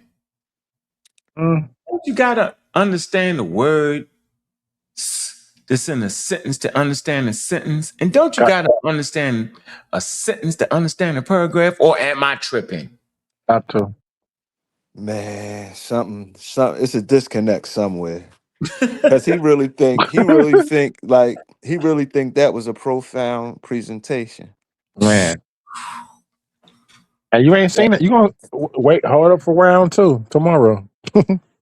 It gets worse. It gets worse. Don't get worse. Watch this. Hold on, let me finish. I'm gonna get the King James, but hold on. Let me just. Science has no single origin, rather scientific thinking emerged gradually. Bro, every time you go to your definition of science, Ankh, you go straight to this wiki. You go to the same wiki. I don't know who put it on there. You know what I mean? This is. But he's reading a commentary on what science is. That's not a definition. It's not a definition, bro. That's a nice commentary that he found that he likes. Yeah, but we have to understand the meaning of the word is not. It's a damn encyclopedia, yo. Can somebody tell us, man, the Wikipedia is an encyclopedia, yo? I'm reading from an encyclopedia, yo. They can't get around the most basic of sources. They can't get around the dictionary and a wiki. That's all it takes for these guys, man. It's simple. It's that it don't take much, man, because their stuff is so outlandish, man. Their premise is so outlandish. That's all you need for them. That's all you need, a dictionary and a wiki. That's all you need. Why would I need more than that? Exactly. They not coming with nothing. It's nothing deep, nothing profound, nothing hard to wrap your head around. It's just wrong. Hold on, let me see. Knowledge, it's a Latin word. The definition has become the idea that you must be empirical and these things must be falsifiable in order for it to be considered science in 2026. And when you read, family, support the channel, man. You know, shouldn't have to even wake up this early, man, and be on this early. What's that called? The juggler. You get mad at it. History. But there is but knowledge is something that is boundless and infinite. There's no history of knowledge. As long as men have been here, knowledge is science. Oh man, whatever, man. I gotta get back to you, King James. What am I doing here, man? Hold on. I gotta get back to you, bro. I'm gonna show y'all something real quick, man. We're gonna get out. I'm gonna show you just how well King J actually did, yo. I'm gonna show y'all something serious, man. Watch how the brother do this, yo. Watch this, yo. What you want me to do? Your introduction or your second? I'm gonna do your first round. I'm gonna show him how you, after King J start talking the craziness, yo. I'm gonna show you how you came in, yo. Like a champion. Watch this. You watch this. Mute. I see you. Watch how he do this, Spring. This King J. Watch this. I'm here. Watch. Camera's got to be on. Camera's got to be on. See, this from presenter's view. Hold on. Watch this. I'm waiting on you to go. Watch this, yo. Watch how clear this nigga is. Watch this. Science has no passport. The case for universalism. Why African science is a category error. Judges, worthy opponent, ladies and gentlemen. Actually, I read this at the beginning of my, so I'll skip down to where I left off at. I stand before you to argue a much more powerful and much more dignified position. Science has no passport. My thesis is simple. Science is not what is a how, it is a methodology, not a cultural artifact. Excuse me. To call a discovery African or Western is a category error. Just like calling the sun African because it shines on the Sahara, or calling the Pacific Ocean Asian because it touches the coast of Japan. The sun and the ocean simply exist. Humans do not create the laws of nature, we simply discover them. The definition of the method. What is science? Let us be clinical. Science is the systematic study of the physical world through observation and rigorous testing. It is a process that is indifferent to the identity of the person performing it. If a doctor in Lagos and a doctor in London both study the same virus, they are not practicing two different sciences. They are using the same microscopes to look at the same genetic code to find the same cure. If they were truly practicing different sciences, they would never be able to speak the same language or share the same results. My opponent will cite the brilliant achievements of our ancestors, and I will join him in that praise. But I will argue that labeling those achievements African actually diminishes them. It suggests they are only true within a specific cultural context. I believe African thinkers were accessing a universal truth that belongs to every human being on this planet. To segregate this truth is to segregate the human soul. And here we go into a little biology, the Talibans. Let us look at the evidence of the universal mind. 30,000 years ago in the Czech Republic, a human carved 55 notches into a wolf bone to count. 10,000 years later, on the shores of Lake Edwards in the Congo, another human carved prime numbers and doubling sequences in the Shango bone. These are two people that never met. They never had shared culture, yet they arrived at this exact same logic. Why? Because logic is the soft mirror of the human brain. It is a biological inevitability. Whether you are in the Rift Valley or the Dunab River, 1 + 1 has never been 3. A prime number has never been divisible. The African mind was never inventing a local math. It was the pioneer of the global math that governs us all. As we move through this debate, I ask the judges to keep one question in mind. Does a bridge stand because of the culture, or does it stand because of the physics? The opposition wants to talk about pride. I want to talk about dignity. Real dignity is not found in having your own science. It is found in the fact that the African mind is perfectly calibrated to master the only science that exists. By the end of this round, I will prove to you that while discoveries happens in different places, the truth those discoveries revealed has no home but the universe itself. And here we go. Let's get into it. So we start with definitions from me. So science, the systematic study of the structure and behavior of the physical and natural world through observation, experimentation, and the testing of these theories against the evidence obtained. Note, this is definitely secular and non-cultural. Objective reality, a world that exists independent of any individual's or culture's perspectives, beliefs, or feelings. For example, a rock is always going to be hard whether you believe a spirit lives in there or not. All right. So the word African, I'm giving you a definition in this particular context. It's going to be a geographic and cultural designation. My argument is that a continent cannot own a law of nature. It can only be the site where a human discovered it. Universalism, the philosophical stance that certain facts, laws, and rights are applicable to all human beings, regardless of your culture, your melanin, or your geographical location, right? Empirism, I always get that word. The theory that all knowledge is derived from sense experience. This is the trial and error, the brother I say what you're speaking about. It is the precursor to science, but this is not science itself, right? And then we give a definition of falsibility, which is the capacity for a theory to be proven wrong, right? If a science cannot be proven wrong, like a religious belief, it is not science. Hey, you hear how flawless that was right there, yo? That's what I'm talking about right there, yo. Laid it right out for him straight away. Straight to the point. See how clear that was, yo? I appreciate that, friend. See what I'm Straight saying? to the Yo? point. Yeah. Yep. You could be in Harvard and he could be in Harvard and say what he said, yo, and wouldn't get no problems out of nobody, yo. Think about that, yo. You could be at your local community college and say that and read that, be on par. And let Ashe do the same thing. They don't kick him out of here and arrest the people that even allow them to come. Talking about some cooking. They be like, what in the hell is going on? And he went against that with cooking and dice. Yeah, he went against that. Craziest the thing. Dice is crazy. With cooking and dice. He went with that.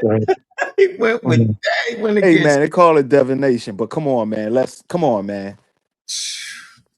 say what that really is. Come on now.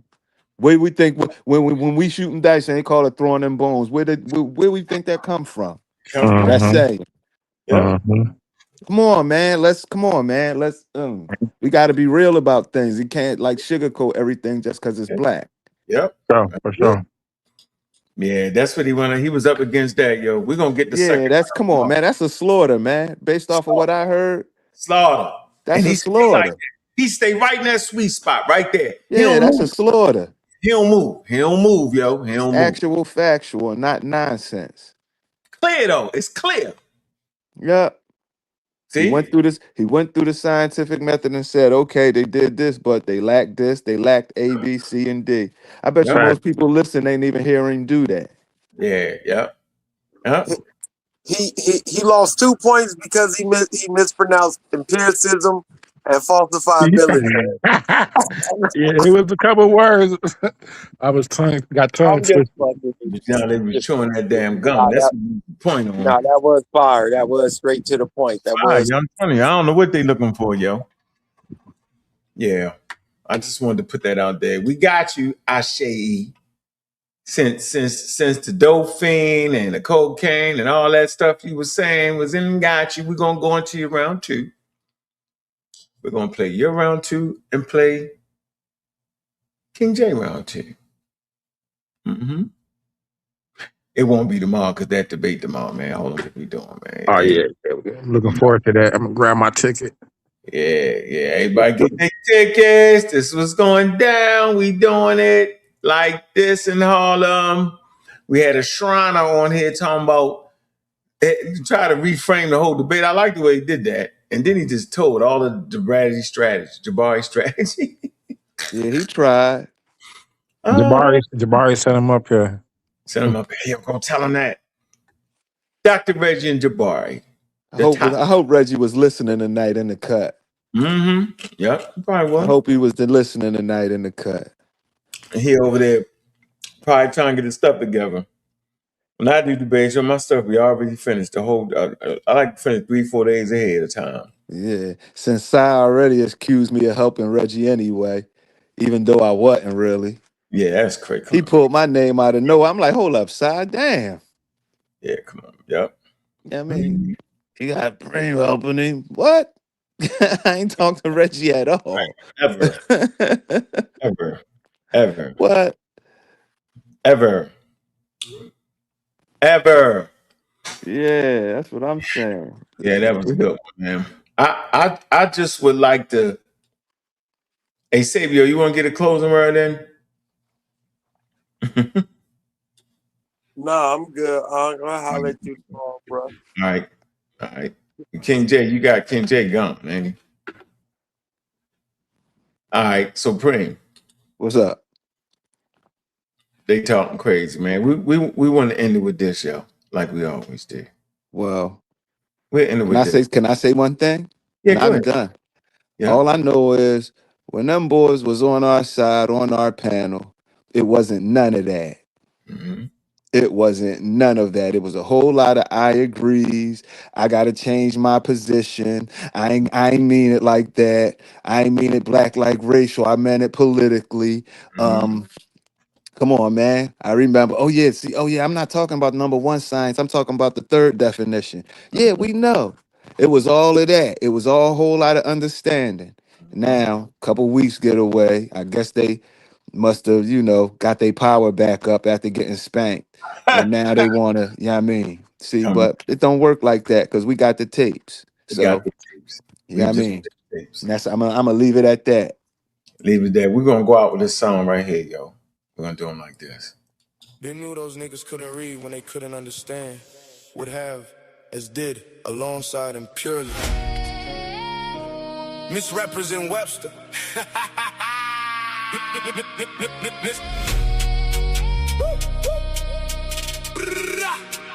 Misreading paragraphs. And send instructions. Them niggas can't read, they bluffing. Talking super wild, they nothing. You playing, I'm guffing. Acting aggressive, bluffing. Why you playing? I was hustling. I've been retired, cattle rustler. Mills off the muscle. Them niggas can't read, they bluffing. Talking super wild, they nothing. You playing, I'm guffing. Acting aggressive, bluffing. Why you playing? I was hustling. I've been retired, cattle rustler. Mills off the muscle. Them niggas can't read, they bluffing. Reading comprehension causes tension. I'm top notch, you benching. Them niggas can't read, kill conversation. I'm sitting back embracing. Constant wins, y'all bitches glazing. Ignorance profound, at the forefront, conversation. Them niggas can't read, they bluffing. Talking super wild, they nothing. You playing, I'm guffing. Acting aggressive, building nothing. You vote Trump, hating. Top debater, knowledge generator, Mount Olympus, we built this. Them niggas can't read, gifted. Now I'm pissed you did this. Shooting you miss, can't hit this. Your fifth grade reading, did this. Book reading, kill this. Now read this. What's up with the fakest? Them niggas can't read, they bluffing. Talking super wild, they nothing. You playing, I'm guffing. Acting aggressive, bluffing. Them niggas can't read, but what's the reason they chose greed? Over reason, over intelligence. I've been relevant, believe me. Wines can't read, feel penitentiary, but I stay free, stay slick on that John Wick shit. And I'm loud on the mic with that stem grit. Pseudo killing to the day I die. Them know why, most get high, but I stay fly. Never less than the guy. Rather stay sober than high. Keep the rocket from pockets. Check the document, been rocking it. Filled all requirements, wild environment, still pull blicks, shooting that science shit. Them niggas can't read. Dying breeze. They smoke spray weed. They smoking trees. Them knees, it be what it be. Them niggas can't read, it be what it be. They die to go to hell now, free. They be what it be, never matter to me. Always can read, yet niggas can't read. Yet they breathe, cause they can't read. Fill the prisons, just up cut, running around, doing stick ups. I'm too quick, pull blicks. STEM hit, staying on that science shit. Them niggas can't read. Live in America, land of the free. I keep it on me, I pull blicks. Protection shit, stay on that science hit. Them niggas get what they get.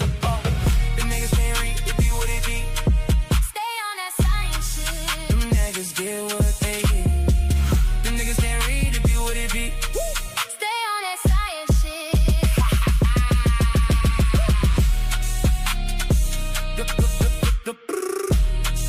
Them niggas get what they get.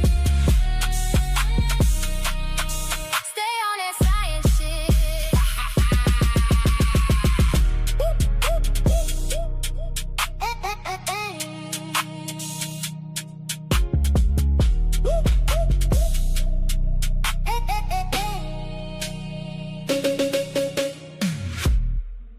Man, y'all know what it is, man. Make sure y'all catch that debate tomorrow going live at 6, man. Y'all see what it is, man. 2279 3rd Ave, Harlem, New York is live, man. You can also watch the stream, man. It's going down tomorrow, man. Get your tickets, man. Hit the link, man. Appreciate everybody took the time, man. Hit the Cash App, going out the door, man. Show some love, man. Y'all know how we do it. It's a good 5-hour stream, man, for y'all, man. Just keeping y'all attention, man. Just having fun. We ain't taking none of it personal, man. We intellectual gunfighters, man. We fight with our books. We fight with our dictionaries and our encyclopedias. If you can't comprehend a dictionary, stay out the fight. If you can't comprehend an encyclopedia, stay out the fight. Especially if you're over 20. Because we're going to get you. Especially if you're loud and talking that talk. Because we're going to check and see if you can walk that walk. Look, man, I'm your host, Bobby Banger. And with that, man, y'all know what it is. And with that, we are